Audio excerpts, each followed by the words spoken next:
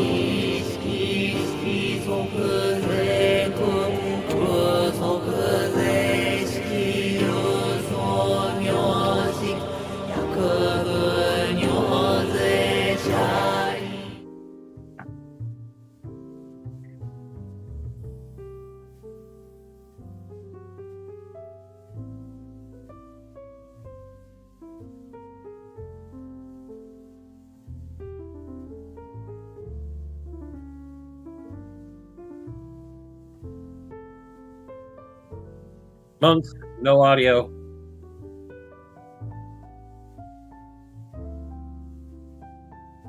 This is why I have both of the streams open every time. God damn it. Welcome back to Fated Continuum. Fuck OBS. I am your one and only gaming monk, better known as Mildra. And we are back once again with our continued travels into the world of adapting Final Fantasy into tabletop form. As of course, with me is my good brother here, the man of 1,000 runes, the CEO of Zadari Enterprises, and the bane of my fucking existence, good brother Xanatrix. Zadari Enterprises would like to remind you that Sanguinius is the perfect hawkboy, and any of you who think otherwise will die. No, legal, I don't care if it's a threat. The ghost of Sanguinius is going to be the one that kills them, not me. God, get off my case. But yes, Sanguinius is the perfect hawkboy. Do not speak ill of him. I will simply point out my amusement that Erebus' attempt to bring him in caused Erebus to lose his face. Erebus didn't need a face. Erebus didn't need life. That man should just go away and never come back. Oh wait, that already happened. I'm pretty sure he doesn't come back because if he comes back, he's gonna be within existing distance of Karn. And we remember what happened the last time they came to blows. Mm-hmm. Of course, if you really wanted to traumatize you, you could just use 2 words. Get up.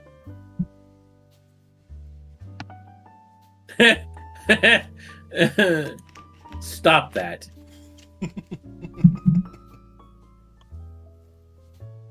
Seriously, you kill a guy's best friend, you expect him to just take it? Then again, he only knew about that because Lorgar told him, because even Erebus' own Primarch doesn't like him. Mm-hmm. He's probably Chaos Undivided, if only because I'm pretty sure all the Chaos Gods hate him too. But you all hate him equally, so I guess you all get him. Mm-hmm. That being said, before we get into Final Fantasy III, which is going to be the focus for tonight, we have to go through the entrance for the September Design Challenge. For those of you who are new, every month I put up a design prompt challenge for Legend Edition within my server.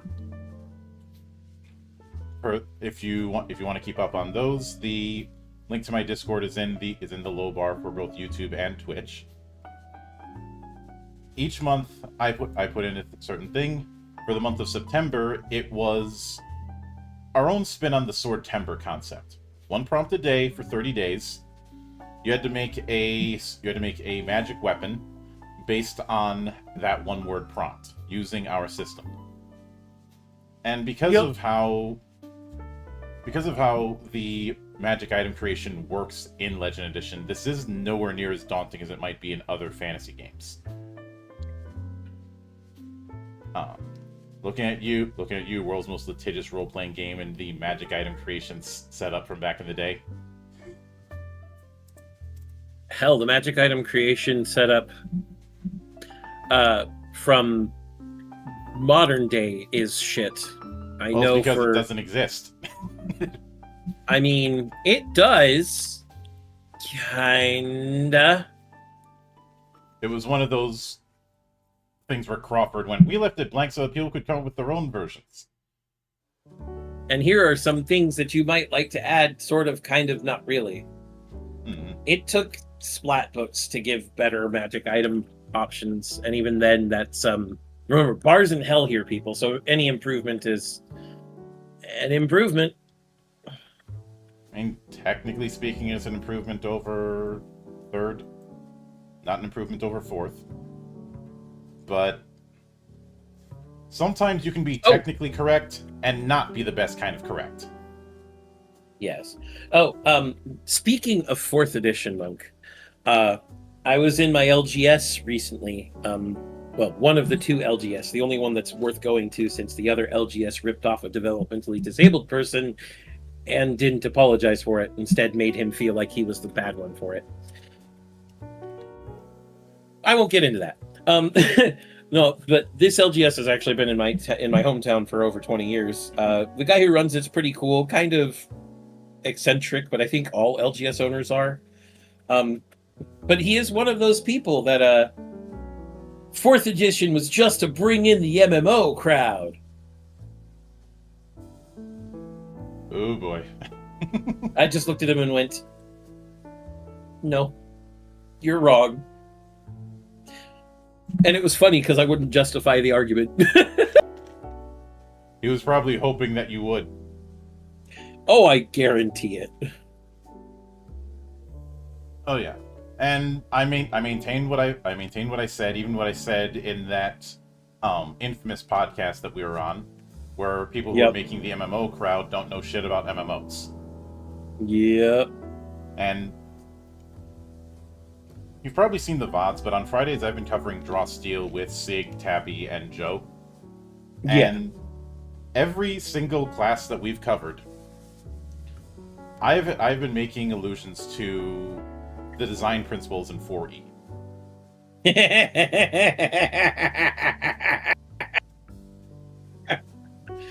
Of course you would, Monk. I see that the book is in good use even to this day. And the fact that a game like Draw Steel is channeling a lot of 4th edition's DNA, yes, I'm going to be petty about that. Of course you are. I wouldn't expect anything else from you, Monk. Yeah. Most recently with the Null, which very much is channeling the 4th edition Monk, which was also a pseudo-psionic that didn't use the rules of the other psychics in Player's Handbook 3. Ugh. And really abuses mobility and knockback. The vibe was certainly there. And I feel like I was called out when it came to the Null because one of the specializations for the Null is cryomancy. Ha ha ha ha. But even the classes up to that point, each one kind of giving that vibe. Not 100% obviously, but things like the Censor, which is their version of the Paladin, having the ability to burn their recoveries. That was something the 4E Paladin had. And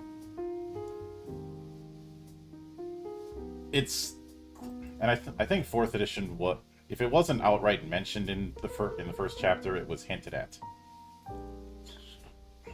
Mm-hmm. Though, and Hydra brings up that he likes 4E much better than 3.x and 5E, and I need to be very clear on something. The reason I bring up 4E a lot in this matter is because back in the day, my liking 4E put me on a lot of enemy lists. A lot. It still does. Because a lot of people believed only the strawmans about it. Ignoring the fact that a lot of those same arguments that were made were copy pastes of the same arguments that were made about 3.0 all the way back in 2000. Yep. The more things change, the more they stay the same. And if I were to draw a parallel, consider how after the Schumacher Batman movies came along, which I'm not defending in any way, I'm simply saying that they were overhated. You started to see this narrative of Batman was always dark and serious until Schumacher cocked it up. That, by the way, is not true. It was something that was really born of people who had never read any of the actual comics, especially read anything in the Silver Age where everything was on crack. Or on something. I refuse to believe anyone was sober writing those comics. Remember, people, Superman sneezed away a literal solar system. But as ridiculous as that sounds, like, take it from somebody who knows, folks, it got weirder. But I would the I have treated the MMO argument when it comes to 4th edition on that same kind of surface level, where somebody clearly hadn't read or looked at how a game actually works. They were just copy pasting what other people had said to appear cool. It is that performative thing that you and I have been railing on for years. Yes. I even did a similar thing when someone tried to do the pattern recognition argument for the assumption that Armada would be a gacha, even though they never said that. And in fact, more recently, they went out of their way to say this is not a gacha. And the argument that was made was pattern recognition, which, how many times have we seen someone go from a shit game to a great game over the years? As well as the reason why. Before we get into it, would you mind being the evangelist about the intent behind Sturgeon's Law? The intent behind Sturgeon's Law? Or would you rather I handle that? I think you do the intent better, to be honest. Yeah. So everyone's heard Sturgeon's Law, and less people have heard Sturgeon's Revelation. The former being 90% of everything is crap, and the latter being not everything is always so. He actually wanted the former to be the latter, but that's not how things caught on. But Sturgeon was a prolific science fiction writer way back in the 50s, and science fiction was not held in high regard back then. It was treated and even long before that, it was treated as low grade, low quality, what some people would call slop nowadays, even if I think that term is way overused. Oh, it is. It's absolutely far too overused. It's honestly kind of flanderized. But the reason he came up with that was because what he noticed was people were taking cherry-picked examples of science fiction literature at the time that certainly were not good, and using that to say that the entire medium was low grade. Yep. And his argument was you could do that with just about any genre and get that same result. I.e., picking out a few things to condemn an entire genre or wide sweeps of the medium is a shit argument to make, because if you can make it about anything, then the argument has no weight. Yes. A modern example is people looking at a few shit entries in AA in AAA and assuming, oh, the entire gaming medium is shit nowadays. Nobody's making any good games. And given that I spent 5 hours talking about a bunch of promising games yesterday, and have done that multiple times over the years, we know that's a load of bullshit. Not just a load of bullshit, one of the biggest loads of bullshit that exists. Now, getting that out of the way, I will give you one. Since I couldn't throw you a bone with that, I'll throw you a bone with the theme for the design challenge for September. So would you mind giving the skinny on what the intent was? So the intent of using the Swordtember prompts to actually get people to design these weapons wasn't just, hey, can you design a weapon that follows the themed One World prompt? We wanted people to create unique, interesting weapons with a little bit of flavor to them.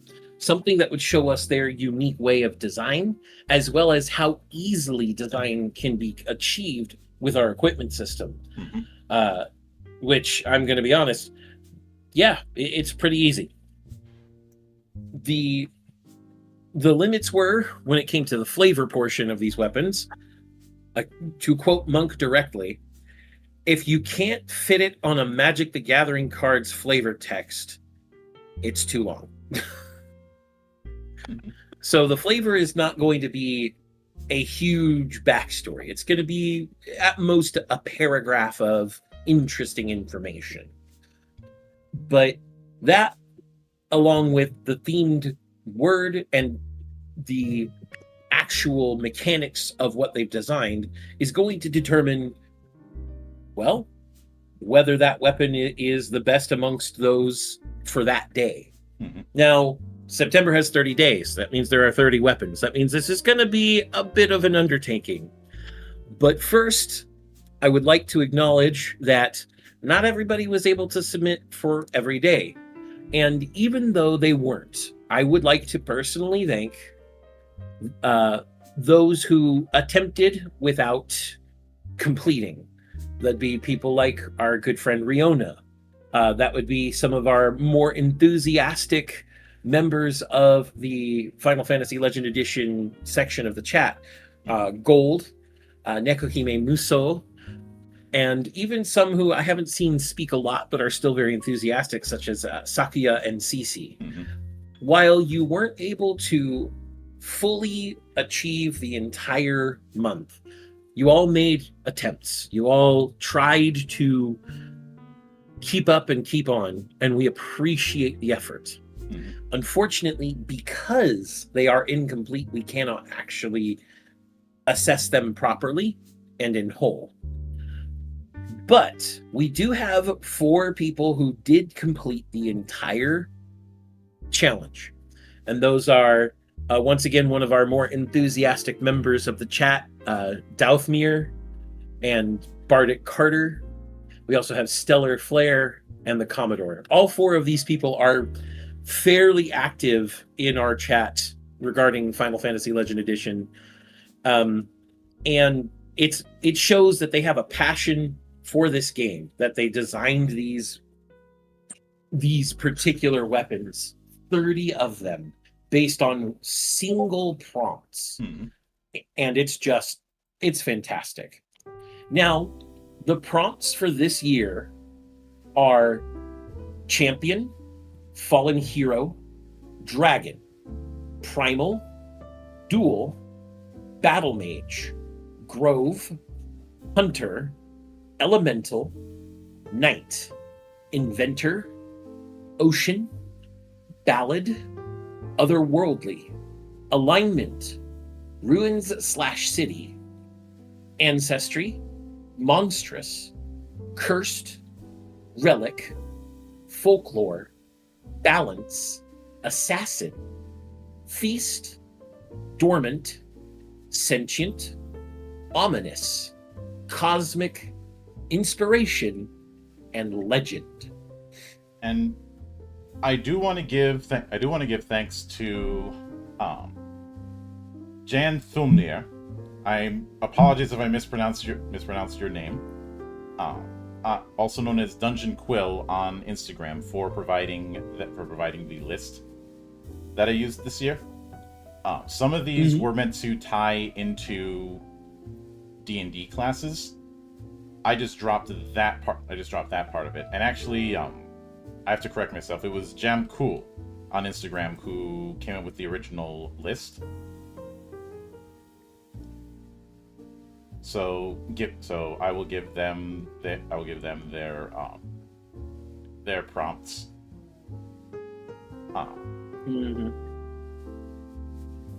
So, and there were a couple other lists that I had considered, but a lot of them skewed a little bit too much to D&D, so I didn't use them. Because I wanted ones that were to the point, but also you didn't skew too much towards one style of fantasy. Because that's something that what we've tried to avoid, and with certain concepts when we were designing Legend Edition, we tried to not do that, where we shoot some things down because they skewed too much towards one style. Yeah.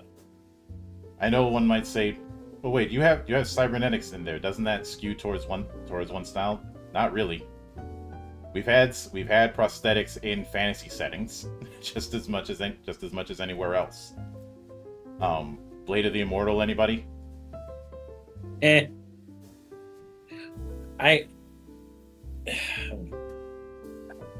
Prosthesis is a thing that's very interesting, such as hiding guns in your arms. Mm-hmm. And let's not forget that there is an, even though it was never fully made, there was a model Da Vinci made of a robot knight. Yep.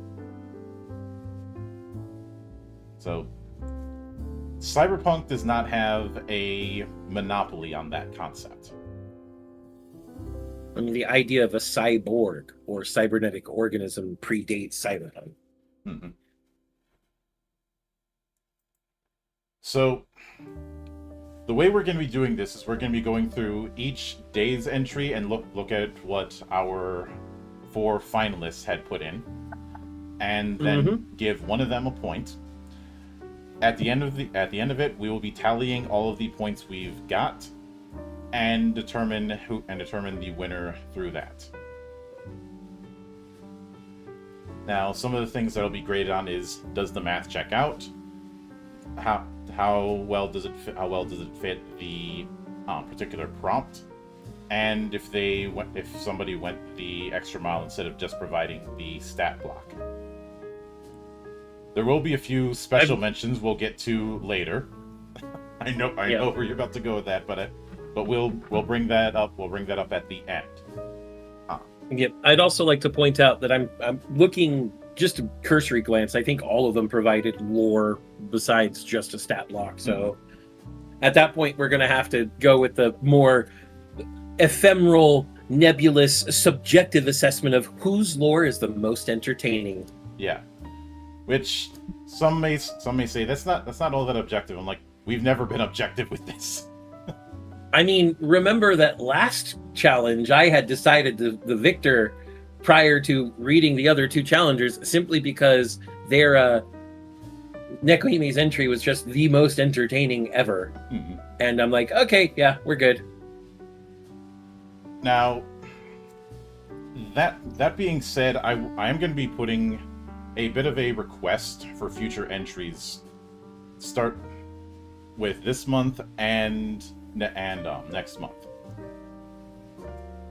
When you put in your threads on my Discord, please put in the full month and the year so it is much easier for me to search.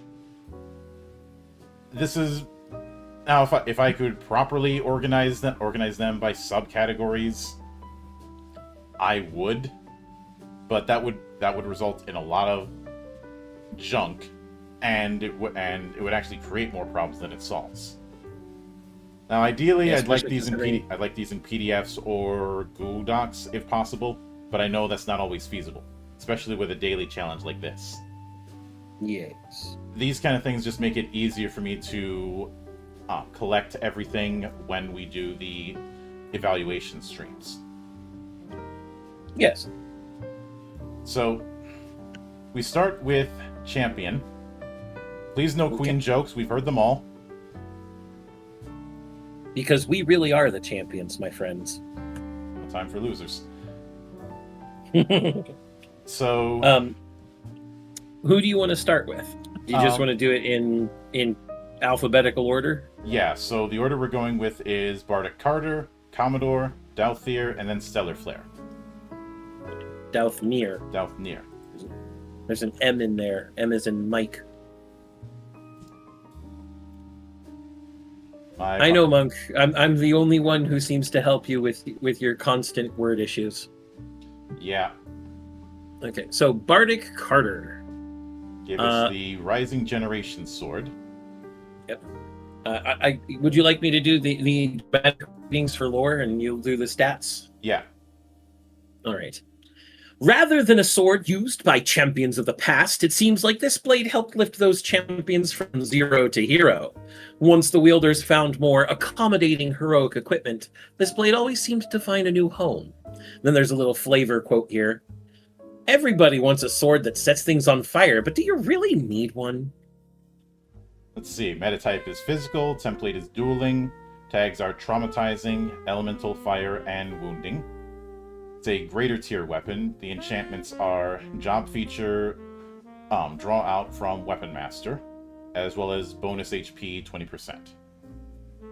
So the math checks out. Job feature is a 2-point enchantment, and bonus HP is a 1-point enchantment. As a greater tier, they do get 3 points for enchantments. Mm-hmm. And of course, physical, dueling, and 3 tags all comes out. Yep. So then we have Commodores with Nakayama's Blessing. Before she landed the first strike, she knew victory was hers. Metatype is physical, template is dueling, tags are brutal, magnum, and traumatizing. Is an artifact tier. Enchantments are evasive, feat training, train dodge, and job feature EI strike. And he even put the enchantment points in there. That's impressive. Mm-hmm. And before I like it. Yeah, before we go on, I will note I do want to give props to Sakuya for putting in that magic item creation spreadsheet. Yeah. Unfortunately, since Sakuya did not complete their list, we are limited to exonerating them with their creativity in that magic item list. Yep. So for Dao, we have Spear of Nikkei. Yep. So the spear of, well, I mean Nike technically, because it's a reference to the Roman goddess of victory. Mm-hmm. Legends tell of a spear so great and powerful none were able to stop it, but the victory came at a cost, and as a result, the legendary spear was locked away, so it would not claim any more lives in the name of success. The metatype is physical, template is great, tags are piercing, brutal, though there's a minor typo there, and magnum. Artifact tier, enchantments are limit breaker, increased critical, and vicious. So Limit Breaker is a level 3 enchantment that allows you an additional use of Limit Break in an encounter. That's 3.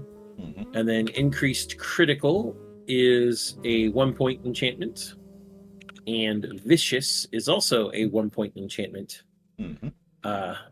So those fit the enchantments. I would say that the tier of Brutal, we know it's supposed to be Brutal 1 since there are 3 tags here, but I think that it should be specified for things that stack. You need to give us that this is Brutal 1. Mm-hmm. Is that something we're going to have to errata into the main book? Or not necessary? I don't think we need to errata it because it's demonstrated within the book. Mm-hmm. Like if you look at the weapon area, up at weapon tags, it says Brutal 1 through 3. It doesn't say Brutal and no number. But then we have Stellar Flare's entry, Winner's Medal. Yep. A massive blessed golden medal once gifted to a giant who won an athletics tournament. In the hands of smaller races, it makes for a rather effective shield and discus. I love that. Metatype is physical, template is close, tags are thrown, guardian, and devastating. Is a lesser tier.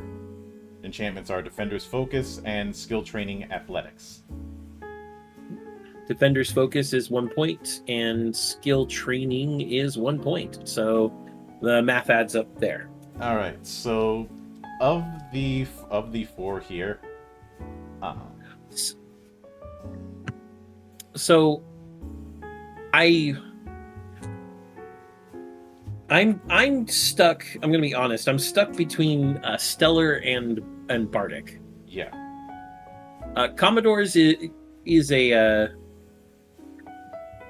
it looks like it's a fairly straightforward super katana. Mm-hmm. And Dalthmir's spear is really interesting in design, but it's a fairly straightforward design as well, being the spear of Nike. I think the interesting outliers that Stellar and Bardic went to here, with the winner's medal being the medal of a giant turned into a shield, and the Rising Generation sword being a sword used by newbie heroes until they get something better. I'm a little torn between which would be the better of the two here. I'm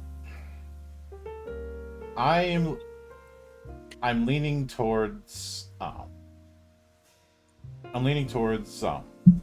Bardic's, if only due to the fact that there's more directions that can be taken with it. All right, So, I can definitely see Bardic's being a little more flexible in that respect. So then we have day 2, which was Fallen Hero. Bardic's is Falling Dusk. It is unclear if this scythe winds up in the hands of brooding anti-heroes, or if it slowly turns up the edge factor on a perfectly normal hero. Regardless, the wielders never seem to last long. The darkness is rooted far deeper than you fools could ever imagine. An eminent previous wielder. The metatype is physical. Template Watch that anime. Template is great. Tags are Hooked, Wounding, and Magnum. Is a relic tier. Enchantments are Increased Damage, Element Strike, Shadow, Damaging Aura, and Crisis Revenge. Crisis, remember everybody, Crisis modifier reduces an enchantment's cost by 1, but it's only active when your HP is 50% of its maximum or less. So that's why Crisis Revenge is here. Otherwise it would be above the 4 points necessary for relic. But increased damage is a 1-point enchantment. Element Strike Shadow is a 1-point enchantment. Damaging Aura is a 1-point enchantment, and Revenge is a 2-point enchantment. Specifically, when you suffer damage from an opponent, that target takes damage equal to the higher value between physical combat modifier or magical combat modifier plus half level. So, but that's a crisis enchantment at that point. Yep. They do fit in points. All right. Next, we move on to the Commodore. Yep. Which gave us Cursed Betrayer.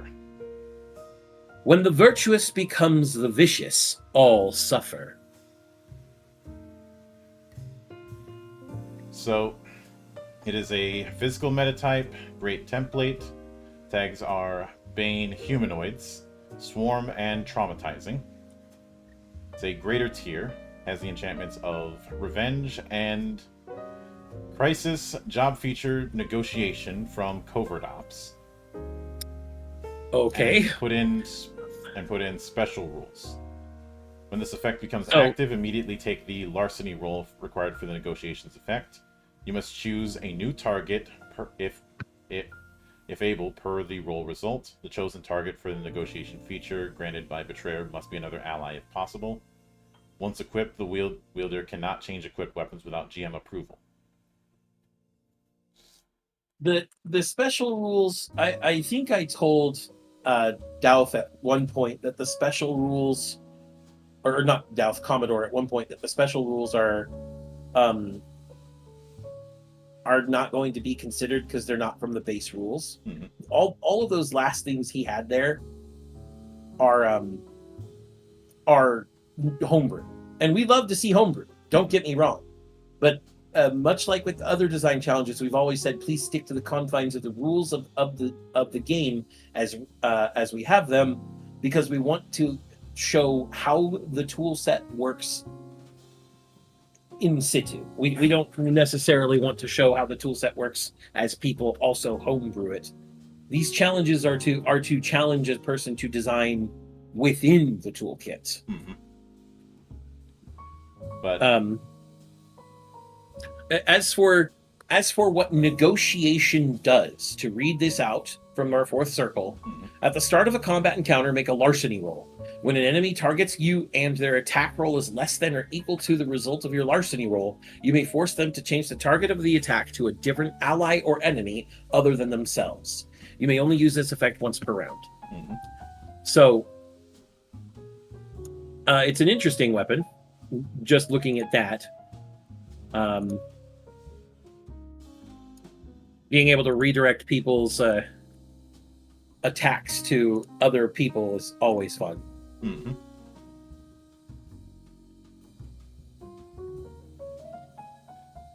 But right, and then next we go to Dathomir. Mm-hmm. And as much as I'd like to screen share this, if I did, I'd have to screen share my Discord, which not a good idea. Mm-hmm. So we have Oblivion's Edge. This blade thirsts for revenge against all who have wronged it, caring not for the wielder's life. Users of this blade typically fall into the same darkness the blade's first wielder did. So, metatype is physical, template is dueling, tags are traumatizing, wounding, and brutal. The relic tier, enchantments are Crisis, Spellcasting Berserk, Crisis Bloodsong, and Revenge. Yep. So, Bloodsong specifically says, when under the effects of Rage, War Trance, or the Berserk condition, gain a number of temporary HP equal to twice your physical combat modifier. So essentially, this weapon is meant that once you're under 50 HP to cast Berserk on yourself, so Bloodsong is active, and also Revenge can still cause people to take damage even when you're taking damage. Mm-hmm. It's an interesting design. I really like it. Yep. So then we have Broken Promise through Stellar. A once ornate blade with a pledge engraved inside the handguard. To safeguard you, so you may return to me. The guild is tarnished and the blade scorched. So metatype is physical, template is dueling, tags are traumatizing, piercing, and guardian. It's a greater tier with the enchantments being auto condition, auto life, element protection, fire. Yeah, that fits the math as well. Auto condition, auto life is 2 points, and element protection is 1. Yeah. I like how the enchantment actually, the enchantments tie into the little story of the blade here. Mm-hmm. You know, this one's a lot harder to choose between. I would, for this one, I'm thinking of going with Stellar's entry. The other entries did the whole dark and cursed sword kind of thing. Mm-hmm. I'd say, and since with especially with Commodore's entry, we have to consider just what is in the book, mm-hmm. the special rules notwithstanding, because the special rules added on do make it a very interesting weapon. Mm-hmm. But we have to, by necessity, we have to exclude those. Yep. But in that case, it makes Commodore's probably the weakest entry once we exclude the special rules. But yeah, Stellar's is this interesting take on what a fallen hero means. Yeah. Because it's very clear that this was a weapon given to someone to protect them, and that it failed to do so, because it says the guild is tarnished and the blade scorched, and this is despite the fact that it's enchanted with element protection fire. I really like that touch. So yeah, I think Stellar gets the point on this one. Yeah. I think with Fallen Hero, a lot of people thought the whole Dark Warrior kind of concept, but it doesn't have to be. Um, so for Dragon, we have with Bardic we have Draco Cleaver. Yep. Draco Cleaver. Do you want to kill dragons? This axe is how you kill dragons. It's a big axe, so be careful with it. Unless you're around dragons. Then you can be less careful. I'm gonna go kill a dragon! Every previous wielder. Oh, I don't know why, but I envisioned this Draco Cleaver to be the size of any of the great swords in Monster Hunter. No, Monk, you had a much easier target there. The size of any switch axe in axe mode or charge blade in axe mode. Fair. There it is, Monk! But meta-type is physical, template is great, tags are traumatizing, devastating, and bane dragon. There's a greater tier. Enchantments are monster killer, dragon, combat mastery, physical attack, and increased attack. Okay. All three of those are 1-point enchantments, so they fit the greater tier enchantment point limit. Mm-hmm.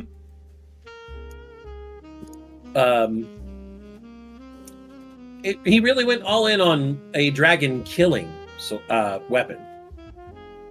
Yeah. And if you listen far off into the universe, you can hear Guts sneezing. But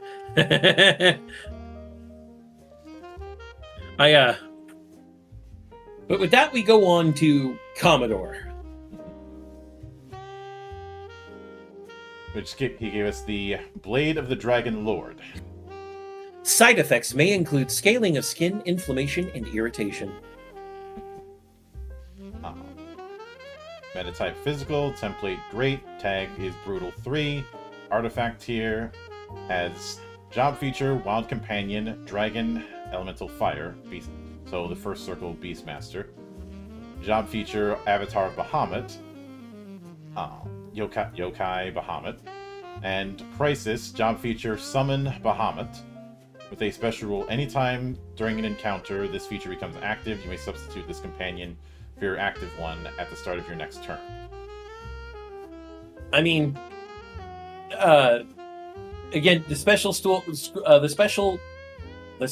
rule notwithstanding, this is I actually really love this weapon. It's like I'm just gonna reroll all the damage, and I'm dragoning the dragon to dragon your dragons. Yo, dog, we heard you like dragons, so we put dragons inside your dragons so you can dragon while you dragon.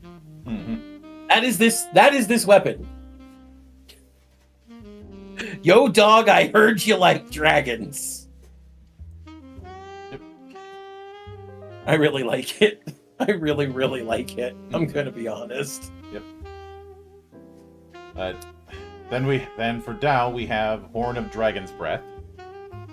My roar is the screaming of 1,000 horns. My fire is the conduction of a scream of symphonies. A symphony of screams. My brain's already melting. Daydrax, local dragon to a party's bard and blue mage. They had an idea. Wait. They...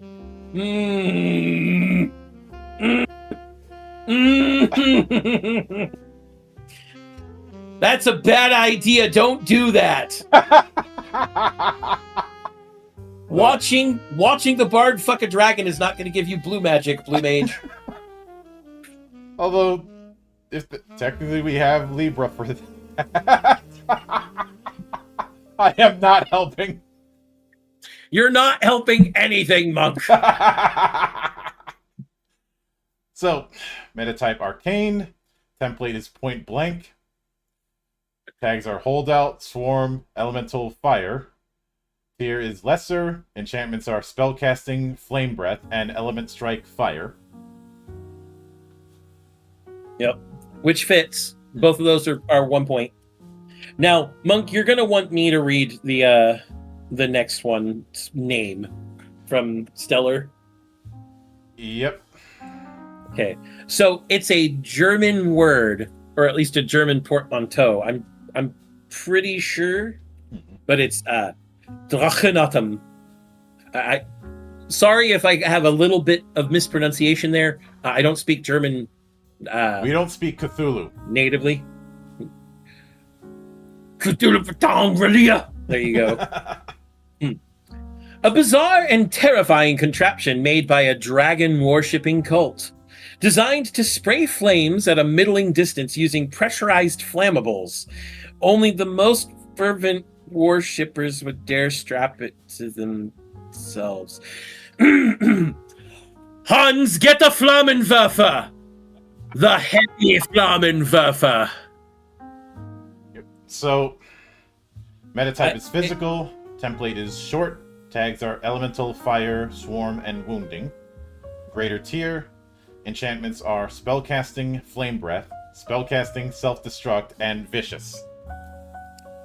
Those all fit. Spellcasting is a 1-point enchantment. Also, spellcasting, self-destruct, and vicious? Mm-hmm. Are you fucking insane? Oh, wait, yes, it was made by a dragon-worshipping cult.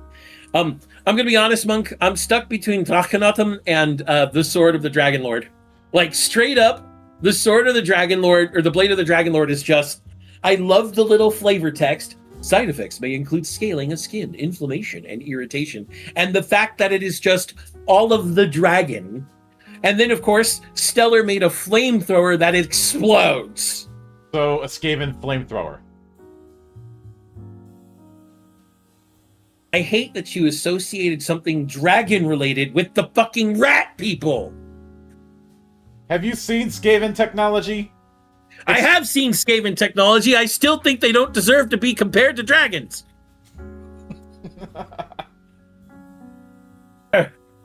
But I'm honestly gonna throw my hat in on Commodore's side on this, Monk. yeah. I'd like to, but given what we did earlier regarding special rules, I can't. Disregarding the special rule, the whole thing still is cohesive thematically. Yeah. Because having a crisis where you can be the avatar of Bahamut, have a dragon companion, or if when you're in crisis, your dragon companion now is just fucking Bahamut. I don't see anything wrong with it. I love it. I have to throw my hat in on that side. Sorry, Monk. All right, Commodore, it is. So next we have primals, starting with Bardic, the primal gauntlets. These gauntlets. Oh, go ahead. Sorry. These gauntlets were wielded by a cultivator who unleashed the primal forces of the earth. His steps moved mountains, his touch made life grow in abundance. Though he no longer tills the earth, his gauntlets remain. We give to the earth, and the earth gives back. The arcane metatype, close template, tags are holdout, hooked, and elemental earth. Lesser tier, enchanted with elemental strike earth and elemental protection earth. So, pretty straightforward. Also, I gotta love what Brian had said. Skaven technology. You don't ask if it explodes, you ask when it will explode. Then we have... then we have Commodore's Prime Behemoth's Fang. Who's a good boy? Yes, you are! That is the flavor text. Physical metatype, close template. Tags are Devastating, Guardian, and Holdout. They relic tier with the enchantments Feat Training, Path of Blades, and job feature Trusty Steed. So, I'm going to have to pull up stuff here for people who don't know our game. Going to our classes, going to the Chocobo Knight, which is what this is pulling from. Trusty Steed.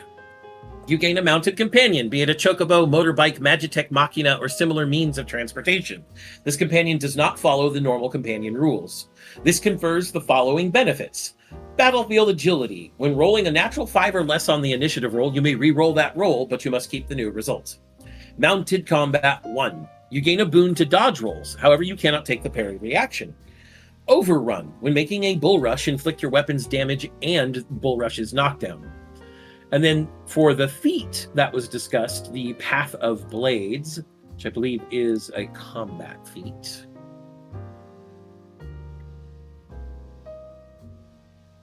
Where are you, Path of Blades?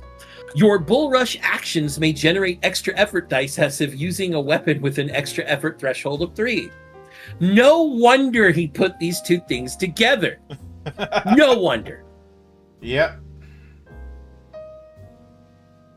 So, just so everybody knows, I am keeping up with the additions and subtractions of the enchantments using our actual book, which you can, shameless plug, download for free from mildra.itch.io. Yep. And for those who haven't done it, you can also find it in the description on Twitch, and I just put it in a comment for everyone. No, we're not shamelessly pandering to ourselves and everyone else all at the same time. Never. But the flavor of text on this one cracks me up every time. Yeah. So then we have Dow's entry, Earthsign Gauntlets. Right to bear arms. Back home, we have the rights to the whole bear. Draxia, Druid Monk of Yu. I knew someone was going to make this joke somewhere in this weapon series when the bears got mentioned. Dow, good job. Meta type is physical, template is close, tags are holdout, swarm, and traumatizing. Lesser tier, enchantment is drain HP. Which fits. Drain HP is a 2-point enchantment. I don't really see how the drain HP ties into the Earthsign Gauntlet, the whole bear thing, nor the swarm tag. Like I get it's close and holdout. You can hide them. Easy done. But the swarm tag doesn't really make sense to me, and neither does the drain HP. Yeah. Finally, we have Stellar's entry. Exhibit 47B. A stone-tipped spear with furs wrapped around the shaft for grip, an attached rope to enable spearfishing, and rudimentary ritual magic imbued in it. After it was excavated, it was donated to a museum for a showcase of weapons throughout history.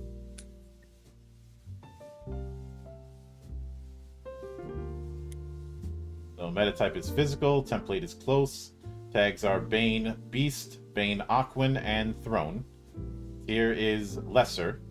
Enchantments are Seeking and Huntsman. Seeking is whenever you hit with a weapon attack, you may forgo rolling damage and instead deal damage equal to your level plus physical combat modifier or magical combat modifier determined by the weapon's meta type. In this case, it would be physical combat modifier, plus any damage from weapon properties or enchantments. This damage cannot be increased by critical successes or extra effort dice. Huntsman is grant a boon to orienteering rolls to track a creature. Consult the GM on what constitutes a creature in your setting. So it fits the theme of Primal. It is an old Stone Age spear used to hunt things.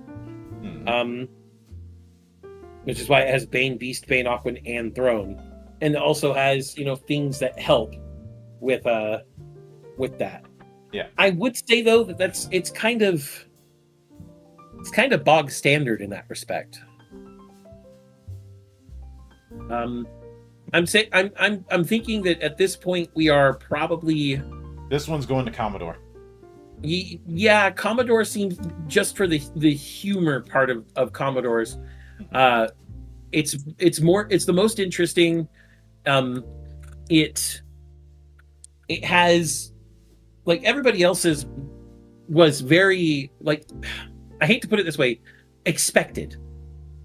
Primal gauntlets doing earth stuff, or primal gauntlets having to do with animals, with wild animals such as bears or other types of beasts and such. Yeah. Or primal things having to do with hunting. Whereas the Behemoth's Fang is a weapon specifically to make you better at knocking people down to the ground and fucking them up. It does so by giving you a steed and then making all your bull rush stuff do more bull rush. So definitely Commodore's weapon here is the strongest of the five. I feel like Primal might be hard to design for in general. Not just in our game, but in most games. What constitutes Primal, especially to somebody, is a very subjective thing. And it's also going to be dependent on setting. Like, what is Primal in a setting where everything is already in 12,000 BC, for example? What's Primal in that? Would Primal then be something more akin to nature worship or shamanism? It's an extremely subjective prompt, and so determining for it's a little bit of a pain in the ass. Mm-hmm. So, and looking back at the original list, Primal was supposed to be tied to barbarians. Okay, so we really are looking to, because it's the primal energy source in 4.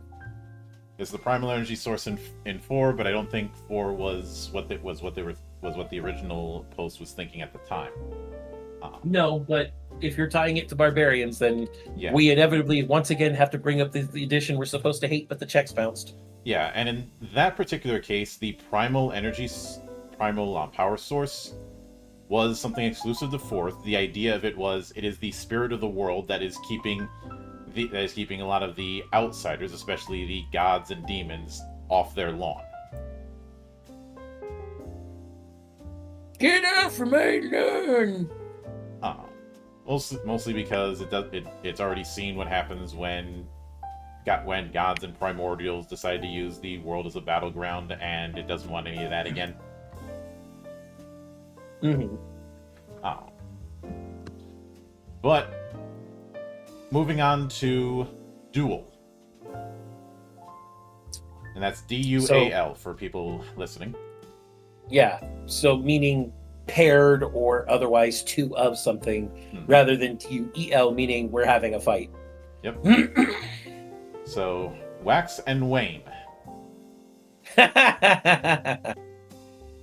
These sickles have been used in revolutions to harvest in the field and to deal with an ROUS problem. They have been cleaned since. Wax on, wane off. So metatype is physical, template is close, tags are swarmed, hooked, and piercing. Lesser tier, enchantments are increased maneuver and fortuitous. Increased maneuver and fortuitous. So increased maneuver, you gain a boon to actions targeting skill defenses, and fortuitous. When you make a counterattack, you may make a second one with 2 banes. I see how this works. I get what they're I get it. I get it. Also, rodents of unusual size? I don't think they exist. Yeah! So, then we have Commodore's entry with Dusk Key. We must prepare. Much needs to happen in the moment we turn day to night. So, metatype physical, template is dueling, tags are elemental, holy, elemental shadow, and guardian. Tier is relic, enchantments are job feature Keyblade, specifically the Keybearer of Dawn Keyblade. Its key casting entries are Anathema, Mega Flash, and Darkra. Also, as well as extra dimensional, of course. Other job feature is Hybrid Spell from Red Mage. Spells available through Dusk Key's Keyblade keycasting ability are the only spells considered equipped for the purposes of this enchantment. That is another special rule from the enchantments. Mm-hmm. As for 4th Circle Hybrid Spell, you may cast both an equipped black and white magic spell simultaneously, with both spells being at the same rank. You may not use this feature if you have black imbalance or white imbalance. So it's good. It's good otherwise. mm-hmm. Again, we do have to consider without the special rule. But even without the special rule, it's a really solid weapon. Oh, yeah. So then we have Dow's entry. Yep. Dow's entry. The Lightning God's Cesti. A pair of golden furred cesti forged from the fur and horns of the monkey god of lightning. Furious Rajang, is that you? Those who wield them have been said to lose all control and channel the speed of the one who fell to make the weapon. Furious Rajang, is that you? I was going to say either that or Nue, but Nue is not a god.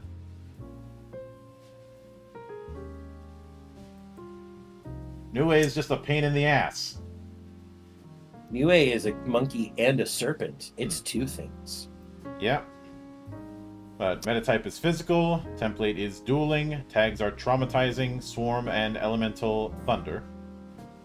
Here's artifact. Enchantments are crisis, increased attack, crisis, element enhancer, thunder, element strike, thunder, and job feature flurry from Dervish. Those all fit. Mm-hmm. And I see how it works. This is actually very, very solidly packaged together. I like it. So then we have Stellars, Waltz of Sun and Moon, a pair of... Oh, jumped ahead. A pair of beautiful Qatar, once owned by a war priestess who wed the emperor and ultimately succeeded him as empress. A fragment of her lethal grace lingers in the blades, turning any who wield them into a whirling dervish on the battlefield. I wonder what's going to be in this weapon. Spin to win. Metatype is physical, template is close, tags are holdout, wounding, and piercing. Here is artifact, enchantments are keen and flirt, and job feature flurry. I like it. I like the flavor. Stellar comes up with some really nice flavor. Mm-hmm. And Commodore clearly comes up with some really nice one-shot lines. Like everybody has some great funny and serious lore to all of these, but I'm gonna give this one to Dow. Like it fits not just a dual weapon, but a dual weapon that makes sense, and also specifically panders to me. That and we love Monster Hunter in this house. A lot of the weapons we saw are focused on some sort of paired effect. I mean, they all are. Yeah, all are, but it's almost like a lot of the other weapons were some kind of taiji. Mm-hmm. Whereas his is just all lightning all the time. All lightning and more lightning. But yes, finding a all way lightning all the time. Finding a way to fit the theme of duel, which it definitely the dividing line of the duel is: are you above or below your SOS value? Yeah, because there's things there you can learn, you can use the entire time, and then there's stuff that gets on there as you're going below 50%. Mm-hmm. It's nice. And like I said, Furious Rajang, is that you? Because at below a certain point of health, Furious Rajang does not stop being in the second stage rage that Furious Rajang has. Mm-hmm. So, yes, Furious Rajang in gauntlet form, sure, I'll take it. That and I wonder if Dow mains dual swords. I don't know, but ever since the Akuma upgrade to Wilds, now we actually have Punchy McKickman in Monster Hunter main series. Oh, proper! I'm not even joking. Yeah, proper Monster Hunter. Since we did have the Tonfa once, but that was in an online game, so we don't count it. It was in Frontier, yeah. But for this one, point goes to Dow. Yes. So the next one we have is Battle Mage. Starting with Bardic with The Last Resort.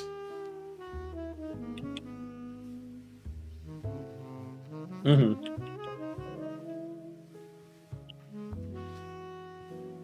With The Last Resort. A staff used by battle mages in times past. A last resort once their MP has run dry. This has saved almost as many lives as it has taken. Steel yourself. You're a man, aren't you? Previous wielder said to his companion before beating his opponent to death with the staff. God damn it. I know this quote. And do you want to know how I know this quote? How? Because I know that demons only imitate human speech to better hunt them. It is a quote from Free Ren. Yep. So, metatype is Arcane, template is Long. Tags are Devastating, Magnum, and Brutal. Greater tier. Enchantment is Spellcasting, Ruin, and Drain MP. Yeah. I'm gonna be honest. It's the reference has already heavily biased me towards this particular weapon, but we'll see if that changes. Yep. So, next we have Commodore with Ravager's Blade. Why, yes, I did bring a knife to a gunfight. Take your shot. Metatype is Arcane, template is Dueling, tags is Brutal 3, tier is Relic. Enchantments are Feat Training, Counterspell Training 1, Increased Attack, and Increased Casting.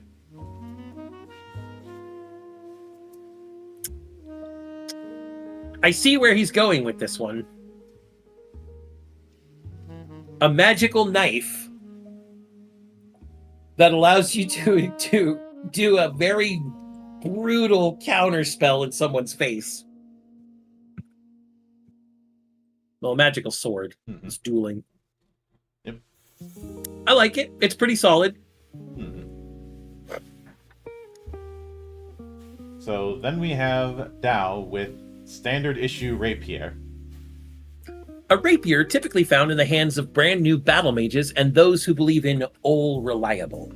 This model has saved many a life from the sustaining enchantment it has, and many amateur battle mages enjoy being able to keep a spell on deck. Let's see. Metatype is Arcane, template is Dueling, tags are Swarm, Piercing, and Magnum. Greater tier, enchantments are Spell Storing and Bonus HP. Stores a backup spell and gives you more HP, which many mages need because geek the mage. Mm-hmm.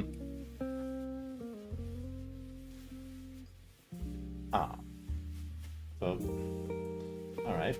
And then we have Stellar Flares with Price of Folly. Yep.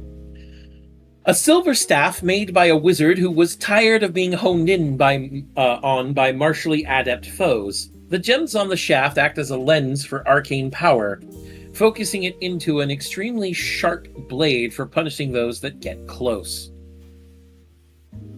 Metatype is Arcane, template is Point Blank, tags are Throne, Magnum, and Brutal. Relic tier, enchantments are Cunning, Increased Damage, and Revenge. I like that they included Cunning, because Cunning is Nekohime's favorite enchantment. For those who don't remember, Cunning, increase your critical success threat range by 1 for every 5 interests you have.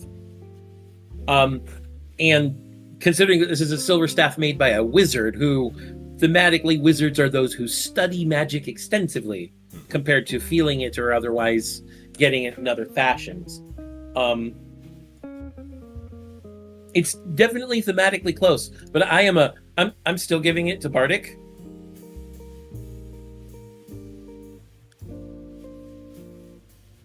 I'm of two minds between Bardic and Dow. Dow's is pretty good. Let's not lie there. The standard issue rapier that has a backup spell you store it away for a rainy day, and it gives you some more HP. It's nice, but he free-rinned, Monk. He referenced free-rin. I have to give it to Bardic. All right. So next is Grove. So first, Bardic's is Staff of the Sacred Grove. This unwhittled stick, once wielded by a great druid, imparts some understanding of nature. I turned myself into a tiny splinter. I hope that's not a reference to what I think it is. Metatype is Physical, template is Dueling, tags are Guardian and Bane, Insect, and Plant. Tier is Lesser. Enchantments are Skill Training, Orienteering, and Cunning. Okay, I can see where this weapon is going. It's okay. So then we have Commodore's entry, the Yggdrasil Staff.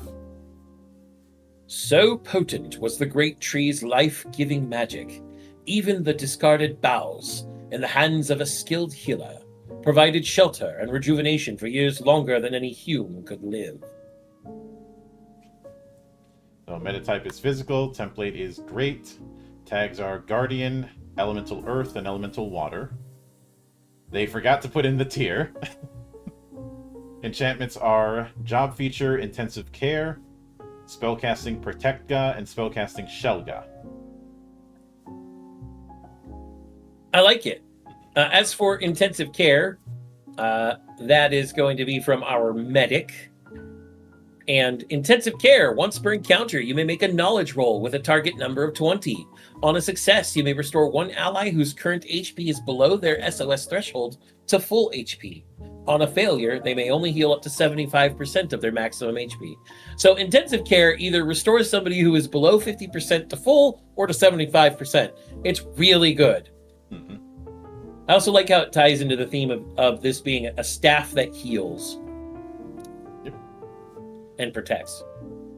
Clearly.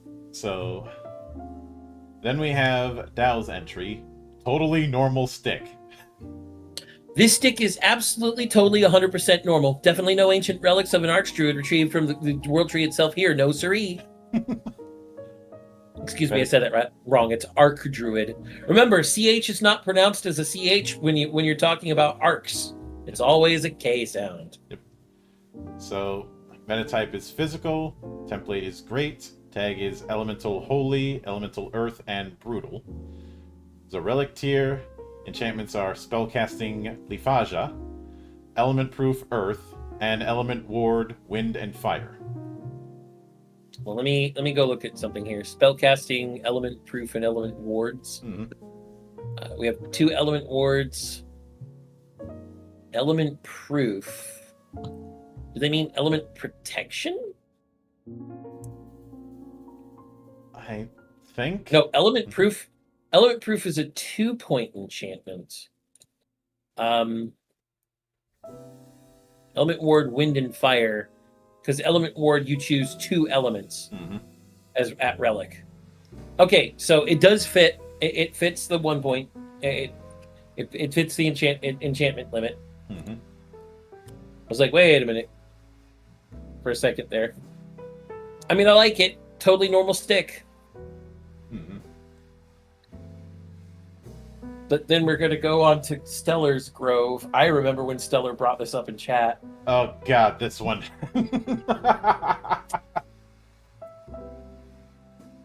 Yes, Monk. The Ocarina. A wind instrument gifted to friends of the Chocobo Forest by the fat Chocobo themselves. The sounds that come from it evoke the distinctive song of those beloved birds of burden. Metatype Arcane. Template is Close. Tags are Elemental Wind, Holdout, and Swarm. Greater tier. Enchantments are Increased Initiative, Interest Chocobos, and Skill Training Ride. Yep. The Ocarina. So all these are very strong ones, so this is gonna be a hard one to judge.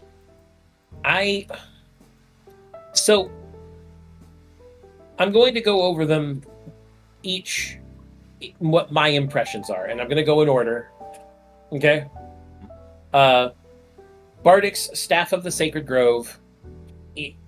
I mean, it's a druid weapon, and it's all about fighting against, like, it's all like being the master of nature, because you bane insect and plant, and then of course skill trading, orienteering. It has cunning because you're a studied person, and thus the more you studied, the better you do. The Yggdrasil staff, I feel, is really, really well put together, because of the particular job features being, hey, while this staff can absolutely hit things with earth and water, it's all about protecting. It is all about protecting and extending life. Mm-hmm. With Dao's entry, that is a lot of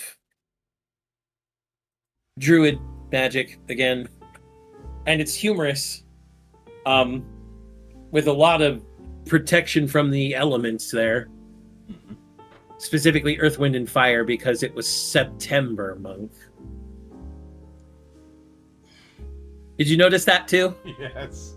I was trying to sandbag it. No, we don't sandbag the joke, Monk. It's not the 21st of September, so we don't have to care that much, but earth, wind, and fire. And then of course, the ocarina is chocobos in the chocobo forest. I don't know who to choose here, Monk. Honestly, I'm going with Stellar. For the ocarina gag? Not just for the gag, but the other ones were very druidy. Druid, yes. And this was something different. Mm-hmm. And I feel they're all very well designed. Yeah.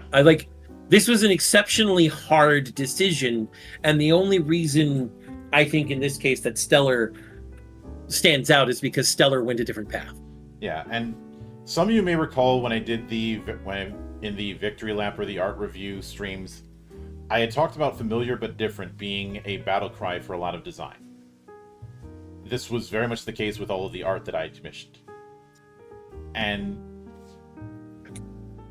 something that I really was trying to avoid was having D&D like art with the stuff that I commissioned, which is why there's a handful of art pieces that I have that didn't make the cut.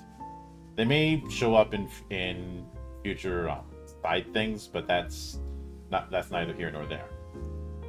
So next we have Hunter, and we start with Bardic with Beastbane. Great beasts of the open plains and forests alike flee from the spear. It has tasted the blood of its enemies, and it wants more. 1 little, 2 little, 3 little quarrels. So metatype physical, template is dueling, tags are Magnum, Wounding, and Bane Beast. Tier is greater, enchantments are Huntsman, increased damage, and Monster Killer Beast.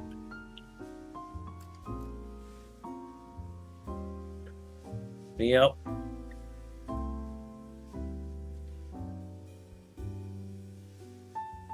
So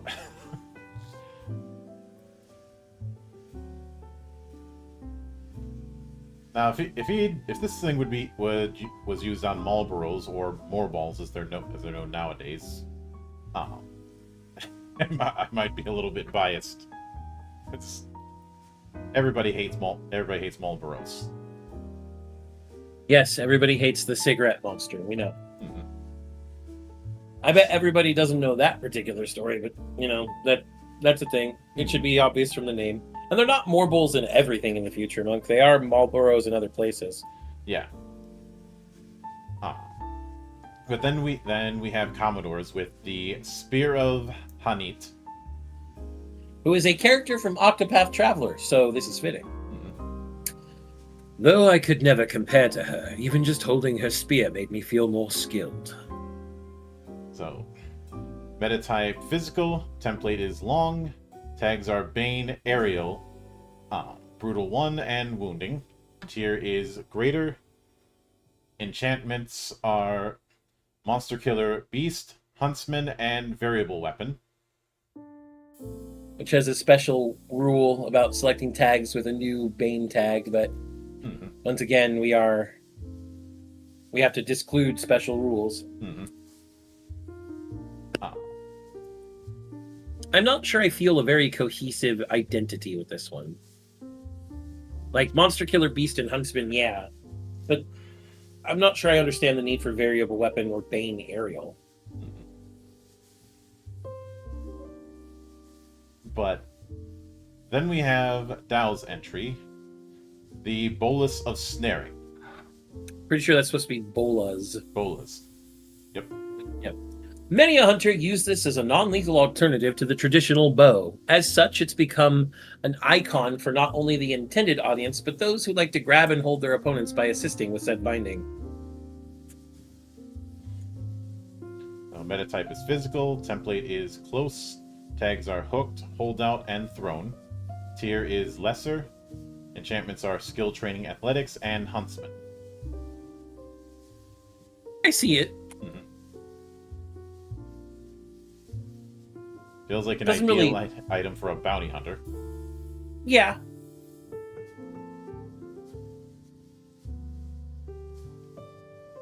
But you said doesn't really, before I cut you off, sorry about that.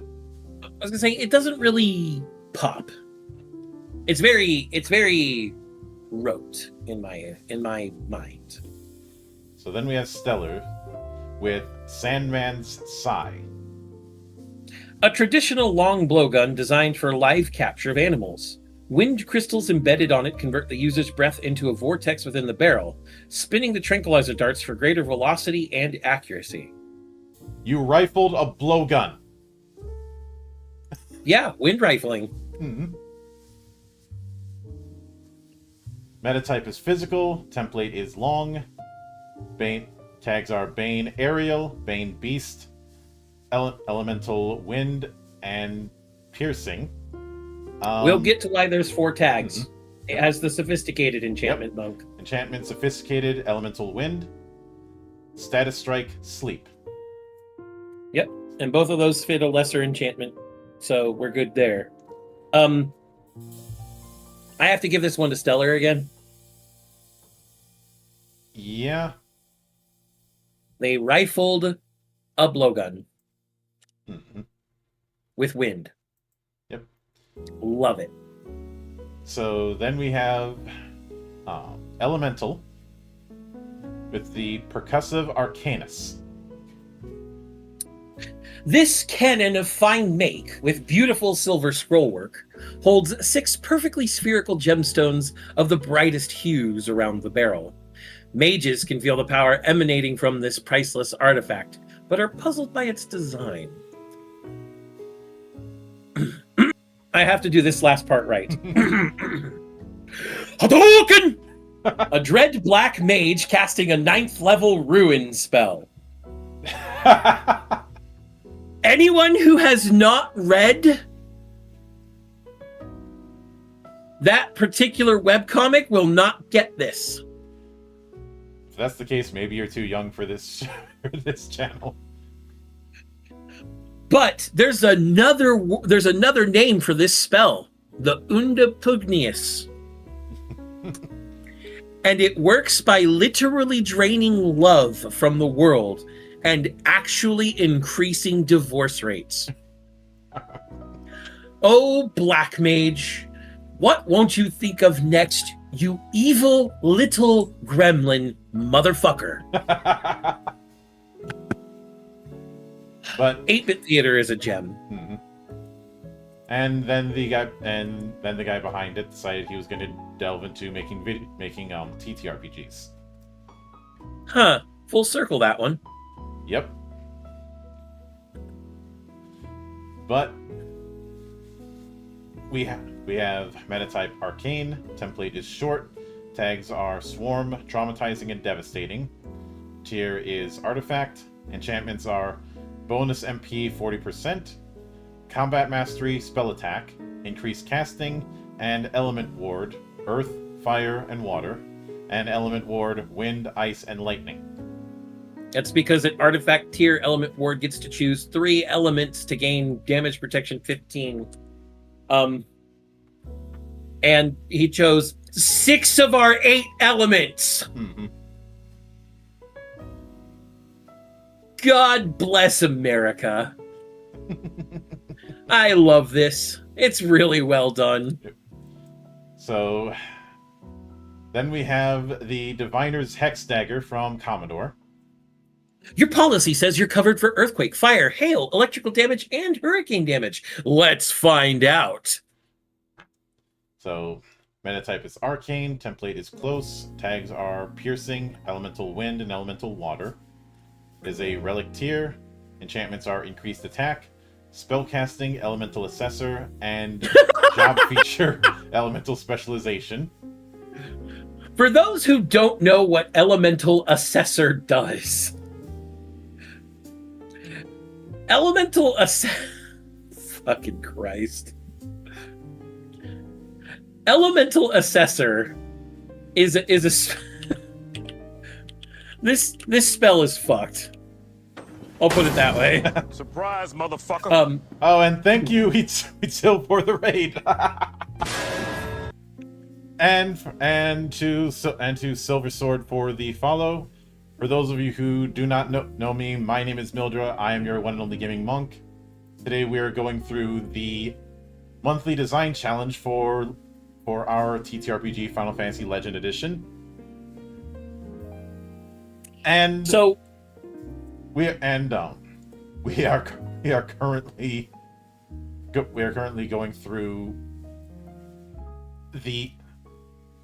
going through the daily challenges. Also, I see Kosi in the chat. How are you doing?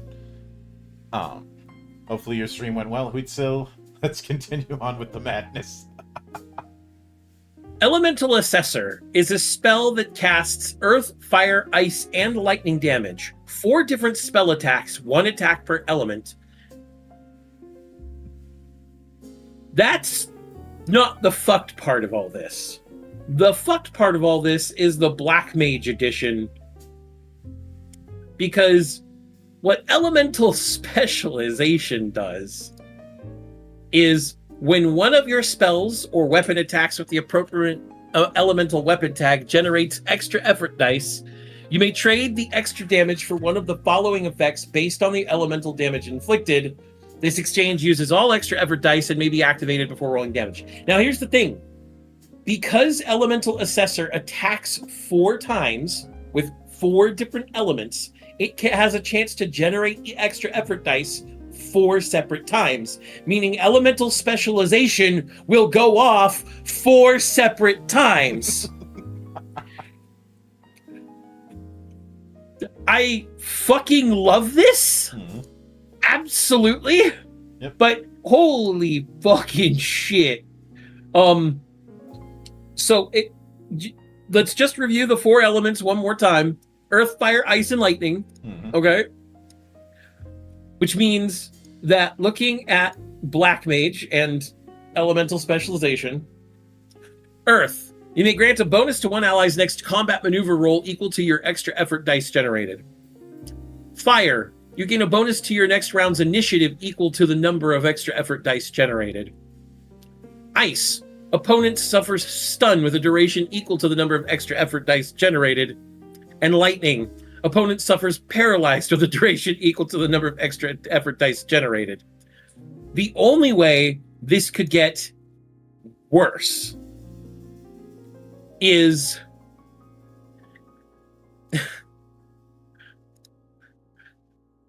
if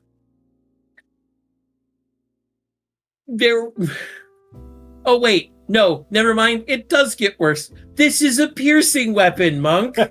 Yes, it is. Oh, Which means Commodore. their defense is going to be counted as half. 5 less. It's 5 less for the purpose of generating extra effort, but they do less And- raw damage.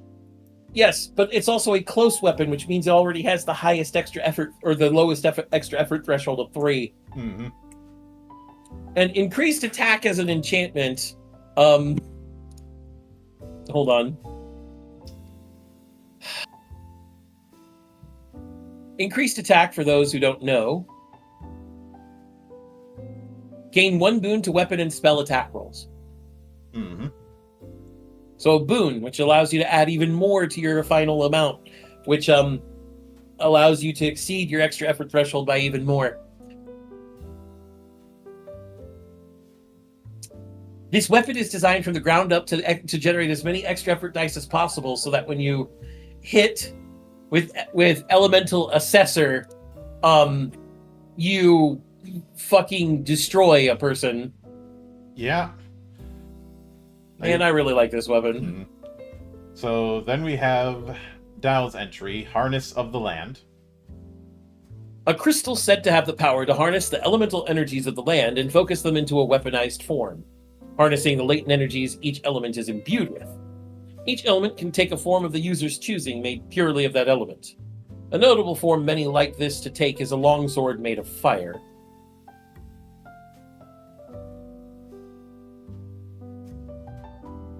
Side note for those who are new to Legend Edition, I have put up the itch.io link for the project pinned on Twitch, and of course the whole thing can be found on other social medias that I have. But Harness of the Land. Commodore listening in. Yep. But Harness of the Land's metatype is Arcane, template is Dueling, tags are Brutal, Piercing, and Elemental Fire. Tier is Greater, enchantments are Variable Weapon, and job feature Elemental Specialization. So this one does the same thing the last weapon did, except it uses Variable Weapon to give you the ability to change your element on the fucking fly. Mm-hmm.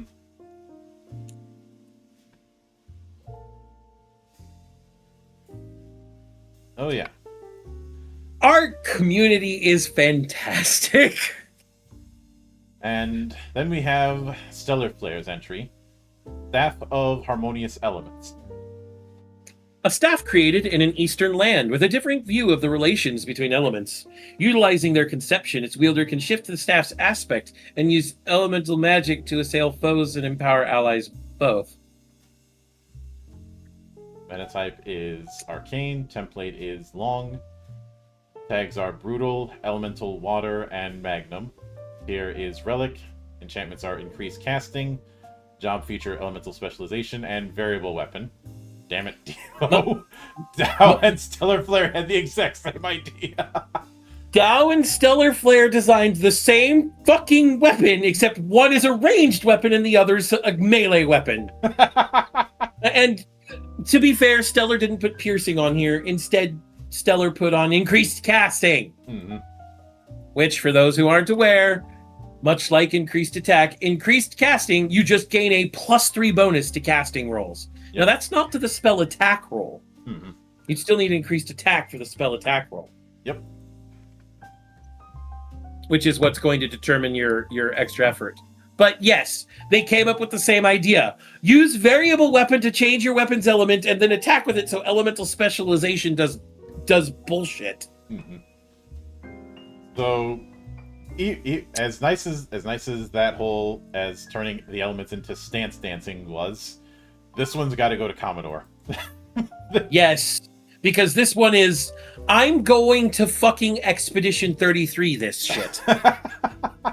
And for anybody who doesn't get my reference, who doesn't understand how I've connected this to Expedition 33, go look at Lune's fucking abilities. Go look at Lune's abilities. You know what? Fuck this. I'm going to go do it and tell you because fuck y'all, you should play this game and hopefully this makes you. I played through this game. It's fucking fantastic. Mm-hmm. Okay. Where's her skill page? There we go. Yep.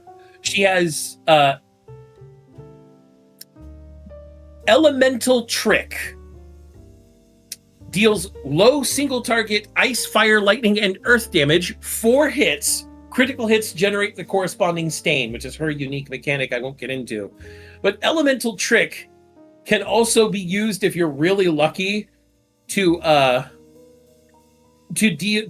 generate Elemental Genesis, which is an 8-hit extreme damage spell to all enemies, but you have to have one of each elemental stain, those being, again, ice, fire, lightning, and earth. Mm-hmm. This is just that. This is just that. He made Lune in weapon form, so of course the Diviner's Hex Dagger gets it. If the Diviner's Hex Dagger wasn't as good as it was going to be, though, the Percussive Arcanist would definitely have had it. Mm-hmm. So then we have the entries for Knight, starting with the 13th Knight's Shield. Okay. The 13th Knight's Shield.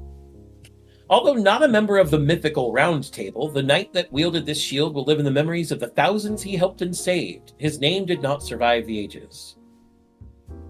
Oh! Change your stars and live a better life than I have.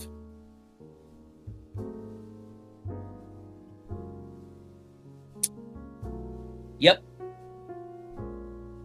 I didn't think we'd see a reference to A Knight's Tale, but okay. I remember people really not liking A Knight's Tale when it came out, and I don't know why. That film was great. It's a good movie. Great movie. I mean, was it basically taking jousting tournaments and turning it into a sports movie? Yes. Which was fantastic. I'm like, that was the sports of its day, so why not? But metatype is physical, template is close, tags are guardian, hooked, and elemental holy. Tier is artifact, enchantments are elemental ward, holy, shadow, and lightning. Combat mastery, physical defense, combat mastery, arcane defense, and defender's focus and allying.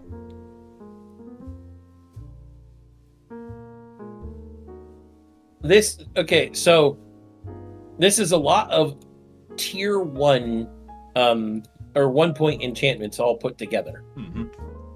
So Elemental Ward is a 1-point enchantment that, again, at artifact tier gives you 3 elements. You can choose 3 elements for the ward. Combat Mastery is a 1-point enchantment. Physical Defense and Arcane Defense makes sense. Defender's Focus is a 1-point enchantment. What Defender's Focus does is, at artifact, when taking the defensive fighting action, increase its defensive bonus by 4 for each round after the first, up to 3 rounds. You lose this benefit if you take an action other than defensive fighting. Mm-hmm. And then finally, allying allows you to give an enchantment on the item to an ally for a number of rounds based on the tier of the item. With artifact, it's 5 rounds. Mm-hmm. So this is literally something a squire would wear. A squire paladin combo. Yeah, I could see it on a Squire Paladin. Mm-hmm. It's pretty awesome. Yep. So then we have, from Commodore, Queen's Gambit. He was already 15 moves ahead. Metatype is physical. Template is dueling. Tags is brutal, guardian, and wounding. Tier is relic. Enchantments are job feature strategies. Increase skill, jumping, bluff, and battle rider.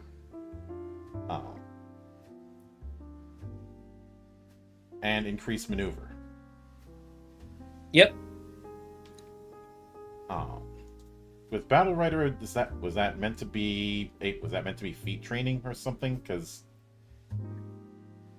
we don't have battle rider as a skill. Yeah, I don't know where he got that. Mm-hmm. Because none of those are skills. Increased skills would say things like athletics, misdirection, and ride. I think if he's going for the skill actions, I didn't want those to be specifically messed around with. I wanted each individual skill to be like a package. Yeah. So you're not increasing a specific facet of a skill. you're increasing the whole skill. Mm-hmm. So I'm guessing this is supposed to be either athletics or actually it's more likely acrobatics. Mm-hmm. But if we're going to take the assumption that he is trying to increase specific actions within a skill, I'm just going to substitute the skill. So yes, acrobatics for jumping, bluff would be misdirection, and battle rider would be ride. So this would be increased skill, acrobatics, misdirection, and ride. Yep. Then increased maneuver, but I'm not gonna ding him for not knowing that it's the whole skill that's being increased, because well, no, hold on. Let me check something real quick.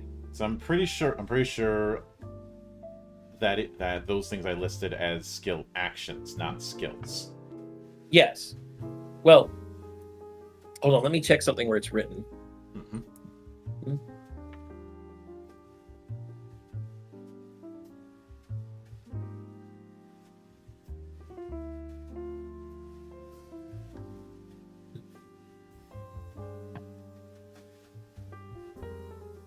Yes. Okay. The following skills are presented in alphabetical order, along with the associated ability modifiers for that skill and a few sample uses of that skill. So the skill actions are not the be-all end-all of what a skill does. The skill itself is just the skill. The skill actions are examples of what that skill can do. So actually, yes, I do believe we will have to deduct for that particular misunderstanding, because it is written in black and white that these are not skills in and of themselves. They are actions associated with it. Mm-hmm. So moving right along, we have Dao with blade and ward. A traditional pairing of sword and shield, this has been an arm taken up by many elite guardsmen. The shield looks almost comically large, but it works as an effective guarding mechanism to defend others. Metatype is physical, template is dueling, tags are guardian, magnum, and traumatizing. Greater tier, enchantments are job feature, cover from paladin, and defender's focus. Yeah, that's a straightforward, very solid knight. Mm-hmm. So then we have Stellar with Ironclad Vow. A mass-produced wide greatsword issued to the sworn knights of Mage's Republic. Each one is engraved with the vows the knight took when they accepted the position, and enchanted to grant the wielder the strength needed to use it. So metatype is physical, template is great, tags are brutal 2 and guardian, tier is lesser, enchantments are combat mastery, physical attack, and increased ability vigor. I don't know why, but I keep thinking of the Great Swords of Hoeth when I look at this. Okay. I know what I think of when I see this. What? It was almost a raw heap of iron, monk. Brutal 2 and Guardian, combat mastery, physical attack, and increased ability vigor. This is just the Dragon Slayer. Except made for a knight.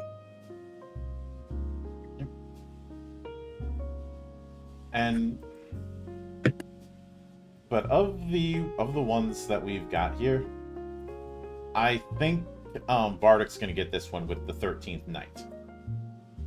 Yeah, it's a very interesting and wide use. So then we have Inventor, starting with Bardic with Pavlov's Bell.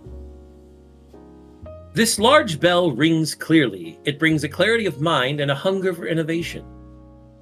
Wait, why do I feel hungry? I just ate. Metatype is physical, template is close, tags are holdout, elemental wind, and throne. Greater tier, enchantments are detecting, increased ability mind, and illuminating.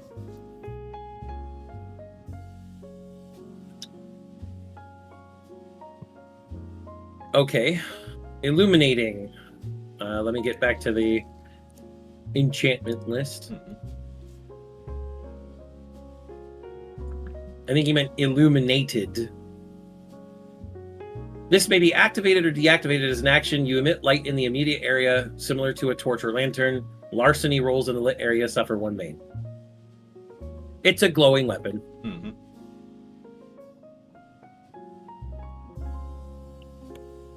A glowing weapon with detection. Yeah, detecting is you are aware of mundane secrets in the area, but not their location, for a lesser or greater. Yep. And then we have Commodores with Sid's Hammer. Here, let me fix that for you. Yep. Metatype is physical, template is close, tags are Bane, Construct, Elemental Fire, and Elemental Lightning. Tier is Relic. Enchantments are Allying, Variable Weapon, and Job Feature Draw Out. I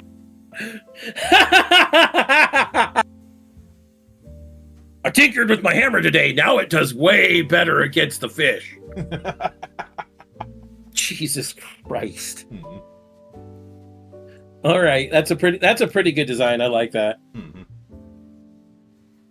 So then we have Dow's entry with Salt Box and Pepper Box.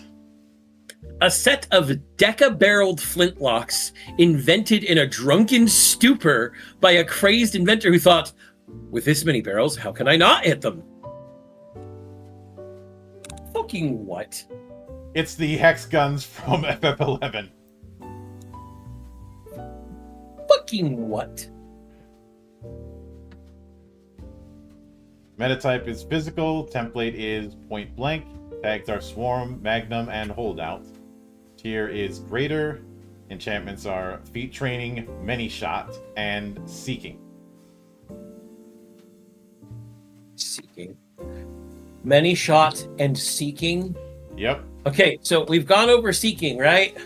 Yep. Whenever you hit with a weapon attack, forgo the damage and add damage equal to your level plus your modifier plus any other properties from the weapon tags or other enchantments. Mm-hmm. And then we add Many Shot. Many Shot should be exactly what it fucking says on the tin, people. But just for your edification. If the result of your attack roll exceeds the target's defenses by 4 or more, inflict 1 additional damage die. If it exceeds by 10 or more, inflict 2 additional weapon damage dice. This attack cannot generate extra effort dice. This is bullshit. This whole thing's bullshit. It's a scam. Remember, everybody, tax isn't theft. Yep. I don't know why I brought that up. So then we have Stellars with Hammer Squared. No, before I even read the description, I have to do this. Are you on the square? Are you on the level? Are you ready to stand right here, right now, before the devil? I don't know if Stellar's a fan of ghosts, but if they are, good fucking choice. An early prototype of gun weapons consisting of a warhammer with a flintlock striking hammer on the back of it. Now I know why it's called Hammer Squared. And a well for gunpowder inside the hammerhead. Though the impact creates a forceful fiery explosion, it also wreaks havoc on the wielder's arms. This is a weapon straight out of San Juan de la Vega. If you don't know why I say that, look up the Festival of the Exploding Hammers, people. Fucking Christ. I'm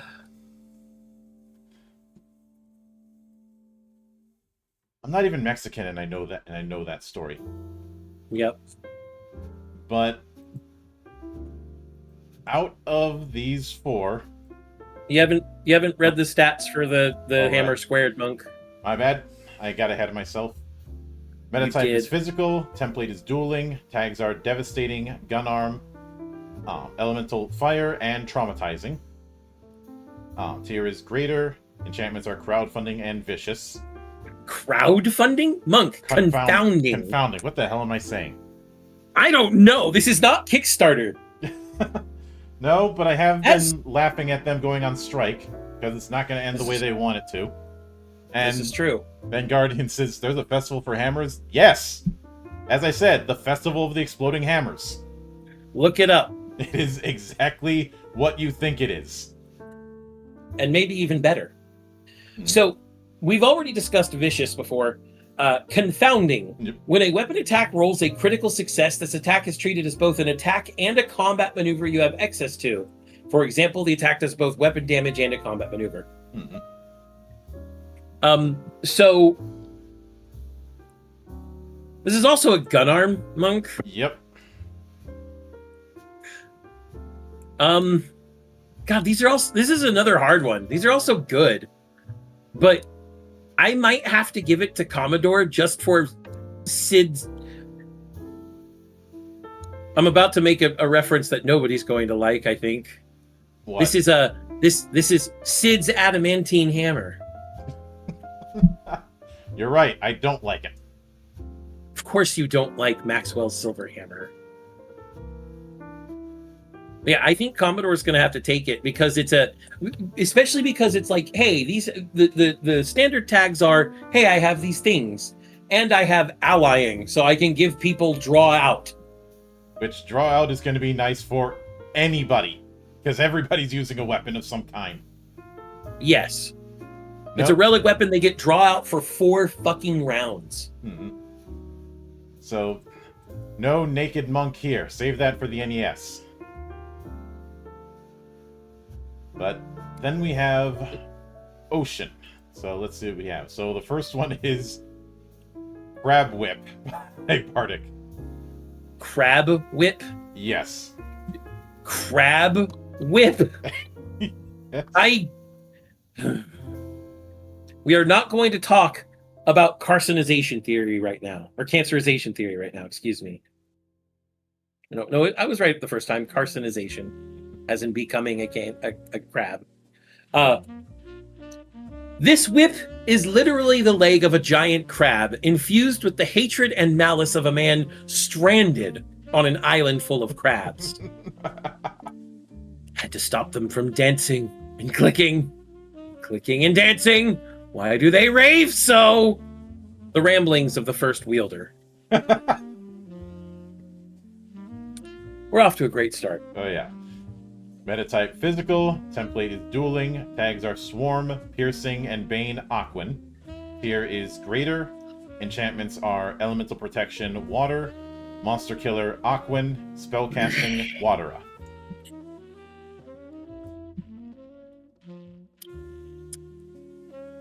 Yeah. Okay. I get it. I may not like it, but I get it. It would probably be a weapon. It would probably be a DLC weapon in Fight Crab. Mm-hmm. But then we have Commodores with Trident of Leviathan. Water everywhere, and all the boards did shrink. Water everywhere, not any drop to drink. Rhyme of the Ancient Mariner, Samuel Taylor Coleridge. And then I'm going to follow up with water and water and water and water and water and water and water. Of course you do that. Hey, this is a Final Fantasy game. I'm going to put my Final Fantasy into my game. Anyway, metatype Arcane. Template is Great. Tags are Elemental Water, Magnum, and Brutal 1. Tier is Relic. Enchantments are Feat Training, Elemental Piercing, Water. Spellcasting, Torrent Spikes. And Crisis, Job Feature, Summon Leviathan.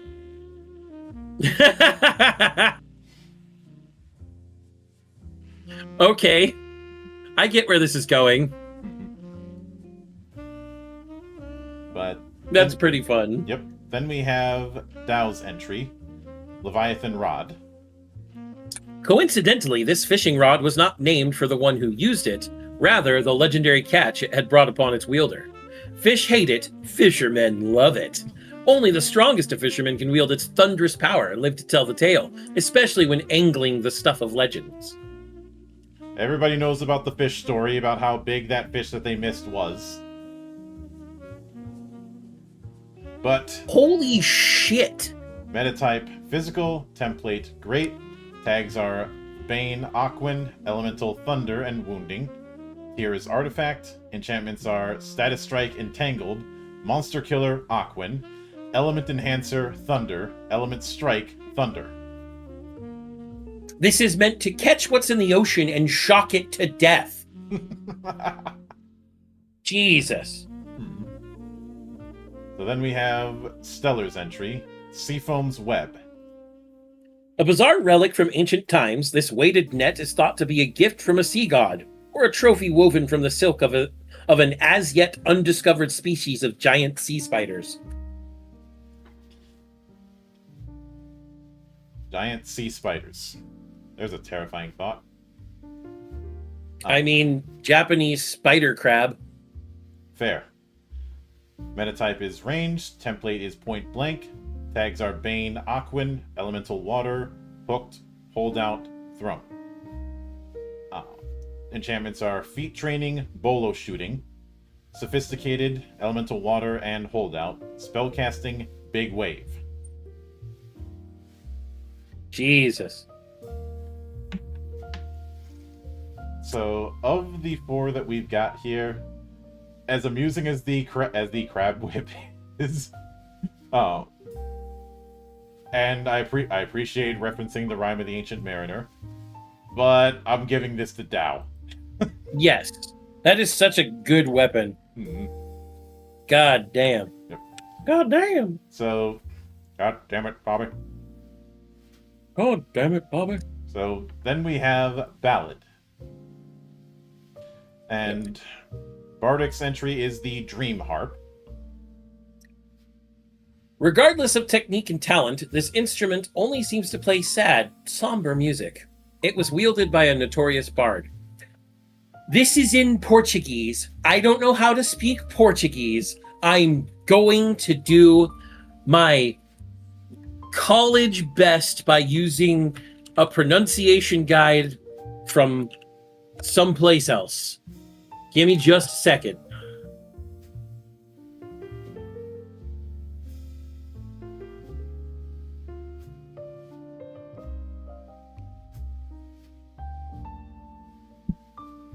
Motherfucker! It is... Yep. I know. It is Estrelas. Yes, it is. Yes, it is. So, Hola, céu tão lindo.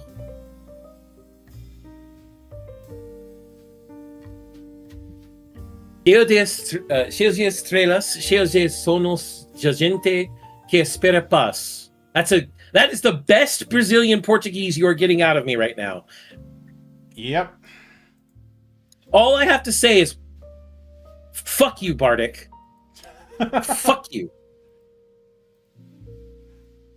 So, metatype is Arcane. Template is Short. And Wheatcell's laughing. Tags are Magnum, Swarm, Bane, Humanoid. Tier is Lesser. Enchantments are Seeking and Status Strike, Sleep. I am very, very tempted to retitle Bardic in the server as Spoony Bardic.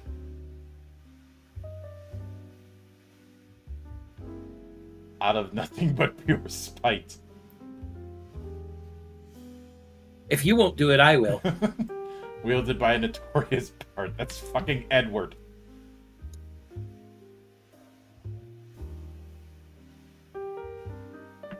So, then we have Commodores with the Sound Sage's Harp.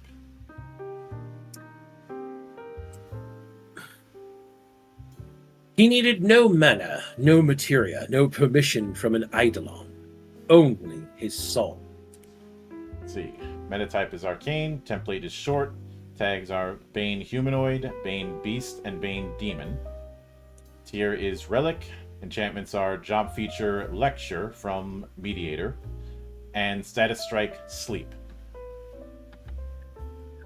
Job feature lecture from mediator? Really? Apparently. No, I get it. Hold on.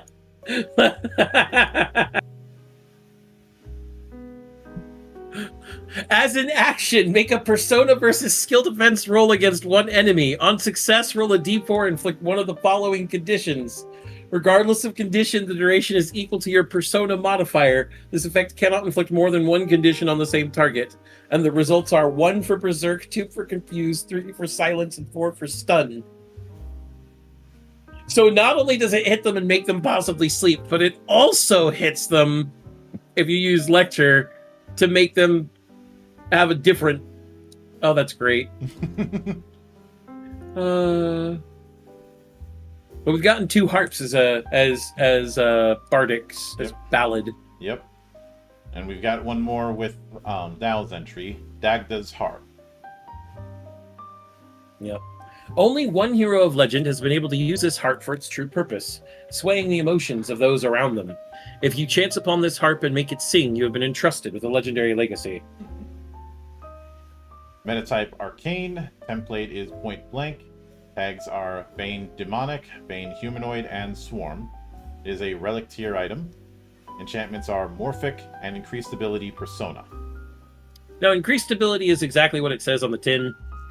It increases the ability modifier by a certain amount for the purposes of calculations during rolls.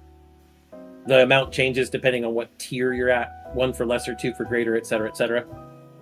But Morphic is a 3-point enchantment.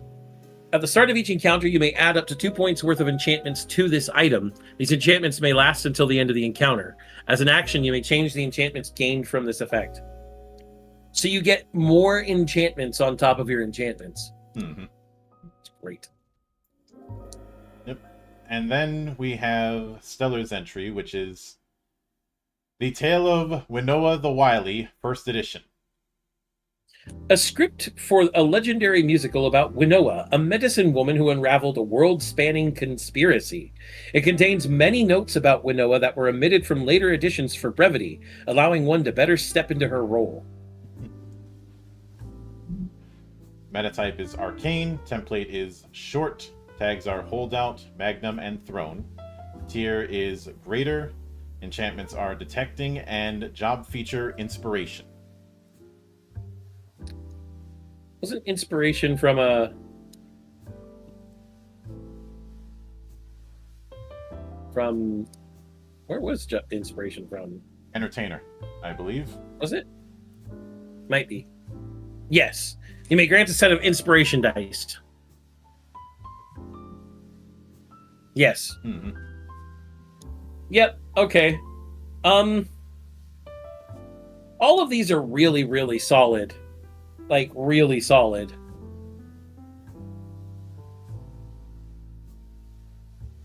But of them, I am torn between Dagda's harp and Soundsage's harp. I think that Soundsage's harp's a little more on point. All right, so point goes to Commodore. Yeah. So next we have just because of the fact that it has a, like, Morphic is nice and all, but that kind of detracts from an identity. Unless the point of the identity, like, for example,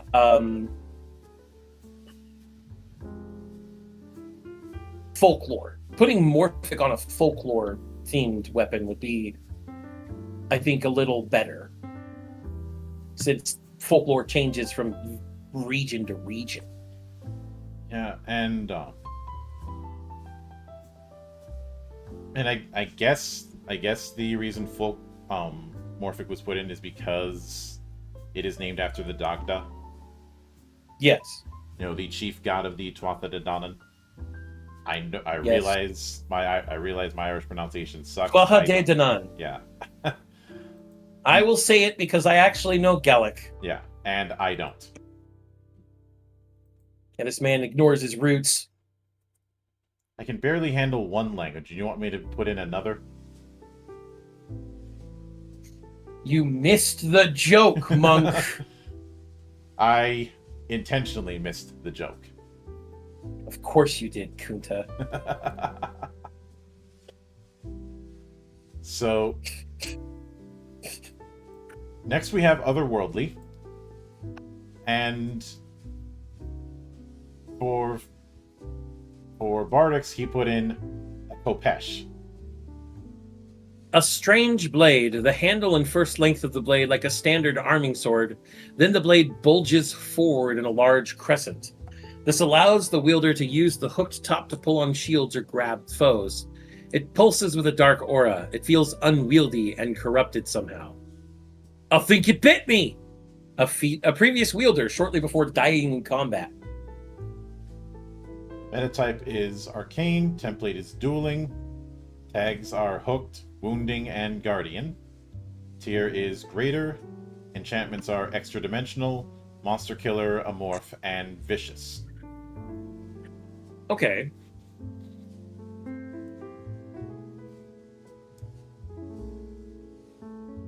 It's cool. Mm-hmm. Yep. So then we have Commodore's entry, Charon's Staff. Charon's staff. Oh, you are definitely getting in this boat. Metatype is Arcane. Template is Great. Tags are Elemental Holy, Elemental Shadow, and Bane Humanoid. Relic tier. Enchantments are Status Strike Zombie, Spellcasting Anathema, Spellcasting Cure, and Increased Attack. Yeah. That's pretty otherworldly. I mean, the underworld is definitely another world. And I know some might say, why would you give this thing Holy and Cure? If it's inflicting zombie, that's why you do it. Yep. They have vulnerability to holy damage, and they do not heal from you casting Cure on them. Mm-hmm. So then we have Dow's entry, a Batleth. Otherworldly monk. Technically counts. A three-handled, four-pronged sword with no precedent on this planet. Its design lends to grappling and aggressive combat maneuvers. It fills the user with knowledge on how to effectively use it simply by holding it, granting them the ability of the brutal warriors who used this weapon before. Metatype is Physical. Kapla! Yep, kapla. Tags are Hooked, Devastating, and Traumatizing. Tier is Greater. Enchantments are Increased Maneuver, Grapple, and Bull Rush. Feat Training, Path of Blades. Yep.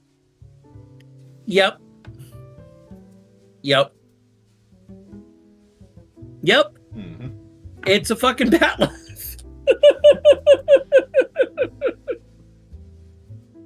Oh, yeah. So then we have Stellars with Pumpkin King's Lantern. A lantern made from a pumpkin with a sinister face carved into it. It lights the way to the realm of All Hallow, and those who bear it are kin to things that go bump in the night. Metatype is Arcane. Template is Short. Tags are Elemental Fire, Swarm, and Traumatizing. Tier is Artifact. Enchantments are Auto Condition, Invisible, Job Feature, Disguise, and NPC Template, Demon. Why do I hear Tim Burton music in the distance? Because this is Halloween, this is Halloween, Halloween, Halloween, Halloween, Halloween. That's why. Mm-hmm.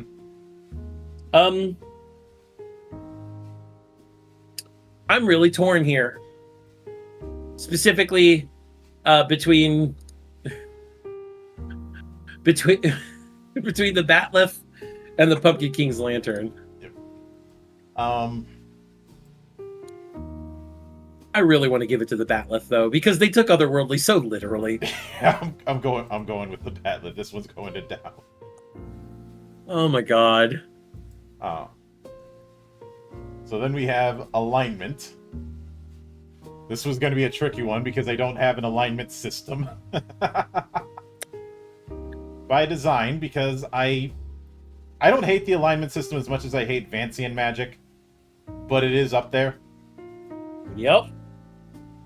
I've talked about this in the past, but the reason I do not care for the 9 alignment thing, aside from the memes, has to do with it being morphed into a morality system when it wasn't designed for that.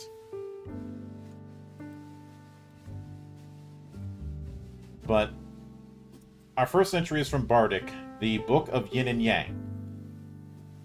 The pages in this book harbor knowledge that is secret and sacred. It desires balance through power, expressing itself in ways dark and divine. Karma's a bitch, a humanoid enemy moments before death. Metatype is Arcane, template is Short, tags are Elemental Holy, Elemental Shadow, and Magnum. Tier is Artifact, enchantments are Elemental Ward, Holy, Shadow, and Fire. Element Enhancer, Holy, and Element Enhancer, Shadow. Jesus. Okay, yeah, this is literally just the Tao at that point, Monk. Mm-hmm. Okay.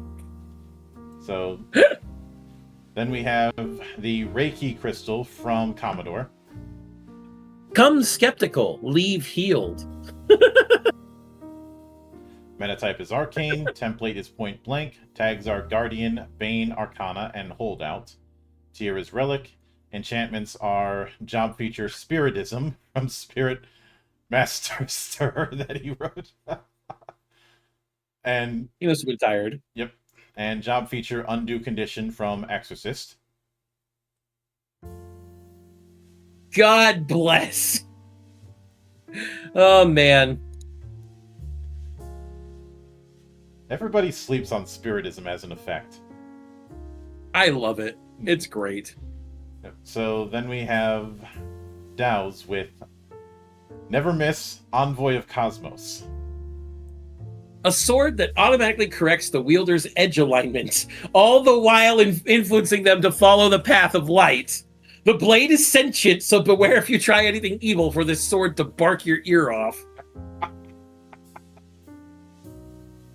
He took alignment literally again. Mm-hmm. He took the prompt literally again, Monk.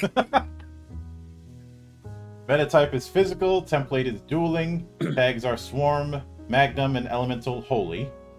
It's a Relic tier item, has the enchantments job feature Draw Out, Element Strike Holy, Element Ward Holy, and Dark. It means shadow, but yes. Mm-hmm. Okay. We found a way to make a sword a busybody. Yes.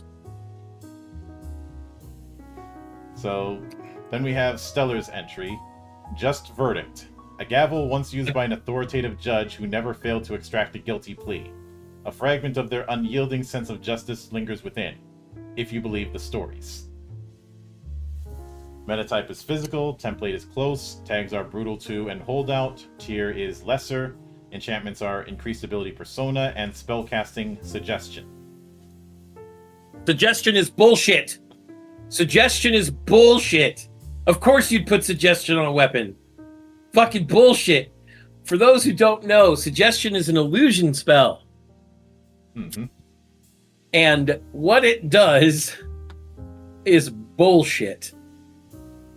Target must take an action or suffer magical combat modifier non-elemental damage. This action must be one they can physically take and cannot result in Fel's harm. Lastly, this effect lasts a number of rounds based on the spell's rank. This is a negative condition. I ripped Fucking bullshit. You know who I have to blame for me coming up with the suggestion spell? No. Tanner. Of course. Of fucking course. Because of the old way that the fucking Inquisitor used to work. I know. Yeah. His Inquisitor has since been updated, but it's still good. Oh, yeah. It's just a little airborne. It's still good. It's still good. It's gone, Dad. But of the ones that we have here, I'm thinking Stellar gets this one. See, I'm really liking the Reiki crystal.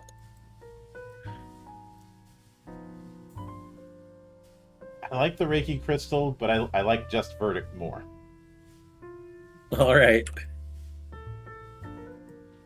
So then we have ruins/city. Rolling around at the speed of sound. And we start with Bardic with city boots. These stylish boots are made for walking, and that's just what they'll do. So, metatype is physical, template is close, tags are holdout, devastating, and brutal, tier is lesser, enchantments are evasive, and NPC quality regeneration 1. So evasive, kind of what it says on the tin. You gain 1 boon when taking dodge reactions. NPC quality, you gain an NPC exclusive ability among the following: large or regeneration 1. Mm-hmm. All right. So, I mean, it's quaint. I like it. So then we have from Commodore, Treasure Hunter's Whip. And the other scavengers knew not to enter where she left her mark, partially out of fear, but more so because she would have somehow already found everything of value. Metatype is physical, template is dueling, tags are brutal 2 and hooked, tier is relic, enchantments are job feature fence and feat training mercenaries luck. So, first for job feature fence, it kind of is exactly what it sounds like, but when converting loot into stake, you may reroll any ones from loot dice. You must accept the new result. And then for the feat, mercenaries luck, when the page loads, you gain 1 stake for each loot acquired. This does not apply to loot converted into stake. Mm-hmm. I see how it works. It's nice. Mm-hmm. Definitely for someone exploring ruins and picking stuff up. Yep. So then we have Dows with Pillar of Society. Go ahead. Oh my god! Hold on. I need a drink of water before this.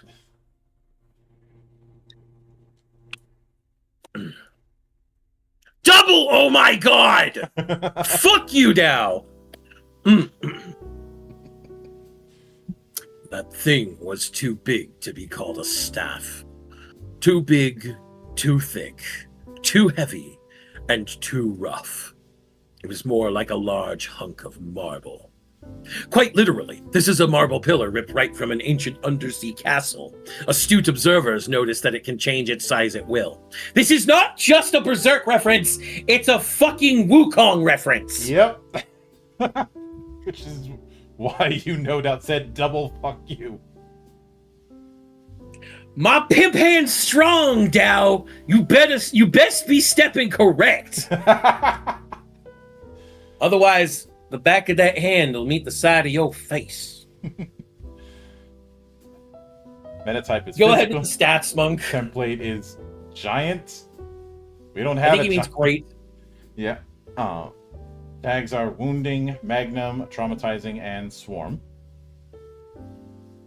Enchantments are variable weapon and sophisticated wounding. Yep. Yep. Mm-hmm. So then we have Stellar's entry. Stop! An octagonal red sign from the before times that bears the word stop in bold, the word stop in bold letters. What it was meant to stop and why is unknown, but somehow its warning has become an irresistible command. And Hate Mate saying we made him change ethnicity. Wait, what? That's what Hate Mate had said. I see that.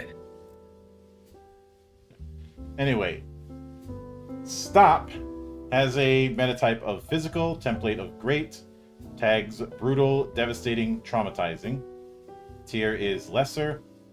Enchantments are status strike, stop, and spellcasting, stop.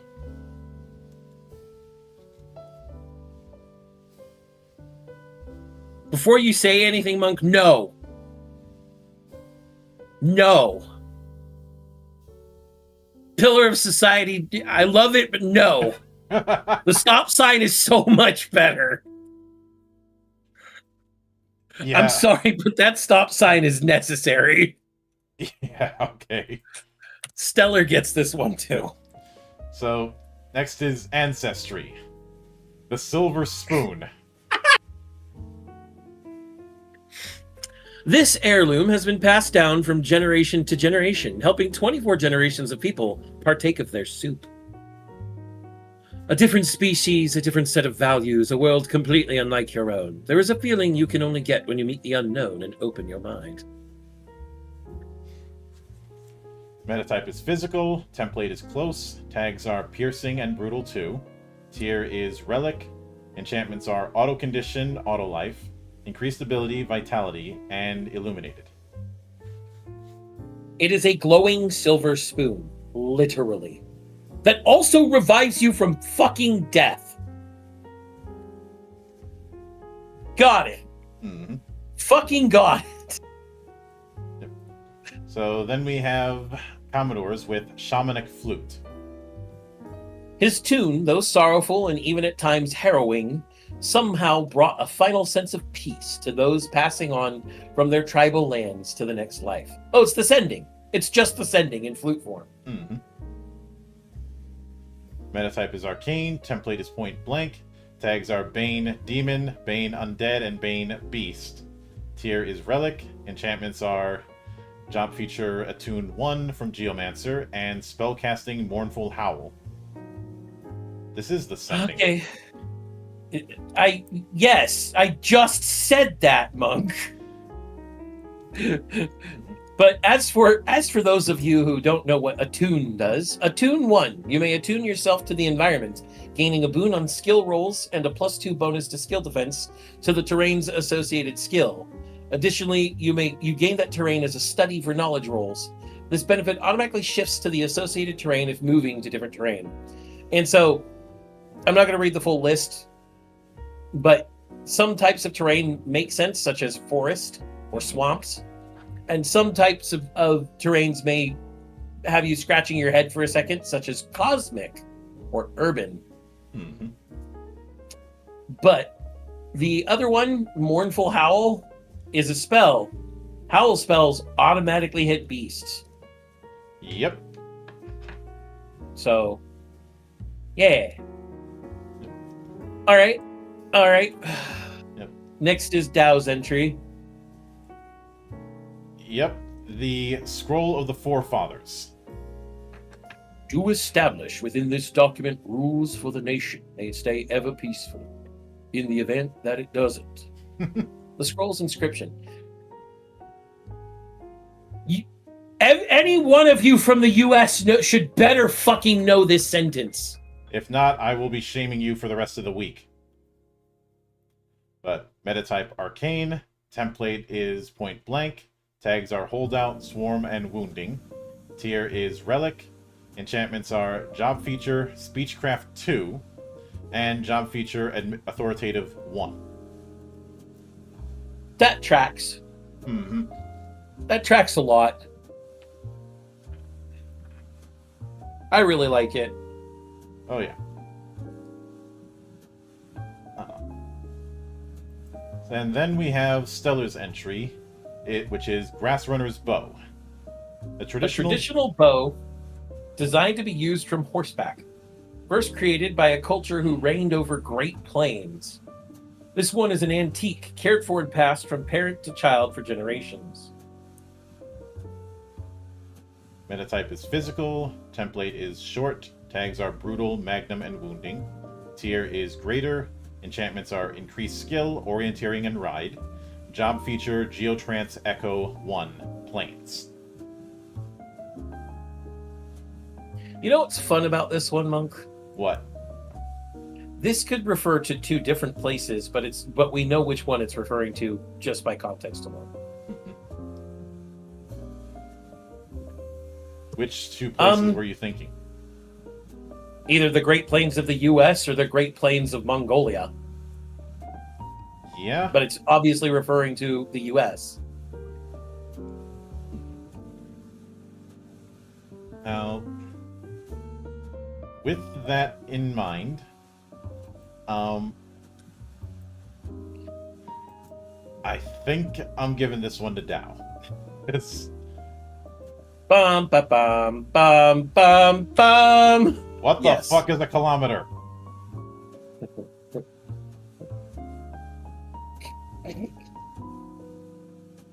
I only know burgers per eagle. Yep. And we got a response on the Portuguese thing. Sorry for the Portuguese on the harp. It was a reference to Edward's theme done as a part of an FF vocal collection. Link to these songs in the spoilers for Bardic Carter's Discord contribution.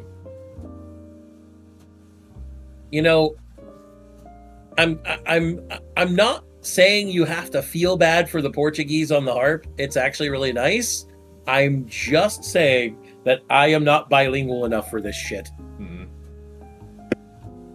And just Portuguese because is actually quite beautiful. Yeah, and just because I work with a bunch of Brazilians doesn't mean I'm going to be helping out. Or a few folk from Portugal means I'm going to be helping out. But next we have Monstrous. Starting with Bardic's entry with the Dragon Tooth Fork. This pair of sai was made from a fang of a recently deceased dragon. The magic is so potent, even long after its death, that the sai attempts to transform the wielder into a dragonling. Or maybe he was just a dragon, a peasant describing a previous wielder. So, metatype physical, template close, tags are guardian, piercing, and hooked. Tier is relic.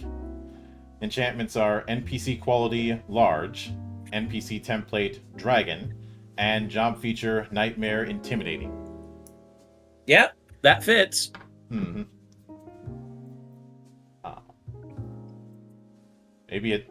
Although a dragonling, maybe a turtle dragon.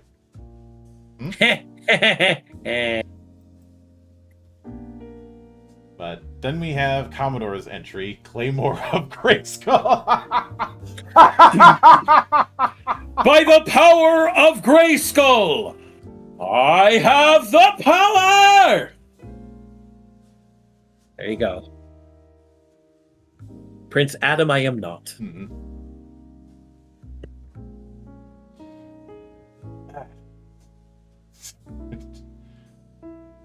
Oh, you've got to go through the flavor text still. Oh, yes. Sorry, I forgot that wasn't the flavor text. So you're telling me a giant, supernaturally strong warrior just came out of nowhere? That's just me imitating a big bad. Mm-hmm. Metatype physical, template is great. Tags are guardian, magnum, and traumatizing. Tier is greater.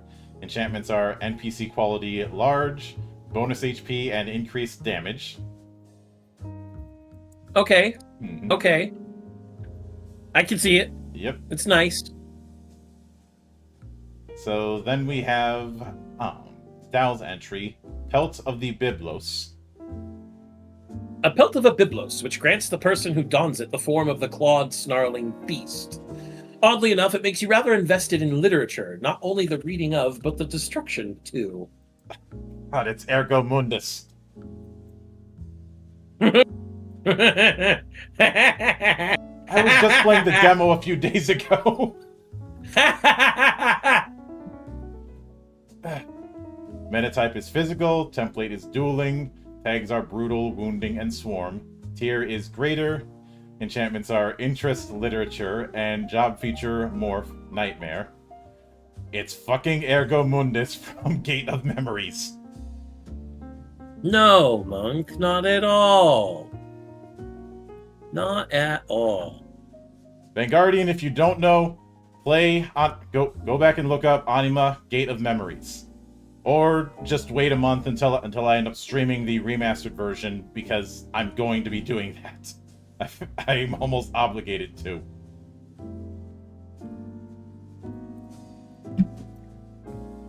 But then we have Stellar Flare's entry. Grendel's Grip. Long, sinewy arm torn from a mighty demon's body by a great hero.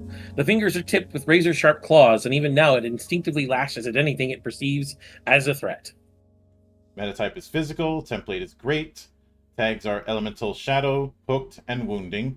Tier is artifact. Enchantments are damaging aura, revenge, and spiteful. So, I think I need to go over damaging aura a bit. Damaging aura says when you suffer damage, inflict a certain amount of damage back to the source of the damage, depending on the tier of the enchanted weapon. Mm-hmm. At artifact, it's 1d12 damage. Then we have spiteful. Whenever you are inflicted with a negative condition or effect that does not deal damage, you gain a bonus to damage against the opponent from whom the effect originated, equal to a higher value between physical combat modifier or magical combat modifier until the condition ends. This bonus stacks twice, i.e. this enchantment may be activated by up to 2 negative conditions. Mm-hmm. Basically, if something gives you a status effect, a bad status effect, you then get to hurt it more. Yep.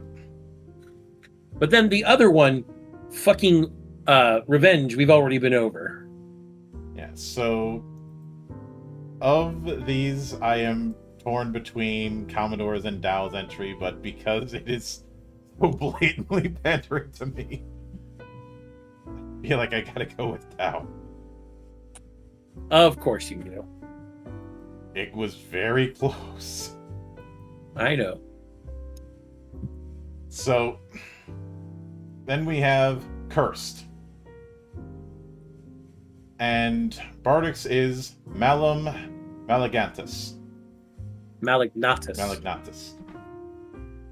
Which is some faux Latin if I've ever seen it. Oh yeah. Yes, it's just evil, malignant evil. Malum Malignatus. Yep. The most cursed of blades, the Malum Malignatus was built to counter the Lux Integra. The light of...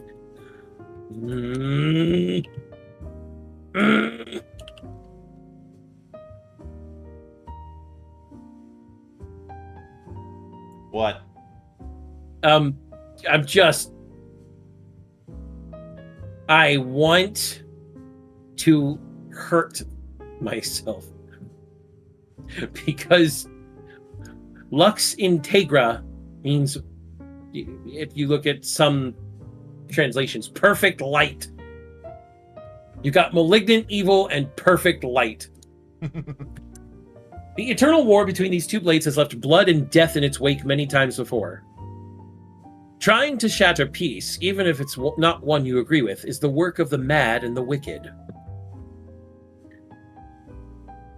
So, metatype is physical, template is great, tags are brutal, traumatizing, and elemental shadow.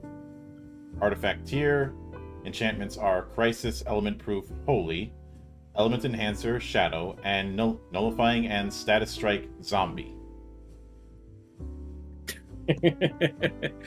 Nullifying is another one we haven't gone over yet. Nullifying is a 1-point enchantment. Each successful weapon or spell attack reduces the target's magical defense by 2 against that target, up to a value equal to your highest unlocked job circle times 2. This penalty resets if you attack another target. Basically, at circle 7, you can lower their magic defense by 14 in 7 hits. Alright. So then we have Commodore's entry, A Cursed Martyr's Blade. He eventually found meaning and consolation in the fact that the misfortunes that necessitated his separation from the ones he loved could be the very source of strength needed to protect them. Metatype is Arcane, template is short, tags are Guardian, Piercing, and Wounding. Tier is Relic, enchantments are Job Feature Curse 1, and Job Feature Cover 1. It is made to curse yourself and then get hit. Yep. Like, straight up. It's pretty nice. I like it. Yep. So then we have Dow's entry, the Bog Dagger. A dagger forged from the steel of a legendary poisonous swamp. Be careful, you might prick yourself with its toxic blade. Metatype is physical, template is close, tags are Bane, Humanoid, Throne, and Holdout. Enchantments are Status Strike Poison and Vicious. I see how it works. Mm-hmm. And then for Stellar, we have Legacy of Cain. A fist-sized I saw that. pointed rock covered in dark stains with smooth grooves that let one's fingers slip perfectly into when holding it.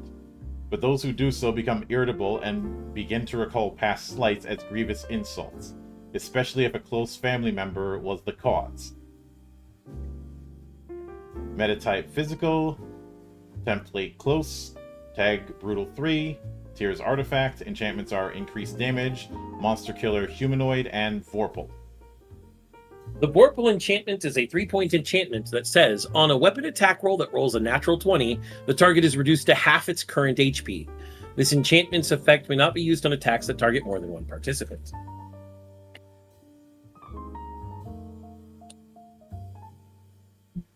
And yeah, it is meant to be the rock that killed Abel. I think I have to go with Commodore on this one. I can see it.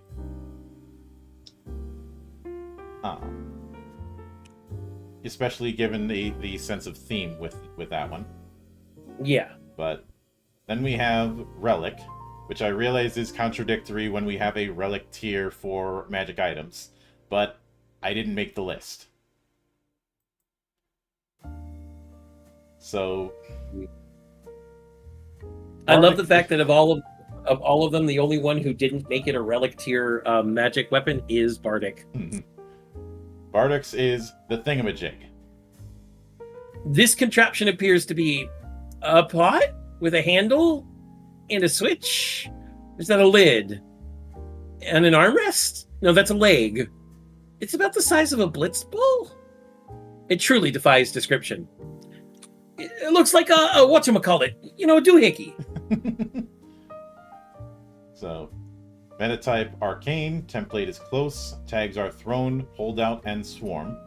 Tier is artifact, enchantments are morphic, and job feature trade pact 3. All right. I really like the thingamajig. Mm-hmm. So, Commodore's is Wish Star. Oh, Sid, you've outdone yourself this time. Metatype arcane, template is close, tags are holdout, bane, arcana, and throne. Tier is relic, enchantments are variable weapon and morphic.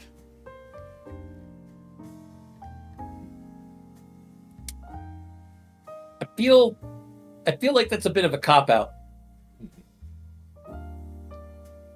Maybe.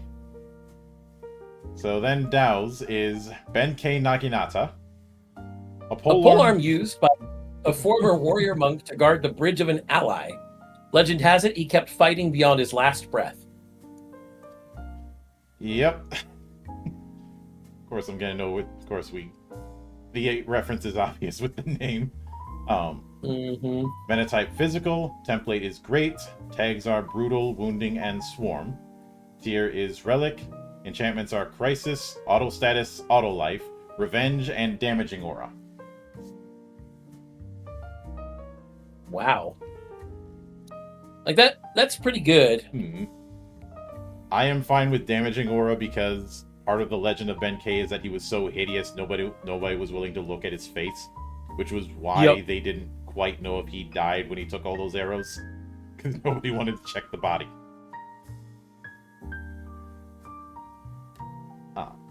I'm reading this description once you get to Stellar's. Yep. This is a good description. Stellar's relic entry is Saint's Lash.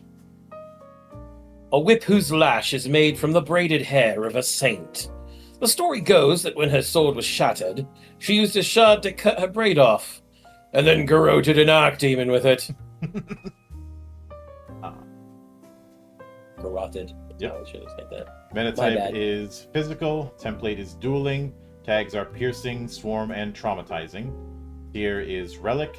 Enchantments are element enhancer holy, element strike holy, and monster killer demon. I'm still giving this to the thingamajig. Just for the sheer what the fuckery of it. Yeah, I can go with that. So then we have folklore. Hold on. What? I am missing a point somewhere. I've only got 19 tally marks, and the relic was number 20. What's your current tally at, Monk? Actually, I'm just going to share you the Okay. spreadsheet. Yep, just show me real quick so I can see what I accidentally missed. Unless I didn't accidentally miss something, in which case we both missed it. Oh no. So You just DMing? Yep. Right. Just to make things a bit simpler. So hopefully that link works. Yeah, I can see it. Let's see. And Commodore says, yeah, Relic was hard for me for some reason. Just went with something that could be anything.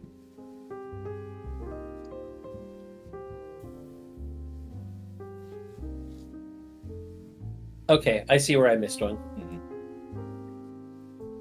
So, thank you, Monk.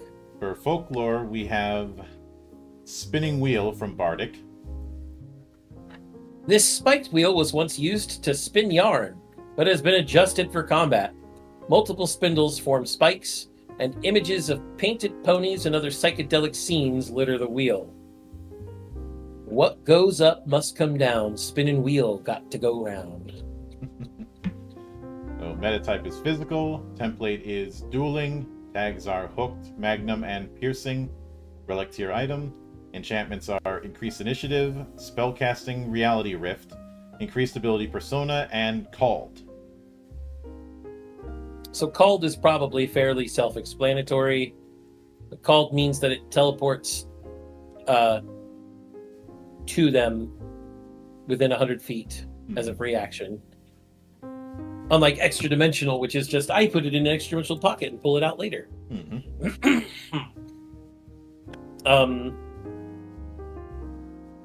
Reality rift.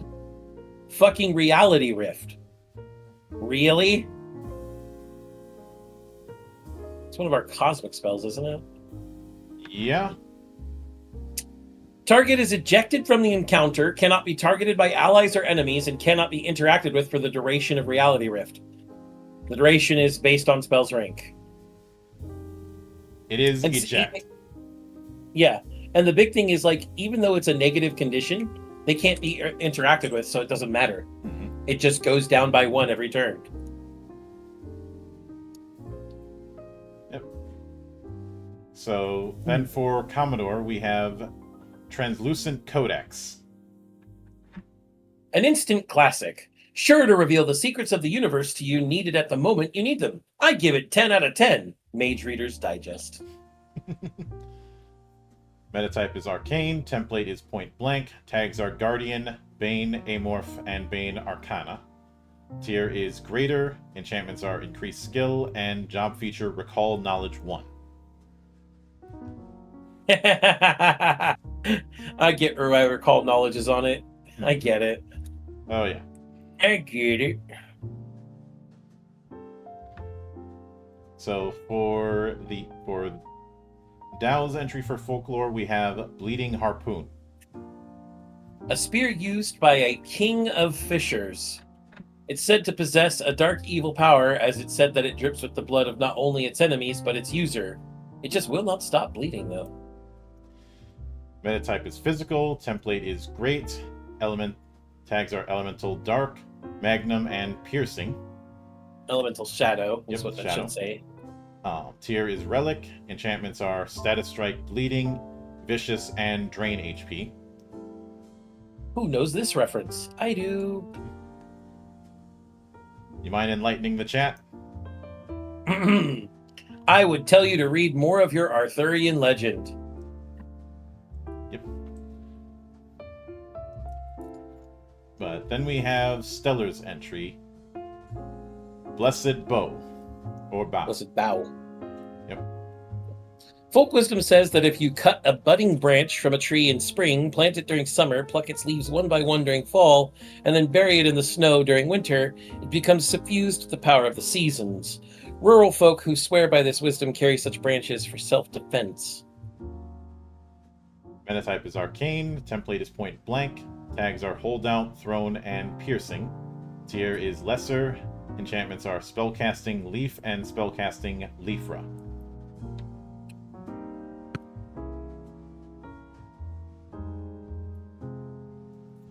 I'm a bit torn. Yeah, we seem to be torn a lot, but we've got a lot of bangers in these. So, of the ones we have here, honestly, I'm thinking Blessed Bow. I was torn between that and the Bloodied Harpoon. Mm-hmm. But yeah, Blessed Bow is really nice. Oh yeah. So then we have Balance.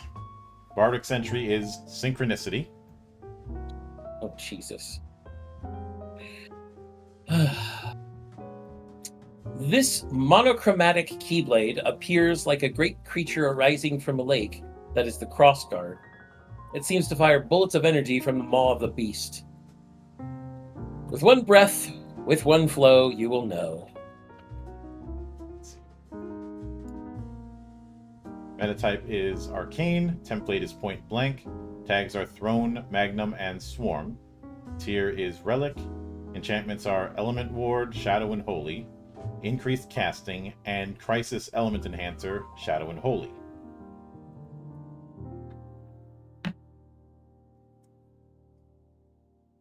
This wasn't really a Keyblade, though. Mm-hmm. It's all good. But then we have Commodore's entry, Rapier of the Red Mage. After graduating from their training at the academy, many would keep their training rapiers, realizing they were more adept a weapon than many of the options from the so-called magesmiths out there. Metatype is Physical, template is Dueling, tags are Bane Arcana, Elemental Holy, and Elemental Dark. Shadow. Tier is Relic, enchantments are Job Feature Balance, Spellcasting Lightra, and Spellcasting Darkra. Wow. That's a pretty strong one. Mm-hmm. So then we have Dow's entry, Tyrant's Scales. A scale that, when any object of peace is weighed against an object of cruelty, it reads as equal. Those wise in the ways of the world realize it is balanced, as all things should be. Thanos, why are you here? Mm-hmm. Shouldn't you be simping for death these days?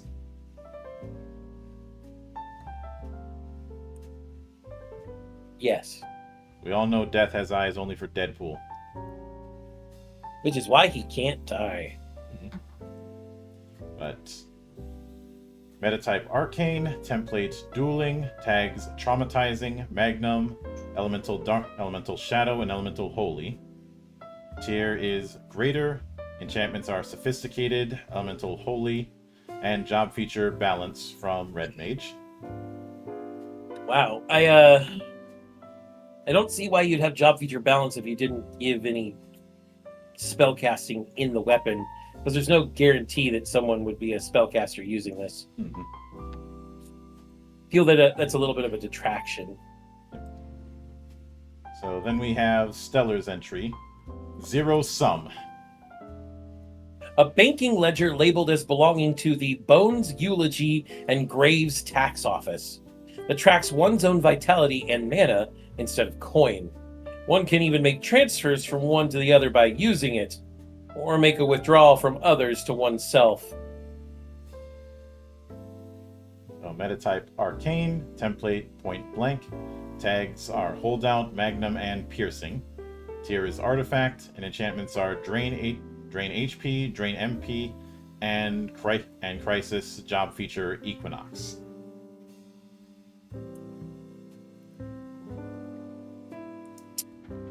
Yeah,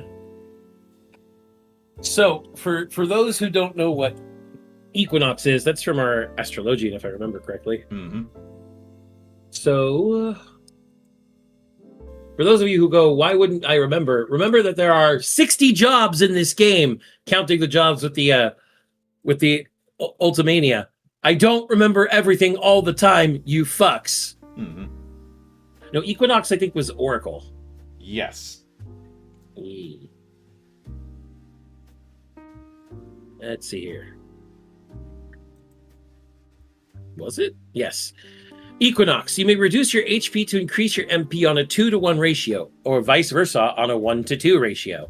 The maximum amount of HP you may reduce is equal to your magical combat modifier plus your highest unlocked Oracle Circle times 2. For MP, the maximum is half of the HP maximum. Mm-hmm. So, this allows you to do a lot of playing with your HP and MP. I like it. Yep. I think I have to give this to Zero Sum and Stellar. Yep. Then we have Assassin. Hashashin. I'm not taking hashish to read this off. But Bardic's entry is Shadow Dirk. Shadow Dirk. This black dagger exudes a frightful aura of death. There is no certainty, only opportunity. A vengeful vagabond. Metatype is Physical, template is Close, tags are Holdout, Throne, and Magnum. Tier is Lesser. Enchantments are Monster Killer, Humanoid, and Element Strike, Shadow. Okay, pretty straightforward. Mm-hmm. So then we have Commodore's entry. Do you want me to try and read it, Monk? Yep, because I'm going to fuck it up. Well, I mean, I don't know what the particular accent marks on these particular Chinese words would be, but this is definitely Chinese. Jisiyi Shonggao. Your one life will consist of 9 deaths. Metatype Physical, template Point Blank, tags are Swarm, Piercing, and Wounding. Tier is Artifact, and enchantments are Extra Dimensional, Status Strike Poison, and Feat Training Hawkeye.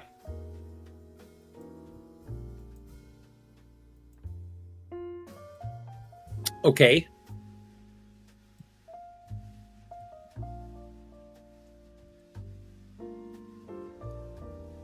So,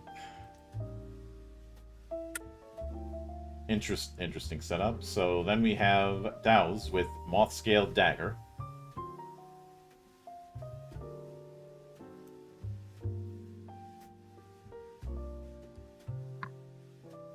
Oh, okay. So, Monk, just so you know, Commodore's entry, I looked it up. It's a type of rope dart. Ah, that would make sense then. Yeah. So Dao's entry is the Moth Scale Dagger. The knife is used by many a picklock, hired killer, and a mage in an alternate reality. Every part of the moth is used. Notably, the wings are crushed up and coat the blade in a paralyzing powder. Even if it hits, it's known for being a non-lethal way of neutralizing ne'er-do-wells.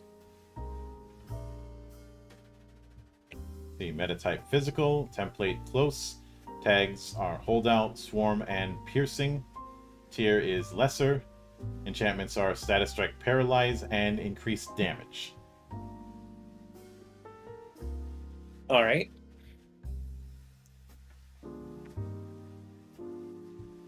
And then Stellar's is Funeral Umbrella. What appears to be a simple black umbrella is actually a highly sophisticated multi-purpose tool for assassination. The tip can deploy a blade or a bullet, the handle can dispense poison as a liquid or a mist, and the highly durable canvas can emit a bright flash to blind any bodyguards or pursuers. Kingsman, is that you? No, monk, not at all. Metatype physical, template is dueling, tags are Bane humanoid, holdout, and piercing. Greater tier, enchantments are status strike poison, spellcasting flash, and variable weapon.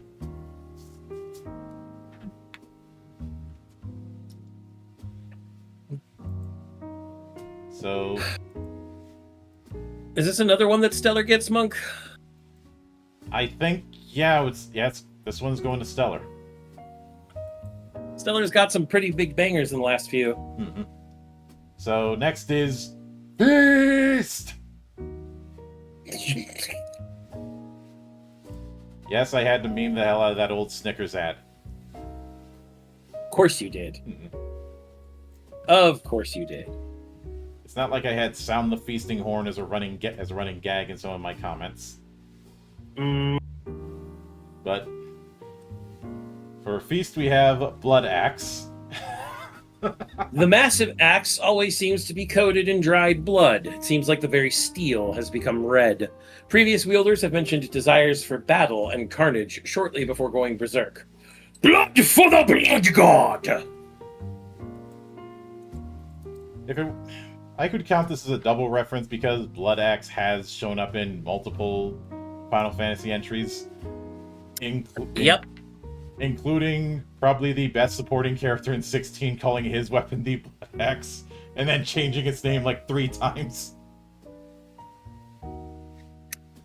Uncle. Uncle, who I swear if they were able to get him, they would have had him voiced by Brian Blessed. Absolutely. But, unfortunately, Brian Blessed is no longer with us. I think at the time he was working on he was working on Kingdom Come Deliverance. Might have been. Mm-hmm. I am, of course, also making a joke because I don't think Brian Blessed's ever going to die. This man is like... He is too alive. Yes.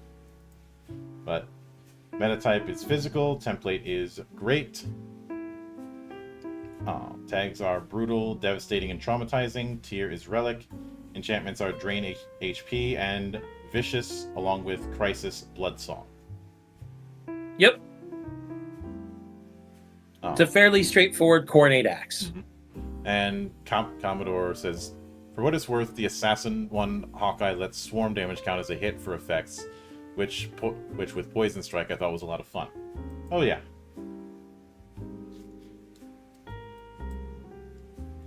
I think the issue I had with the Assassin ones was that most of them were just fairly straightforward types of endeavors, and the reason Stellar's is so standout is because, well, it's a fucking combat umbrella. Mm-hmm. But then we have for Commodore, Frying Pan. I saw someone complain about her cooking once, and only once! Metatype physical, template is close, tags are devastating, magnum, and traumatizing. Tier is relic, enchantments are feat training, art of synthesis, art of cuisine, feat training, elemental fusion, and a special rule, access to art of cuisine provided by this item subject to the following requirements. Orienteering rolls for harvesting must utilize the D10 roll method, described in the item synthesis section of Chapter 11. To determine additional features for complex meals, assign a unique D6 face value to the individual features for the essence element being used, and roll a D6 a number of times corresponding to the essence's tier to determine the corresponding essence feature added. Reroll any unassigned die values.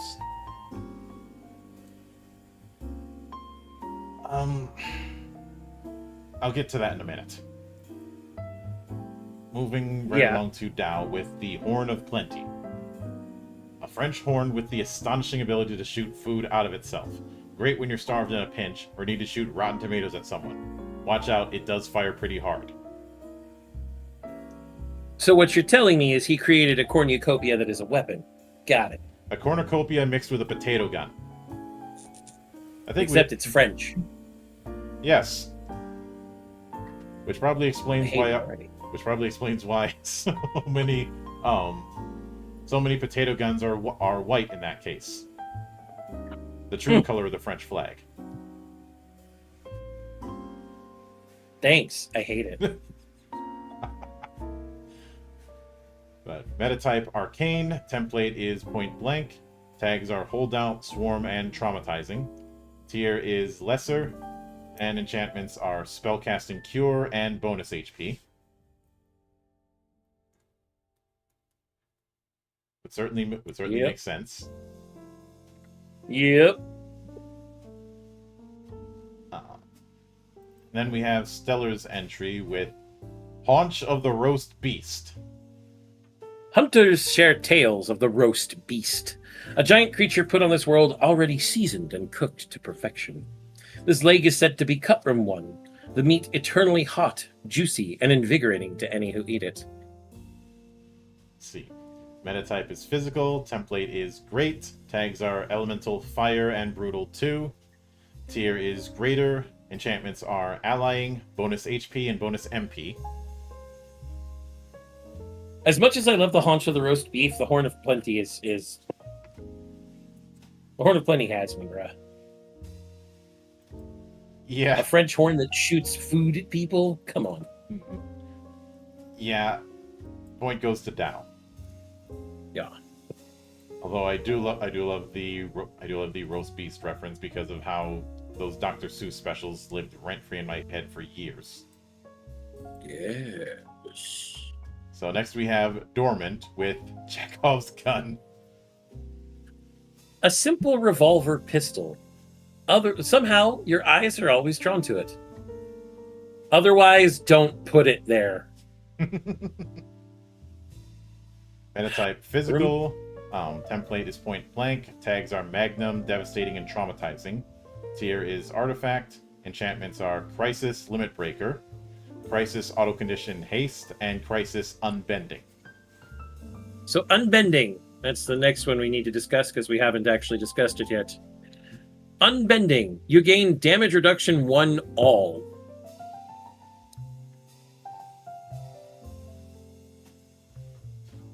Yep. So this is going to make you tougher when you are going to be a problem when you're at low HP. Yep. Once you're under your halfway mark, all of a sudden you're faster than everybody. You have damage reduction all, and you can use your limit break twice, or use a limit break twice. Yep. Also, Commodore said, "I finished it before it was announced that we should have special rules, but I didn't have should not have special rules, but didn't have the energy to go back though. I accept my fate." We'll have a few comments on that sort of thing when we're finished with the list, but moving right along, and Zan, I'm having you pronounce this one because I'm not even trying with that. Oh, ira vehementi? Mm-hmm. It's Latin, and it's also, if you've ever listened to any one of the One-Winged Angel songs, you already know how it's pronounced. Yep. Ira vehementi, or great anger. And then for the actual rest of the Latin there, I'll get the translation up real quick. Mm-hmm. But non tibi placet mihi iratus, or you won't like me when I'm angry. And actually, more literally, you don't like me angry. And Bardic said, Chekhov's gun is meant for the second act. Chekhov's gun is meant for the third act. That's how the Chekhov's gun rule works. If you see a gun placed on the table in the first act, it will go off by the third act. That's the rule. Anyway, metatype Physical, template Great, tags are Devastating, Brutal 1, and Magnum. Tier is Artifact. Enchantments are Crisis Speed, Crisis Limit Breaker, and Crisis Drain HP. Speed is another 3-point enchantment. Gain 1 extra weapon attack when making an attack action. And Limit Breaker, we've already covered, and Drain HP, self-explanatory. Yep. So then we have Dow's entry for Dormant, Shield of Helheim.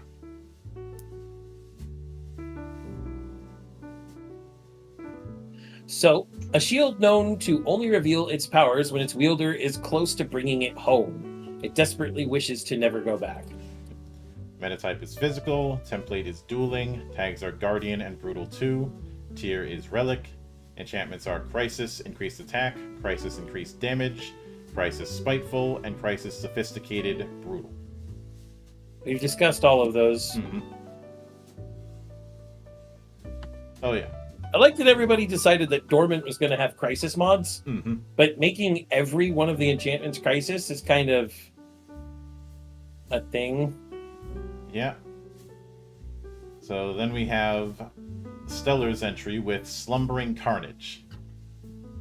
A katana bound in its sheath with chains and plastered with paper charms. However, in the presence of bloodshed, it can overpower its bindings and fill its wielder with a capacity for terrible violence. Zangetsu, is that you? No. No, it's not Zangetsu. Not Bleach Zangetsu, Bloodstained Zangetsu. I know. But I wasn't thinking Zangetsu, Monk. Oh, I'm thinking something from Wuxia.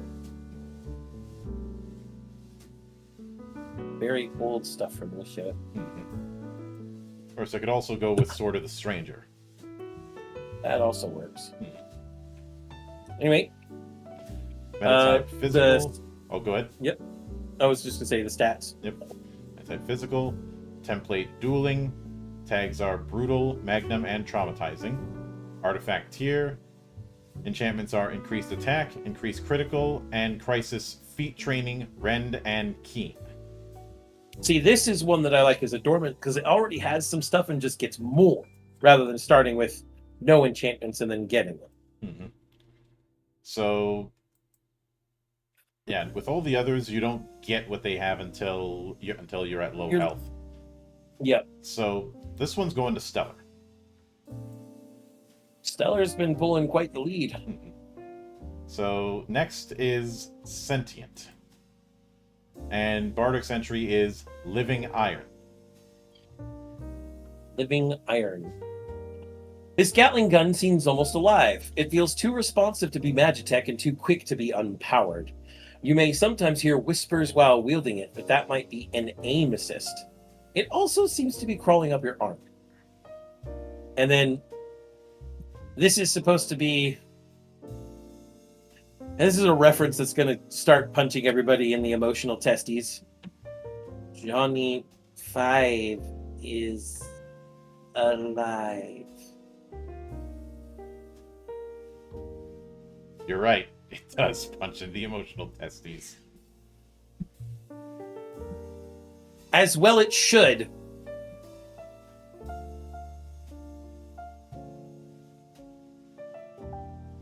As well it should.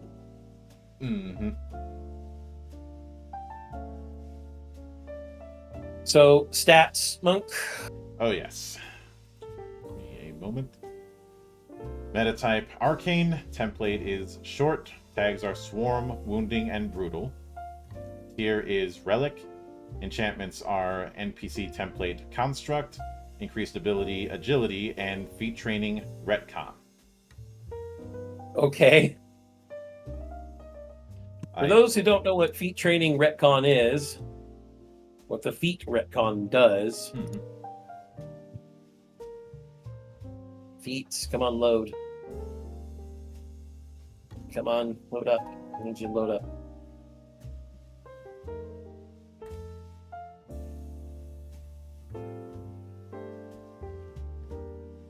Retcon. Once per scene, you may alter how up to 2 participants in the scene recall a conversation, dialogue, or written statement. Depending on the extent of the alteration, this may be permanent. If the GM wishes, you may roll misdirection versus their respective skill defense to have them believe the new recollection. Essentially, you trick them into thinking something different happened. Mm-hmm. All right, with that, we go on to Commodore. Yep. Living Mirror. I think looking at it, though, this is going to be one we're going to have to basically disqualify. Yeah. I'll still read its flavor text. Hey, cool trick. Let me try that. Yep. Metatype is Arcane. Template is Close. Tags are Holdout, Bane, Arcana, and Bane Construct. And Commodore's like, yeah, just move along. No, we're not moving along. Tier is Greater. Enchantments are Variable Weapon and Special Mimesis. While Living Mirror is equipped, lose access to this character's chosen job circle features and gain access to the Mimic job with all Mimic job features through Circle 7 unlocked. Equipping Living Mirror does not directly alter any other fundamental aspects of your character, ergo character level, ability scores, HP or MP totals. Any character enhancements, bonuses, abilities, feats, etc. otherwise granted by equipped items remain in effect. If equipping or unequipping Living Mirror would cause your HP or MP totals to exceed your max HP or MP, the excess is treated as temporary HP and MP. While Living Mirror is equipped, Mimic is considered your fast, medium, and slow job for the purposes of effects. Even if equipped, any advancement in character level and chosen job circles occurs as normal. No. Cute, but no. Yep. It is disqualified, unfortunately. Yep. So then we have DAOs with Sheila, Rolodex of Infinite Knowledge. A Rolodex that goes by the name Sheila. Within her detachable throwing card-like folds is unknown knowledge that the world hasn't seen for ages. She really pressures those in her presence to feed her with more and more knowledge, and anyone with magic sense can feel her aura grow. Metatype Arcane, Template Point Blank, tags are Holdout, Swarm, and Wounding. Relic Tier, enchantments are Increased Ability, Mind, Interest, Acquisition of Knowledge. Feat Training, Knowledge is Power. All right, another feat that we have to look into for this. Mm-hmm. I believe that is a skill feature. Yes. Knowledge is Power. You may substitute your knowledge skill in lieu of the skill normally used to target a skill defense. Basically, it's that guy who's read so many anatomy texts he can hit a vital point without having to actually have practiced it. Yep. Although depending on your layout with what spells you know, I could see Sheila being used by someone who's doing a blue mage run. That'd be fun. But Sheila's like, give me more spells. Yep. Then we have Stellar's entry, Spike the Mace. A mace made from a human skull with iron spikes studded into it. The skull itself is somehow alive, insists on being called Spike, and loves to pick fights with anything and with anyone and anything when he's not singing crude and obnoxious lyrics. It's half the weapons from High on Life. Could also be the hate mace from Space King. That too. Praise be to Space King. Praise be. Metatype is physical. Template is dueling. Tags are hooked, piercing, and wounding. Tier is greater. Enchantments are job feature, taunt, and status strike, berserk. Giggity. I'm torn between Dao and Bardic. Like, I like the idea of a living gun also eating you and kind of turning you into a construct. Mm-hmm. But the Rolodex is cool too. I think I'm going with Dao on this one. All right.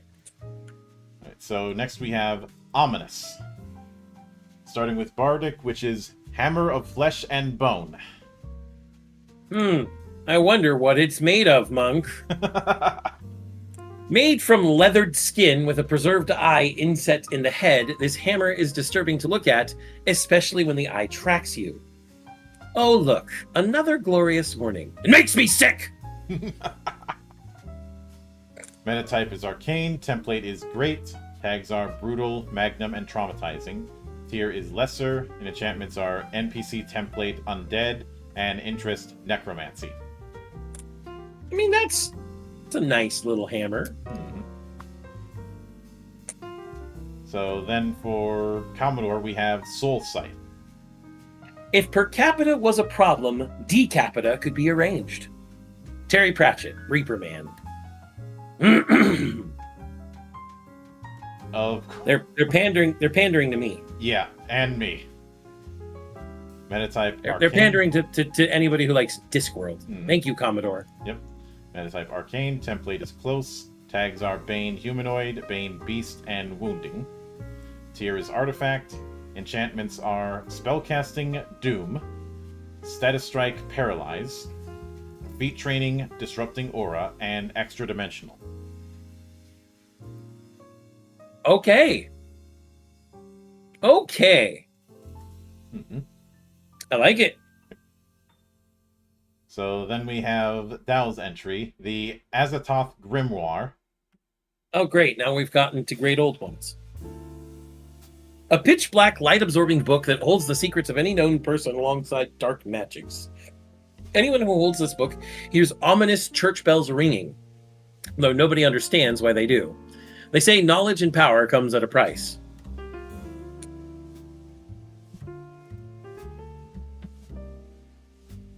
The metatype Arcane, template Dueling, tags are Traumatizing, Brutal 2, and Elemental Dark. Tier is Relic, enchantments are Feat Training, Dread Secret, Vicious, and Sophisticated, which is how it gets Elemental Dark, Elemental Shadow. Yep. As for Dread Secret, that's a social feat. Once per scene, you may attempt a knowledge roll versus skill defense against one participant to unveil a secret they are keeping from you. A successful roll grants you that secret as an interest for knowledge rolls against that participant. Mm-hmm. I mean, it's a nice idea. I like it. Yep. So then we have Stellar's entry, Grave Tender Handshake. What appears to be a simple, if dirty and smelly, shovel used to dig graves at a certain graveyard. It was not until multiple cases of the Dead Rising were resolved that its true nature was revealed. Metatype Physical, template Dueling, tags Bane Undead, and Guardian, and Traumatizing. Tier is Greater, enchantments are Element Strike Shadow, Status Strike Zombie, and Crisis, Life Tap 1.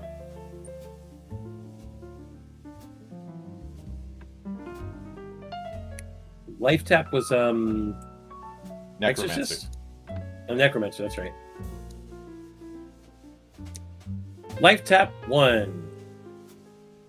Whenever you inflict shadow damage via a weapon attack, feature, or spell, you gain temporary HP equal to half the damage inflicted. Mm-hmm.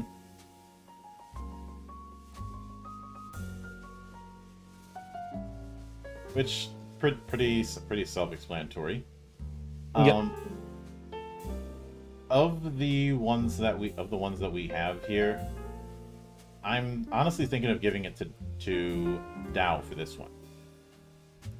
Not to Commodore for the Terry Pratchett reference? It was tempting, but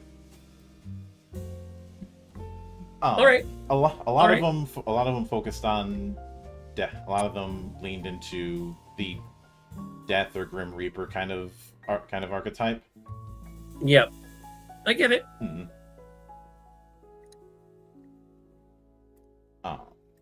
So next we have Cosmic. Bardic's entry is Astrolabe. Astrolabe. Astrolabe. I don't know.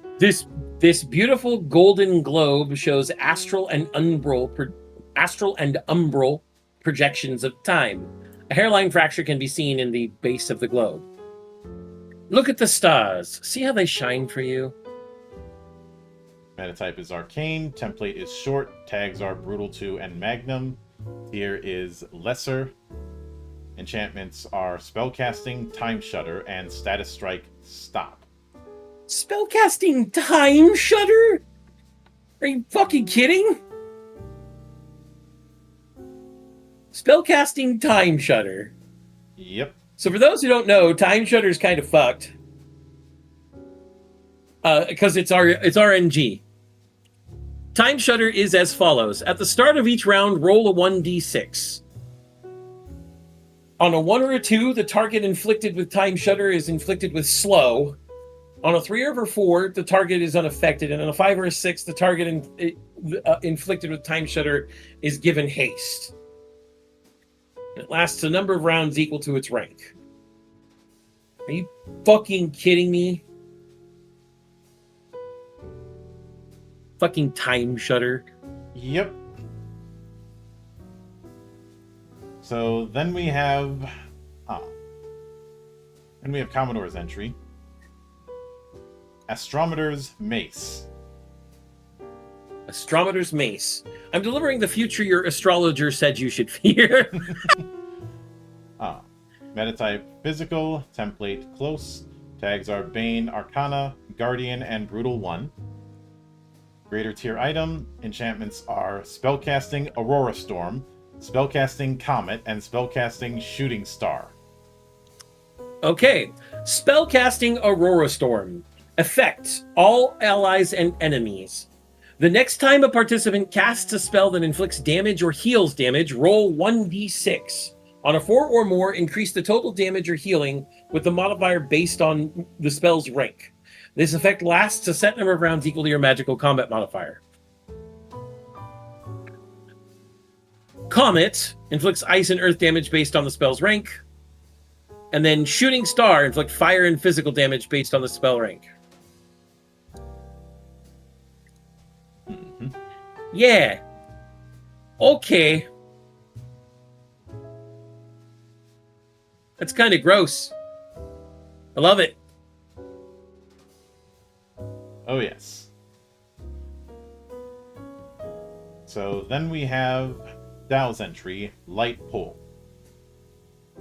A metal cylinder with a button that, when pressed, activates a column of concentrated light that can cut through just about anything. Only a handful exist anymore, and even fewer know how to wield it.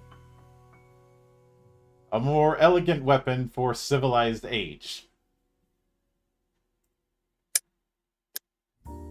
You don't have to force it, Monk. No, it's just a simple mind trick.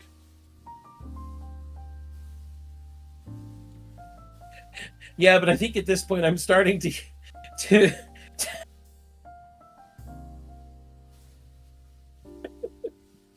I'm starting to make everyone else reconsider what they're doing with their lives. So, metatype Physical, Template Dueling. Tags are Traumatizing, Brutal, and Element Holy. Tier is Relic. Enchantments are Illuminated and Vorpal. Yep. Illuminated and Vorpal. Of course they are. And then Stellar's is... Ptolemaic Array. Mm-hmm. A model of star globe made when it was believed that the universe revolved around our planet. Though proven inaccurate, they are sought out by combat astrologians as the number of enchantments needed to model the bizarre orbital mechanics the theory relied on made them an effective spell-casting focus. Metatype Arcane. Template is Short. Tags are Brutal 2 and Magnum. Tier is Greater. Enchantments are Increased Attack, Increased Casting, and Increased Critical. So, I am split between the mace and the pole, Monk. I'm going with the mace. I thought so too. So that's one for Commodore. Yep. So next is Inspiration. Bardic's entry is Cloak of the Dreamer. These robes are full... Oh, sorry. Got ahead of myself. These robes are full of vibrant scarves and swatches, draping and enfolding the wearer over the base coat. Blessed with power, the dream coat hides the steel and magic within well. We all dream a lot. Some are lucky, some are not. But if you think it, want it, dream it, then it's real. You are what you feel. So meta type is physical. Template is great. Tags are guardian, hooked, and swarm. Tier is artifact.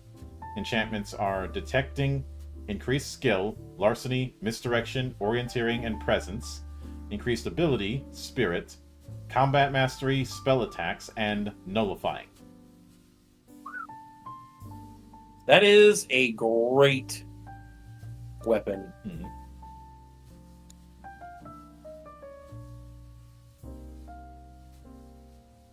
So then we have Commodore's entry, Limitless. It's a good thing no one ever told me it's impossible to do things I'm telling you to do. Metatype physical. Template is great. Tags are Guardian, Swarm, and Traumatizing. Tier is Relic. Enchantments are Aura Break and Allying.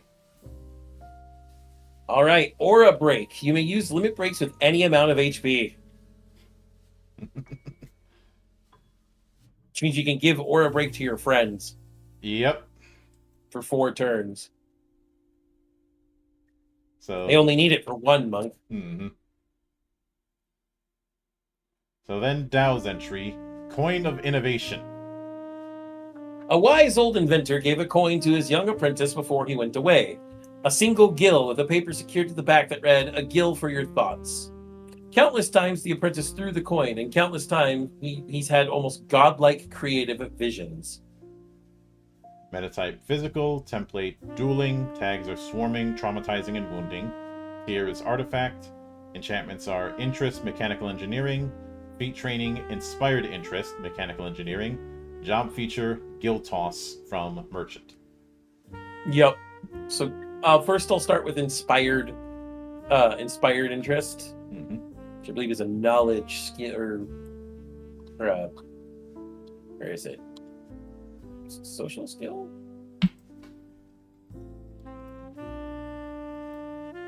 Oh, there it is. I was just missing it. The words are starting to swarm. Mm-hmm. Choose one interest. When you roll a natural 20 with a knowledge roll involving that interest, you may request a hint from the GM. Fairly straightforward. Basically asking God for inspiration. Got it. But, yeah, Guild Toss, the other thing that we have yet to discuss, should be fairly obvious what it is. Mm-hmm.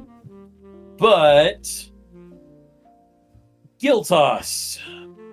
Spend a stake as a ranged weapon attack. The attack may target a single opponent in any row and uses your physical combat modifier or magical combat modifier, whichever is higher, versus the target's physical defense. The damage inflicted is based on the amount of stake spent. Spend anywhere between 1 and 5 stake. It goes from a D4 to a D12. Yep. Because we got to have throwing money at the problem, literally. It actually works in this game. Mm-hmm. Yeah, because Guild Toss has been a thing, but it's never been that useful. Yep. So then we have Stellar's entrance, Martialist's Megaphone. A megaphone used by a legendary drill instructor to more effectively yell at the recruits under his instruction. Despite his harsh lessons, those who were trained by him all went on to become exemplary soldiers. So I'm trying to figure out which drill sergeant we're referencing here. It could be Shottis from Attack on Titan. Be your war face! Yeah, it has to it's be gonna be Arlie Ernie. Mm-hmm. Metatype Arcane, template short, tags Brutal 2 and Traumatizing. Tier Relic, enchantments Job Feature Coordinator and Job Feature Fundaments 1. Okay.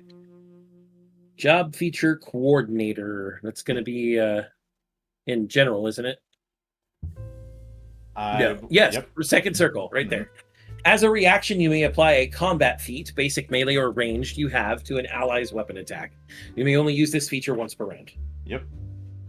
And then Fundaments 1 is from Squire. For those who don't know how our Squire works, they are the ultimate supporty boy by existing. Mm-hmm. Fundament 1. At the start of your turn, you may grant one of the following benefits to an ally based on that ally's class. So if they are warrior class, they gain a boon on their next weapon attack roll. If they're an expert, they get a good boon on their next skill roll. If they're a mage, they get a +2 bonus to their next casting roll. And if they're an adept, they get any one of the previous 3. You just choose which one. Mm-hmm. Yep. So... in this case, are we back to Stellar having a banger here? yeah. Like, I think, I'm going to be honest, with Bardic's Cloak of the Dreamer, Mm-hmm. this thing is really fucking cool. And I think it's a tough call, but I think Bardic can get it. But there's a lot of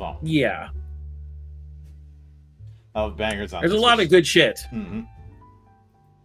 So then we have the final one, Legend. Legend. So for Bardic, it is Lux Integra. Yeah, the other fucking sword, monk. This is how you use Chekhov's gun, you fucks. Yes. Dude, fucking... God damn it, Bardic. God fucking damn it. I know you're listening. This greatest of blades was made to strike down the wielders of the Malum Malignatus. The beacon of hope in the dark, this blade has forged legends of yore. May you never see it wielded in your lifetime. Good and evil, light and shadow. We would not be human if there wasn't a balance. Metatype is physical, template is great, tags are brutal, guardian, and elemental holy. Artifact tier, enchantment is crisis element proof, shadow. Element enhancer holy, defender's focus, and seeking. Alrighty.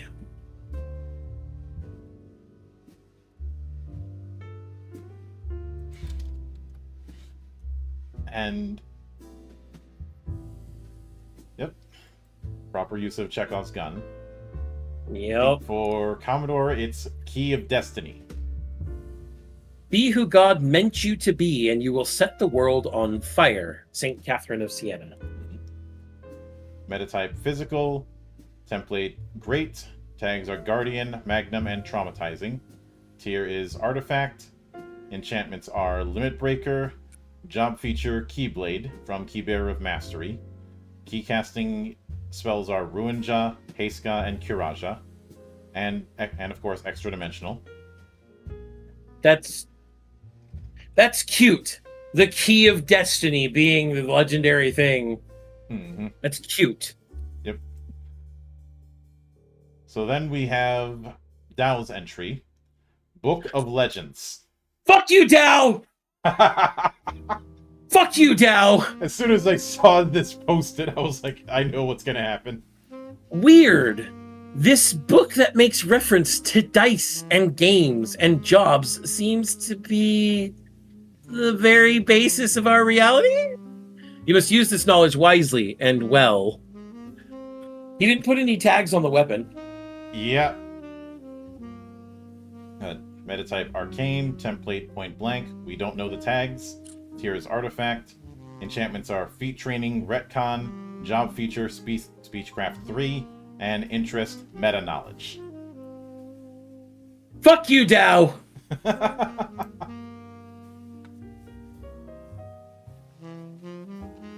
But like I really want to put this in consideration, but I'm gonna have to disqualify it because of no tags. Yep. So then we have Stellar's entry, Memorial of 1,000 Heroes. A shining sword engraved with the names of heroes from myth and history both. It said that every famed blade used by those heroes was the same blade. This blade! But in actuality, this is just a story scammers use to sell low-quality enchanted swords at a ridiculous markup.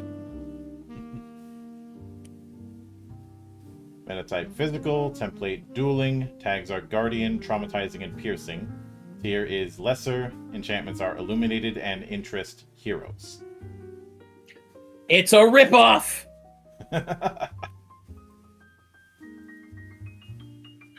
I want to go with the Lux Integra because of the Chekhov's gun. Yeah. So, with that said, let's tally up what we've got. So, Bardic has... Okay. I'm going to tell you right now, the winner is Stellar Flare by 1. In fact, Bardic has 6, Commodore has 7, Daufmir has 8, and Stellar Flare has 9. Kind of funny that they lined up like that. So, yeah. I think it's funny that they lined up like that. I also think that I still kind of want to. This is twice now, Daufmir. The first time I told you that you best step correct. Now the pain is coming. You gonna see how the pimp hand fly.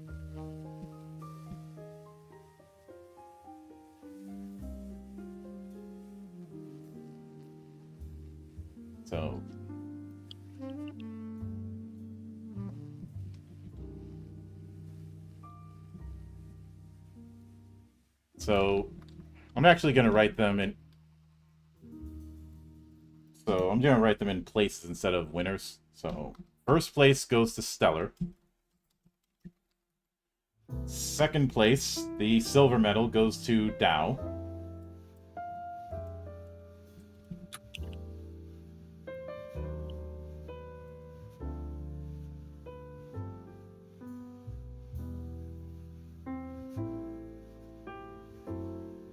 There it is. The tag thing on Discord was acting up. Third place goes to Commodore.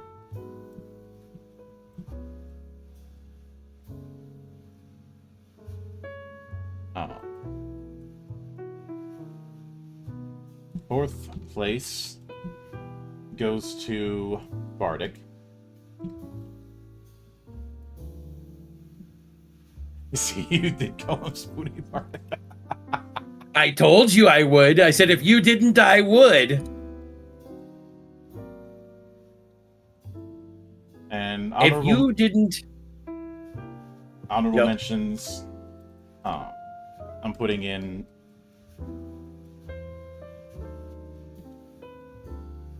Sakuya for the spreadsheet. Yep. And Riona for the book. Yep. Now, while you're doing that, I'm going to go through the end of Bardic's stuff. Mm-hmm. Bardic not only gave all of these great weapons that were only...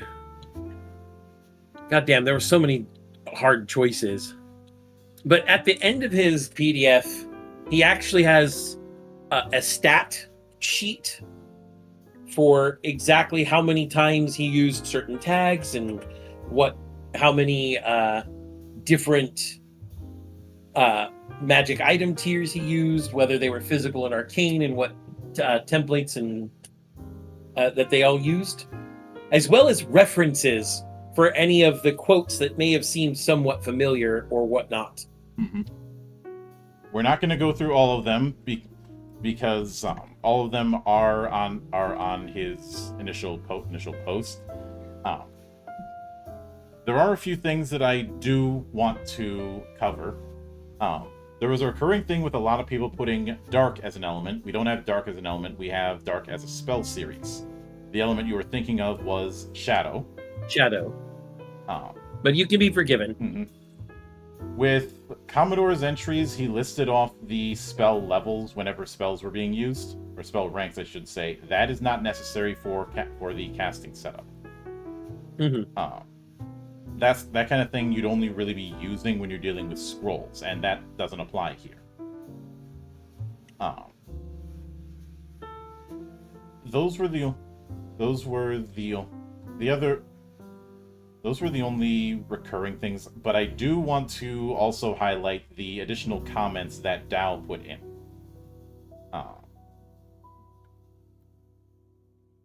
Specifically, since he gave his own, that they gave their own awards to a few of them. Favorite design, Ben K. Naginata. It fits the vibe of immovable warrior that fights beyond the veil of death. Favorite reference? Bloodied Harpoon. I feel like not enough people know about the Arthurian legend of the Fisher King. We do. Runner-up. Yeah, but then runner-up, Thunder God Ceci, Rajang Furious, Rajango Burr. I fucking told you!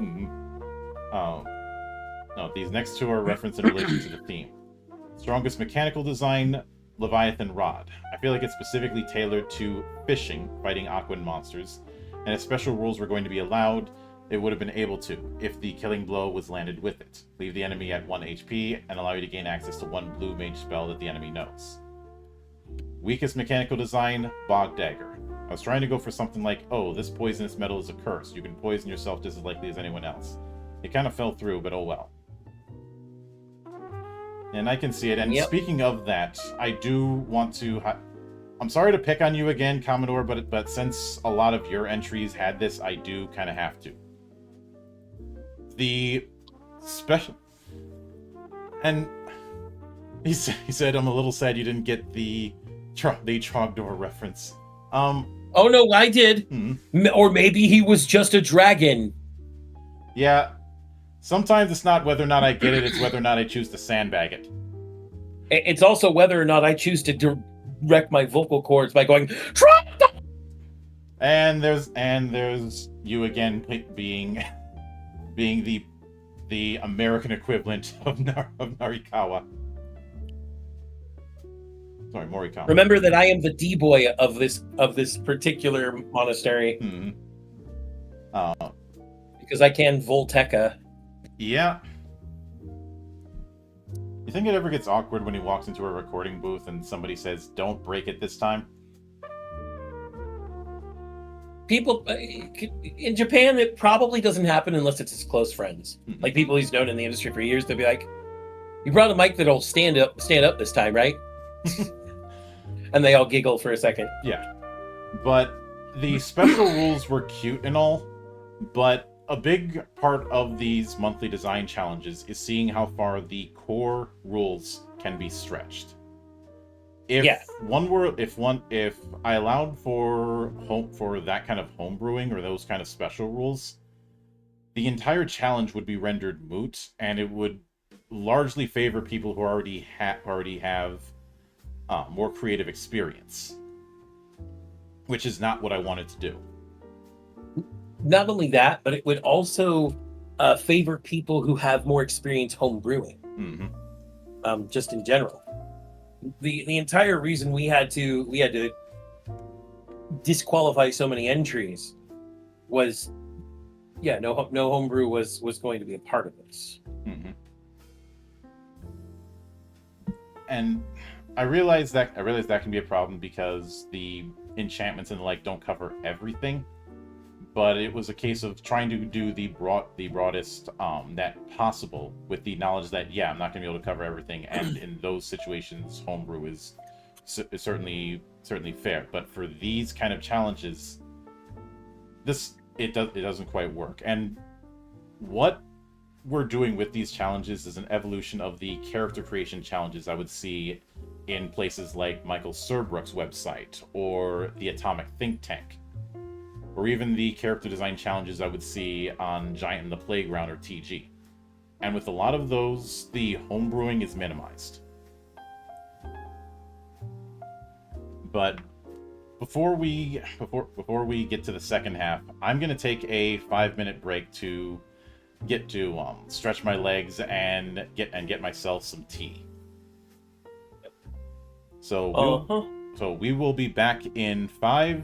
Hope you enjoy the Stellar Drone music until we get back. Catch you then.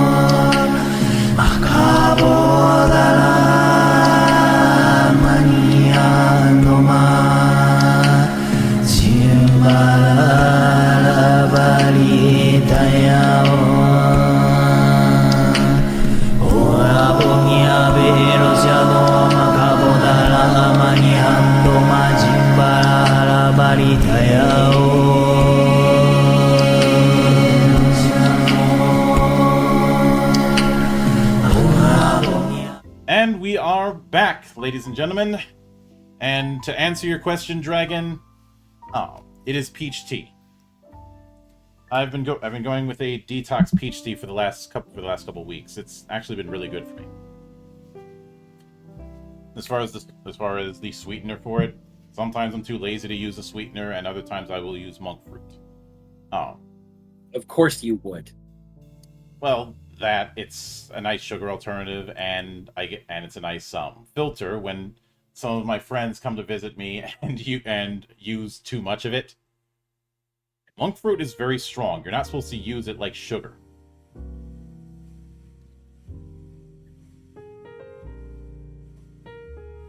I mean, you can, but if you end up complaining about the taste being too strong, that's on you. Mm-hmm. You're only supposed to use like a pinch. Yeah. And if you're getting it in packets, like in the raw series, just one packet is all you need. But let me see if there's any of the comments of note that I missed. But it looks like, well, we have Hydra saying with the stop sign reminding them of a Malkavian run in Bloodlines. I mean, you're not wrong. I figure a Malkavian run is just a average day in LA. Malkavians are just, yes, they are just, yes. Mm-hmm. Also, not only did I change Bardic's name in the server to Spoony Bardic, I told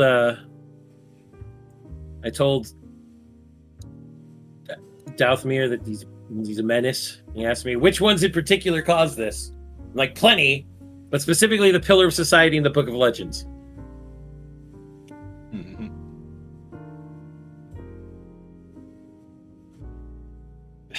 Spoony apparently was surprised that we changed his name. Like, you mean Bardic? Yeah, Bardic. Spoony is someone else entirely, and we don't talk about that guy. Yeah, lesson number 1, Bardic. Never call our bluffs. There are many people who have learned the hard way that not to call a bluff, especially from me, whether it be in online or in real life. There's a reason I don't go to any of my school reunions. Lol.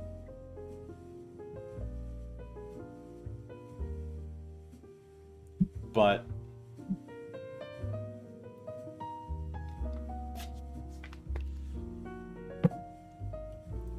and I see Dow in the chat, and don't worry about that. Obviously, the VOD will always be there. It is going to be a long VOD, which I kind of knew was going to happen. But we are going to be delving into what's in the title after about 4 hours.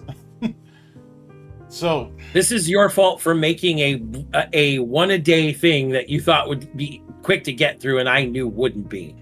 Yeah, it's another case of eyes bigger than my stomach. Not the first or last time that'll happen.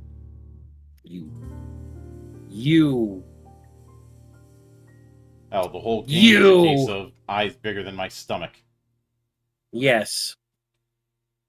I'm just... Yeah. There you go. So, Final Fantasy III is, of course, the last of the Japanese exclusive ones for the longest time.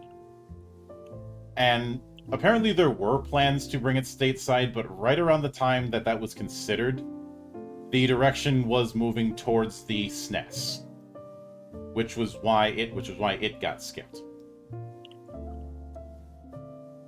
Now, yep. I think there was also the whole timing thing when it came to Final Fantasy II that didn't help matters. Yeah. Because there was a Final Fantasy II translation that was planned. We have screens of it. It just never came to fruition for various reasons.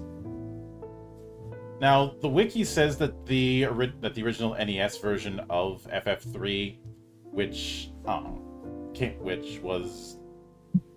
out in 1990, is the first incarnation of the job system. I don't agree with that, because that would still go to the original. No. Okay, I have to actually counter you there. While in the first game you would choose the jobs for your characters, those jobs could not change. So you are in essence picking a character package and sticking with it. The job system, as per Final Fantasy, as the way everybody knows it, is the ability to take on and off the jobs like clothes. And 3 is the earliest version of such. And I know there's been the temptation to put job switching in TTRPGs. I've seen it happen plenty of times. However, whenever it ends up being done, it is inevitably going to be very clunky. Monk. Yep. Oh, there was a... Looks like you might have had some issues with Discord. Testing, 1, 2. The quick brown fox jumped over the lazy dog. There. You cut out for a few seconds. Yeah, blame Discord on that one. I don't know what happened. Yep. Alright, just wanted to say that. Alright. But... Oh, and Dow, you ended up... Let me double check what you ended up getting. Seconds. Yeah, you got second place. You lost by 1 point.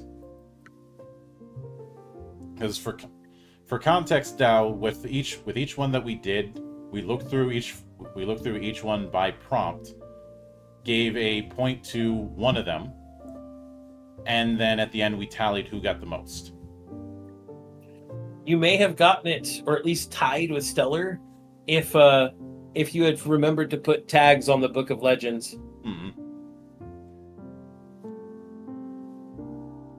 So, lost by a nose. Real. But getting back to FF3, yeah, the job system as we know it is where we have it here. Trying to do that in tabletop is tricky, and this is also the reason why, when it comes to job creation for Legend Edition, something I have been very resistant to is job features that add on to the core stats. Job features that are giving you extra HP or MP or giving some sort of permanent change to particular stats. Now, we certainly do that with equipment and feats, but those can be easily switched about, and it isn't too overwrought. It's not a case where that's also the reason why we don't do the retroactive change thing, and that is the closest that we can come to that idea of job switching. But I'm never going to be putting in a rule for tracking multiple jobs in that manner in the core, because that is going to be a logistical nightmare, especially for a setting agnostic game like Legend Edition. What we have is the most effective compromise we could come up with. Now, exactly. This was something of a return to how things worked in the original, with the Warriors of Light and with them being unnamed, at least until the DS version, where they were given proper names. But I'm not going to be building around the names particularly because of the fact that all that changed was giving them names. Now, some of the staples did start to show up here.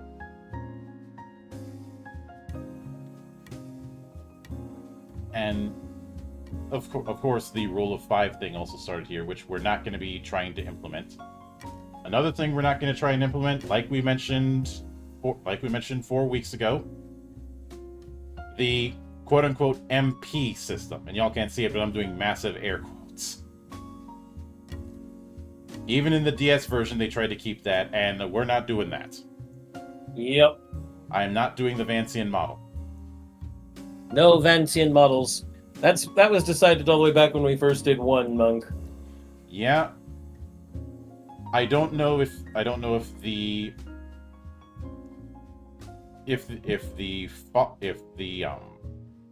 setups in the Pixel remaster also had that MP system, but if they did, I'm not using it.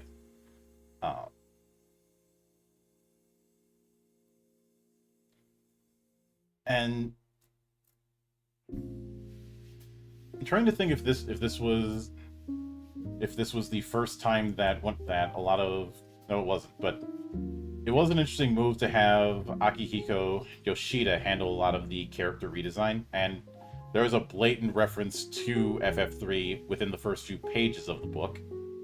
Yep. But a lot of overhauling with the DS version.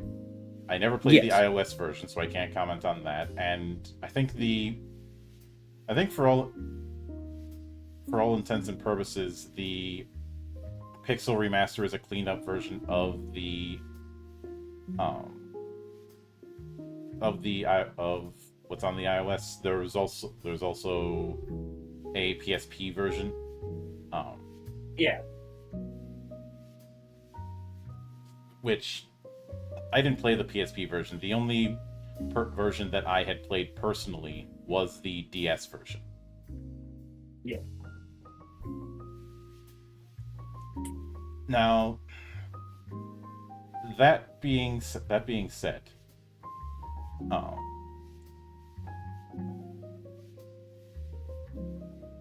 I do. Of course, So, of course, Ito is involved in this as well. Yep. So, first, I'd like to point out that we aren't going to deal with the items or the monsters once again. There's a lot of the items that are in here. A lot of the items and monsters that are in here are ones we've already put in the core book or put in Ultimania. Yep. I'd also like to say that, unfortunately, I do have to step away just one more time. I'll be right back. No worries. Oh, you step away. I will do a bit of filibustering. And I have talked about it in the past, but the big reason I'm not doing the spellcasting system as it was in that is that kind of spells per day thing has not lasted, and it was something that even when I was a little kid playing like early D&D or playing stuff like Wizardry or any game that used that thing, I didn't like it. And as an adult, that's certainly still the case. Also apologize if my model jumps around a bit. It does when I'm trying to fix my eyes.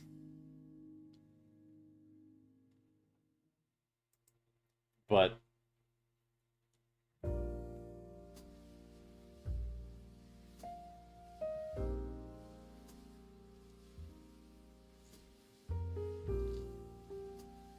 there is also the whole thing of the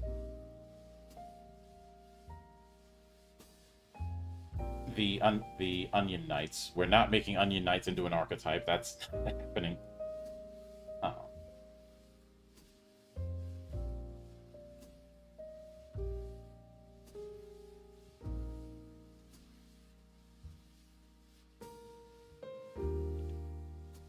And of course, we do have a few things that would be recurring elements because it is kind of amusing that there's this rule of 3 with a lot of mediums, where the third entry is where it really establishes itself.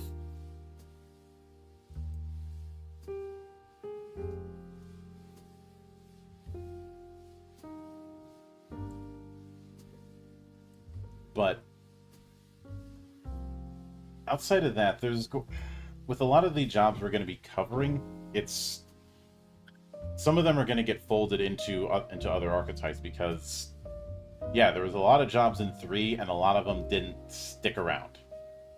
Yeah. And welcome back. Thank you. So, as far as the jobs proper, and I'm gonna close out the window that had all that, so we can handle this proper, and make the text document I put aside into this other window here. So, first things first. I know a lot of the jobs that are in the game are associated with one of the 4 crystals. I don't think we're going to be doing that because we already kind of do. Yeah. And I'd also like to point out that this is going to be one of those times where we can't even really give characters specific builds. yeah, because this is once again this is a case where there isn't really one. Yeah. We'll probably have the same issue in 5. We will have the same issue in 5. We will likely have the same issue to a point in tactics as well. Ugh. Tactics isn't a mainline, Monk. Mm-hmm. Yeah, but we're going to get bullied into covering tactics because of Evilly's brain rot, especially with the remaster recently coming out. Maybe. Because we saw that Evilly's brain rot with the people who wanted to do a tactics style campaign and wanted to put in grid combat, and all the while I was like, why is that necessary? I know. But I know. Getting back to it. What we're going to be doing is looking at the individual jobs and what would be a close equivalent within our system. Some of these are going to be just one job. Some of them will be a combination of jobs. But and I think we can get away with it here because multi-classing wasn't quite a thing yet. Freelancer. Mm-hmm. I know people bring up Freelancer, but we're not doing Freelancer. We're not doing Onion Knight. There's not much to go on with Onion Knight, and with Freelancer, I really think Freelancer as a concept should be an advanced rule, not a job.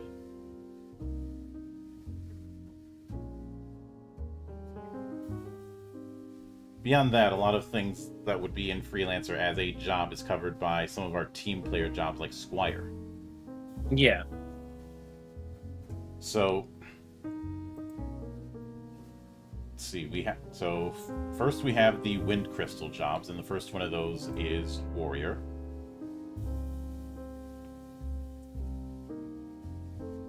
So, Warrior had no special commands, it was just really good at hitting things. Yeah. And it could equip other types of weapons, like compared to some other classes or jobs, I should say. Because, like, for example, looking at the Wind Crystal jobs, the warrior, the monk, I do have to correct myself. In the DS version, the warrior got the advance command, which lets them lose some defense to do more damage. We don't really have much like that. We have that with charged attack. That's it. That's like I said, we don't really have it as a direct feature. Mm-hmm. The Sentinel does it in reverse, sacrificing some attack for better defense. Oh yeah. I think the closest job that warrior can be is fighter, but even then, it's not a good fit. Yeah, I'd say it's only a fit just because the warrior in FF3 can equip any Can equip a lot of different weapons. Mhm. Can't equip any, and it can't equip a lot of the ultimates except for in the DS version. But it can equip a lot of them. Yeah. So, Monk. Well, we have Monk. And it really is a 1-to-1. Mm-hmm. Because they didn't have a special command in this either. They had Retaliate in the remake. So I'd say a Monk with a focus on parry effects. Yeah.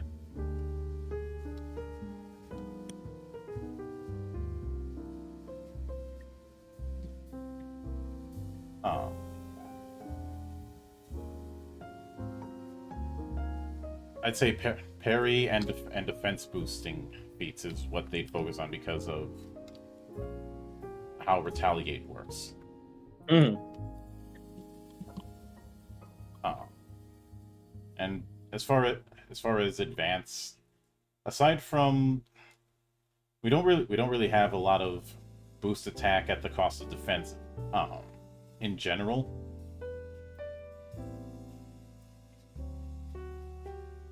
At least not in that sense.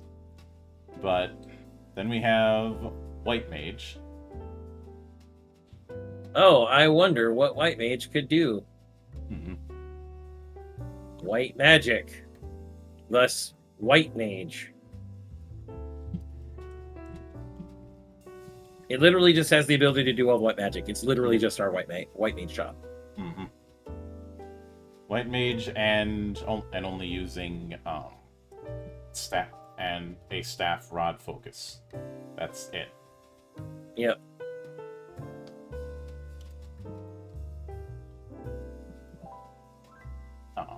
And we already have staffs and rod examples in Chapter 9.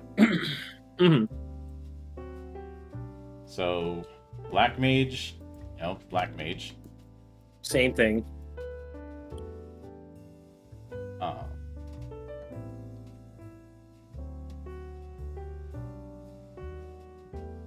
And they do have a decent variety of weapons. I'd say they have a bigger variety of weapons than White Mages do. Yep.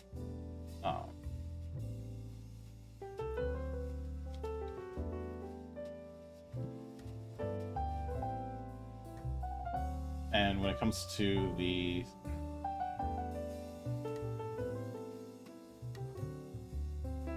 a lot of these are going to be very straight renditions. Mm-hmm. So, Red Mage is also a pretty straight rendition.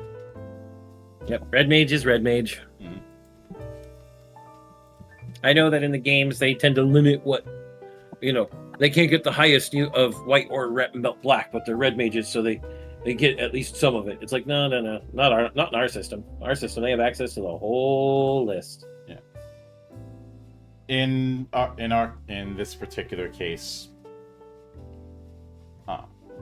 the way we have it is that yes, they get access to both at the same tiers, but there are things that Black and White Mages can do that Red Mages can't, and there are things that Red Mages can do that Black or White Mages can't do.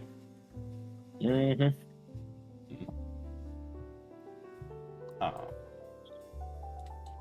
Then we have Thief, which was exclusive to the which didn't show up originally. It was in the DS version, and obviously we have Thief.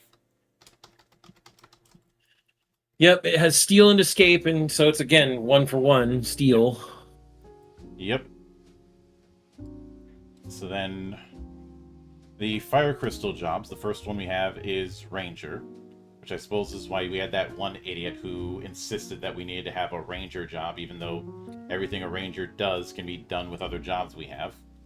This specific Ranger monk would be Sniper Dynamo White Mage. Because Rangers got white magic in the Famicom, and then they got this barrage power in the 3D remake and the Pixel remake, or Pixel remaster. The barrage is essentially trigger happy from Dynamo. Sniper is just, well, you're a high accuracy ranged attacker, might as well throw Sniper on there.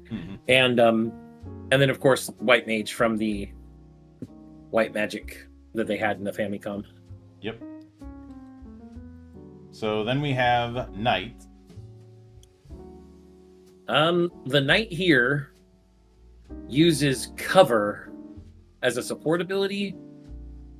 Technically has white magic in the 3D remake, but in the Pixel remaster has guard and cover. So I think the white magic, because it only ever got level 1 white magic, and that's not going to matter. Very instead it was like defend and cover seem to be a thing here. A defensive bonus to the Knight that varies depending on job level. In this version, guard can also be used to reduce magical attacks. Because this doesn't have what our Knight has with the break arts, it's not actually going to get the Knight job. No, I'm thinking I would say Paladin that it and gets Sentinel. Paladin and Sentinel. Yeah. Paladin, Sentinel, and let me see what can.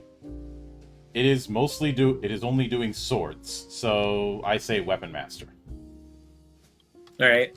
Even though it doesn't really have much to do with that. Well, the main reason I say that is the only weapon type that it can equip is swords. Ah. So it does mention Thief again, but that's more that Thief was moved to a Wind Crystal job instead of a Fire Crystal job in the 3D versions. Yep. So then we have Scholar, whose thing is being able to check enemy weaknesses and HP, and gets white and black magic and study and item lore in the 3D remake, and alchemy in the Pixel remaster. So let's see, alchemy is boosting items. Yeah, we have chemist then, and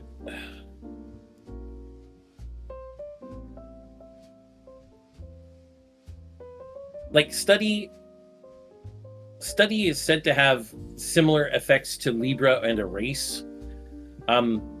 Since Libra is involved, I'd almost say Blue Mage, but this game didn't have any learning spells from monsters back then, so yeah, I'm thinking Scholar and Chemist and Red Mage. Yeah.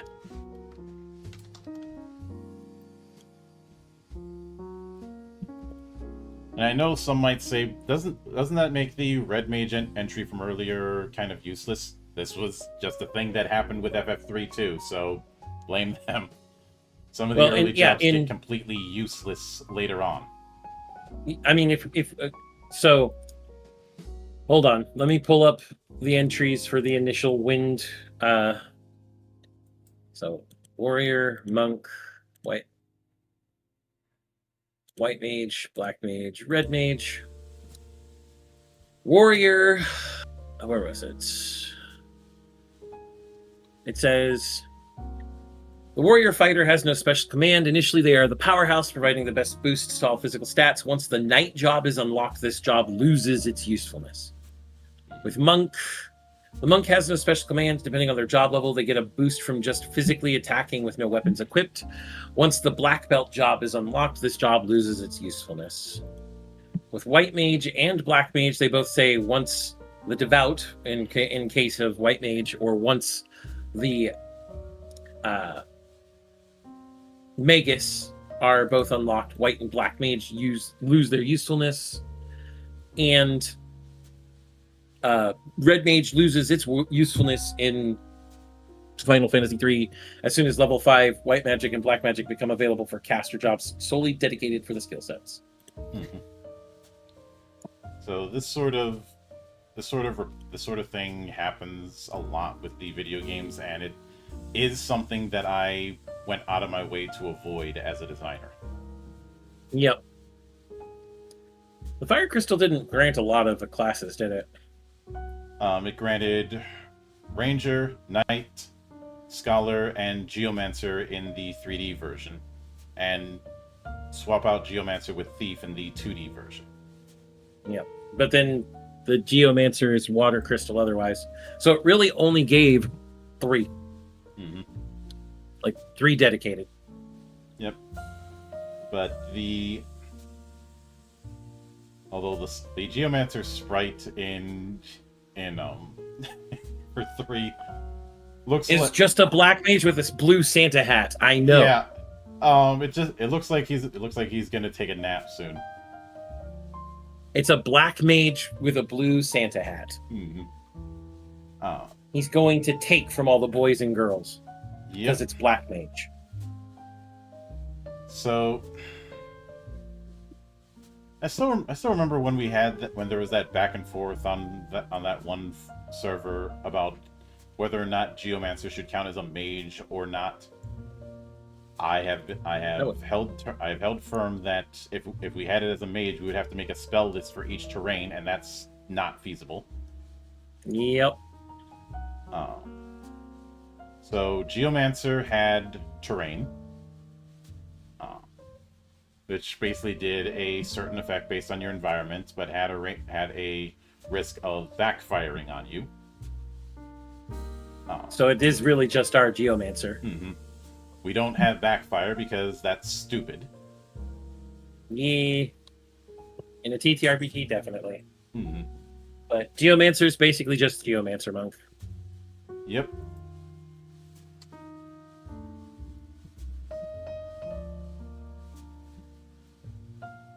So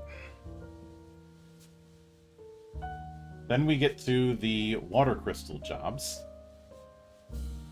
So I'm skipping Geomancer because we already talked about it. Then we have Dragoon. I mean, this Dragoon is just our Dragoon job. Mm-hmm. It is literally the introduction of Jump. Yep. We have, technically speaking, we had the introduction to Dragoon in 2, but we can't count that. I mean, it wore the iconic Dragoon armor that would later become the standard for Dragoons across the series.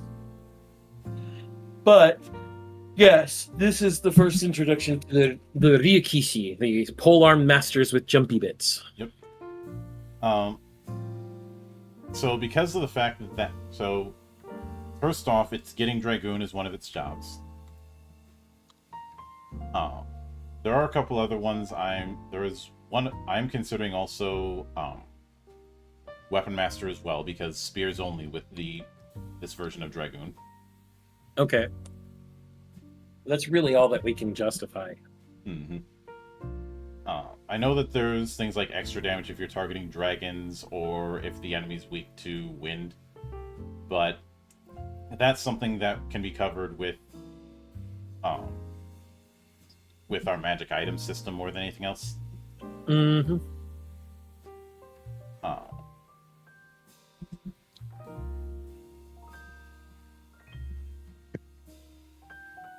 And you could do it as Bane, Aerial, or you could do it as damage, vulnerability, wind. Those are potential ways. So then we have Viking. So something fun is that initially they didn't have an ability, but later on they got an ability that makes them get aggro. So, Fencer for taunt. Yeah. But they're also big smashy bashies with a large amount of survivability. So, I'm thinking Berserker as well. Yeah, Berserker, and they use I think the fact that they're using hammers and axes. So I'm thinking Weapon Master as well for them. All right.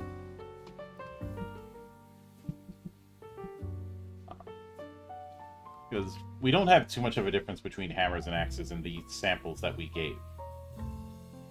Mm-hmm. So then we have Dark Knight. It's literally our Dark Knight.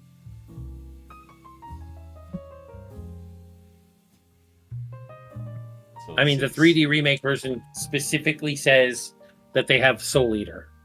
Yep. In Pixel Remaster, they also have Blade Blitz, which... It's the same thing as Soul Eater, except it doesn't say whether it actually eats HP or not. Mm-hmm.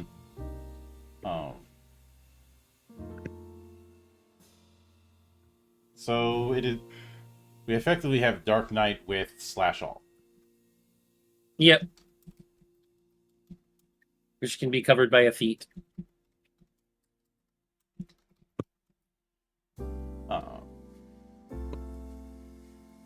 So let's see. Then we have Evoker, which is a very weird summoner with randomization elements. Mm-hmm. Which, you had the summon with a white or black version of it, with a 50-50 chance of getting it. And Evokers just upgrade into Summoner.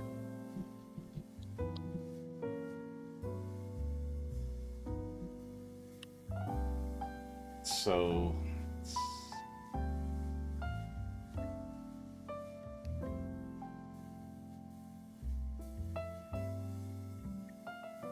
also looking at the MP progression thing, I'm reminded and feel once again justified for not using that.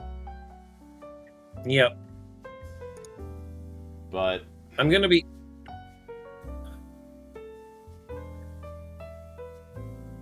Yeah, but yeah, the random effect with Evoker is not worth it.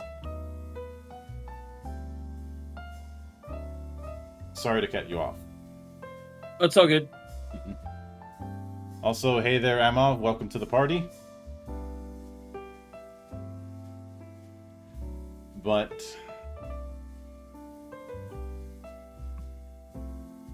then we have Bard.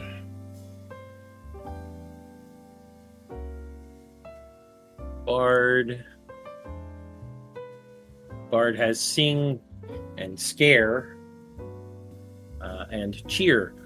So we're already seeing that they have Entertainer and Mediator.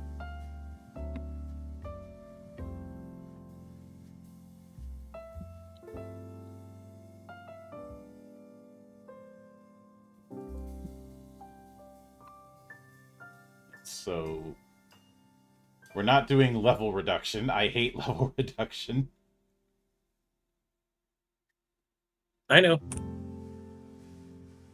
And anyone who's played an old Mega 10 game knows the pain of those damn Loas when they do it.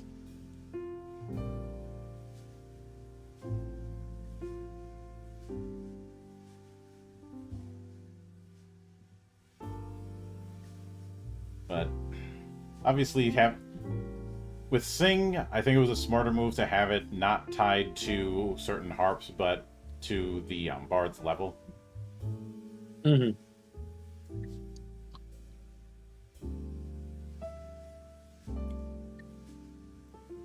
But because of the fact that it's a non-magical version of support, maybe medic. Well,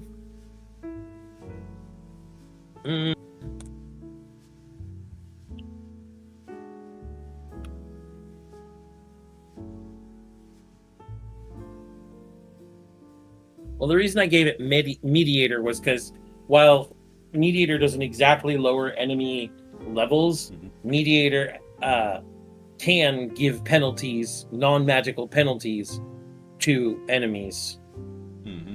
And non-magical buffs to allies. Yeah. That's why I said Mediator.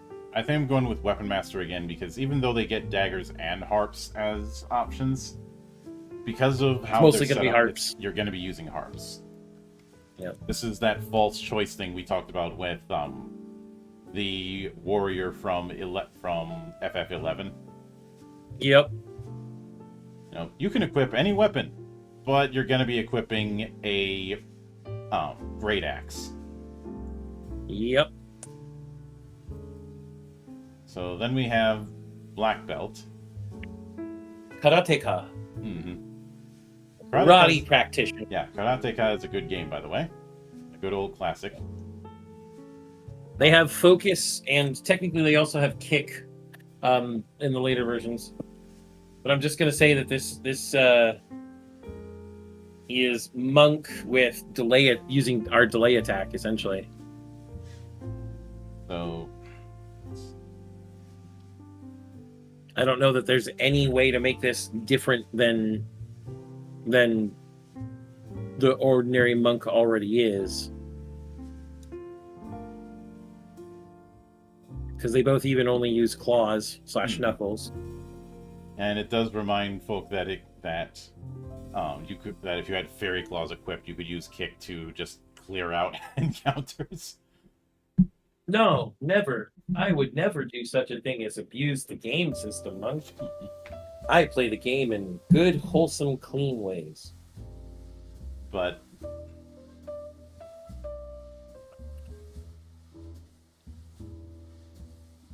I'm gonna go with monk and I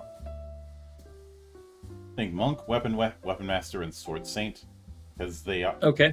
The reason I'm picking sword saint is because of the fact that they're building up to a crescendo, which is kind of the thing with sword saint. Yep.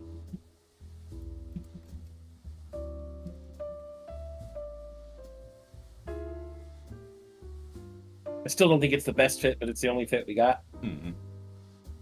Well, there's never going to be a best fit for a lot of these. Correct. So then we have the Earth Crystal. Black Belt was moved here in the 3D version, but we also have Devout, which is White Mage. It's just an upgraded White Mage. Mm-hmm. It is an upgraded White Mage that can use all the same stuff. That's it. It's just got better stats. Yeah. I would say that at this point, it would just be better to roll Devout into what we already have for White Mage. Mm-hmm. And same thing goes with Magus. Yep. But then we get to Summoner, the actual Summoner. So, Magus. I look at Devout and Magus of them not quite getting rid of that habit of upgraded classes from one. Yep. But Summoner. And I believe this is the first incarnation of this concept of summoning, was in 3. Yes. This is where you got to summon monsters. Mm-hmm. Specifically, Chocobo, Shiva, Ramu, Ifrit, Titan, Odin, Leviathan, and Bahamut. Mm-hmm.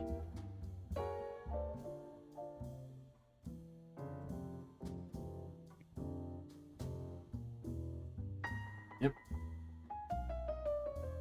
And for Summoner, basically our Summoner. Yep. Yeah, it's not doing the exact same setup, but I intentionally wanted to avoid summons just being a souped up spellcast. Especially with the variable level approach, that wasn't going to be feasible. Yeah. I guess next is Ninja. No, next is Sage. Which isn't anything like the Sage as we designed it, since our design for Sage was heavily inspired by Tella from 4. Yep. Sage instead, is basically a souped up red mage. No, monk. Sage is a souped up scholar red mage summoner. Because it gets black and white magic of all kinds, and it gets basically better stats to use them. So the reason for scholar is more spells, mm-hmm. and it also summons. So taking red mage and scholar in our system is going to result in one of the more castier casters that ever casted.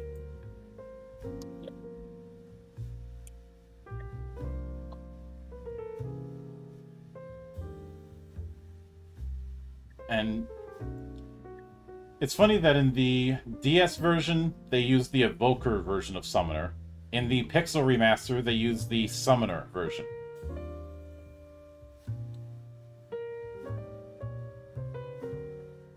Yes, I know. The DS version's weird. Mm-hmm. So then we have Ninja.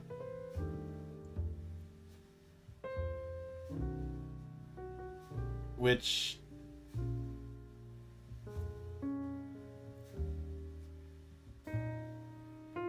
Ninja is where we start getting things like... is where we get Throw.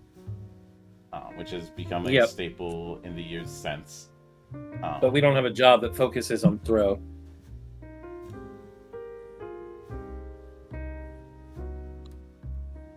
No. And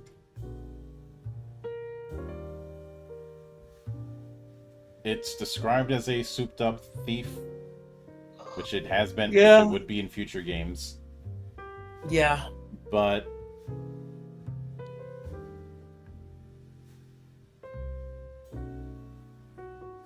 honestly, I would just go with Ninja being just our Ninja. And yeah, that works out. I know in Dissidia you had the Onion Knight had the whole dual wielding weapons thing, but we wouldn't see that with Ninja until the next game. Yep. Hello, Eddie boy. Mm-hmm. Yeah, they could equip shurikens, which were a disposable version of the Onion Sword.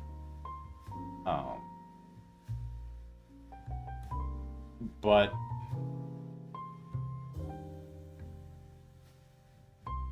and I wish we had. I don't think we really have to justify more here, Monk. No.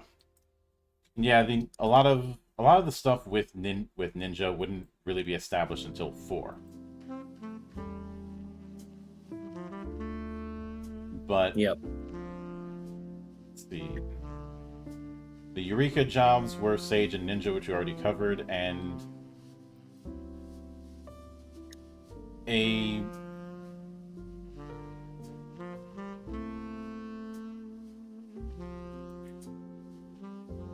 big reason I didn't want to go with Onion Knight is in the remake. Onion Knight is just a weird ass black mage, not a weird ass black mage, a weird ass red mage, and there's also the fact that it is completely useless until you reach level 90.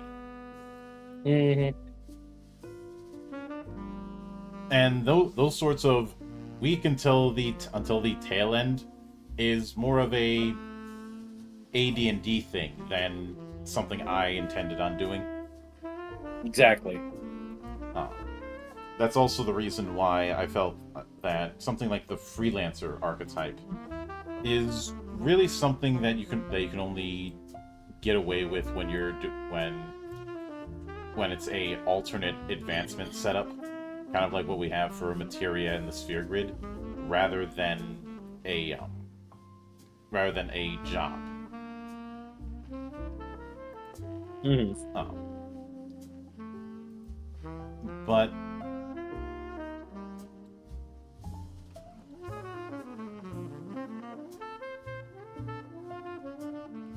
let me see if there's any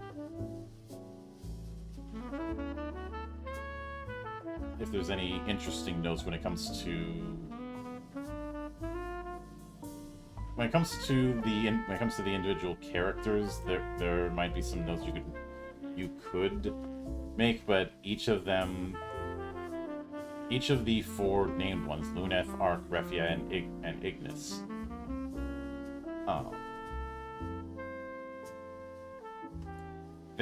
even if they did a bit more effort in the DS version to give them individual personalities, but in terms of mechanics, there's not a whole lot that can be done with it.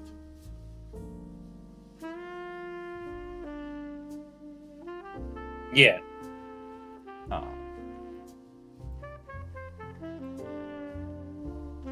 Oh, it is funny that Nomura gets a lot of guff about the whole belt and zipper meme, and yet look at Luneth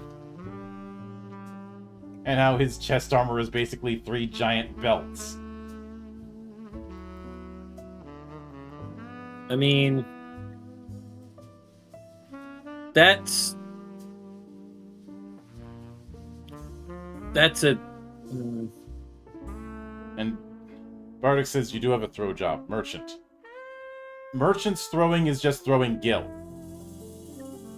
It's throwing money, Yeah. specifically. Yeah, I'm when I'm talking about throw as a command, I'm referring to the whole throw item thing, which we don't have an equivalent of, largely because it was rendered redundant. Because we already have throwing items as a alternate base attack with certain consumables. So there didn't really need to be a throw command. We just had it that anyone could feasibly do it.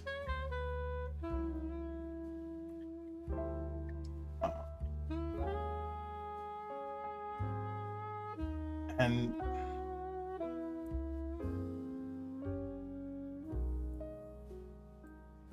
something that is kind of funny is that the character that's shown in Amano's artwork doesn't show up in the game. Although one could say that it looks closer to Bart's in 5, but That's at that point you're just splitting hairs. yeah, I think it was more of the fact that a design for a protagonist wasn't quite given as part of the instructions to Amano, so he just had free reign. Mm-hmm. Not to mention, Amano didn't do art for Luneth. No, but He did art for the Onion Knight. Mm-hmm. But Luneth was designed by Akihiko Yoshida. Yep. But all that being said, when it comes to things like armor, items, weapons, and the like, a lot of them are things we already have in the core books because they've been revisited multiple times. And during development of the Ultimania guide, I went and looked through a bunch of weapon lists and picked close adjacents to it. Yeah. And things like job adjustment is certainly not something I'm going to be doing, because I wasn't a big fan of that concept. Mm-hmm. Or the capacity system it was replacing. Yeah. Supposedly it was there to try and prevent people from switching jobs without consequences. I just don't think that was the right way to do it. And a lot of people apparently agreed, because they didn't try to implement it again later in 5. And I have a feeling that it wasn't implemented in it was only in the DS versions. I'm pretty sure it was not in the not in the Pixel remaster. No. Probably because it was. I get the intent, but the execution wasn't it. Well, the intent is dumb anyway. Mm-hmm. Why penalize job changing? I think the obvious solution when it comes to that is don't put stat adjustments in jobs, which we do. Yep. Exactly. But with that said, that is going to cover it for this particular episode. I know this was a short one, but 3 was always going to be tricky. Short one for Fated Continuum proper, but probably the longest episode of this yet because of the design challenge month. Yeah. So in about 2 weeks, we will be covering Final Fantasy IV. And That one's going to be a lot easier and harder all at the same time. When we have defined characters, it gets a lot easier. When we're dealing with the classical job system, that's where things get tricky. And tune in next Sunday for the return of the Record of Swordforged Worlds. For the remainder of the calendar year, we're going to be focusing entirely on the 1.0 era of Sword World. And that starts with a broad, almost macro look at the world of Forcelia. As well as some parts of the Alecrest continent, but we're not going to be going into the weeds with it. At least not next week. But until then, on behalf of the good brothers present and not present, my name is Mildra. I am your gaming monk. Stay fucking frosty, everybody. Thank you.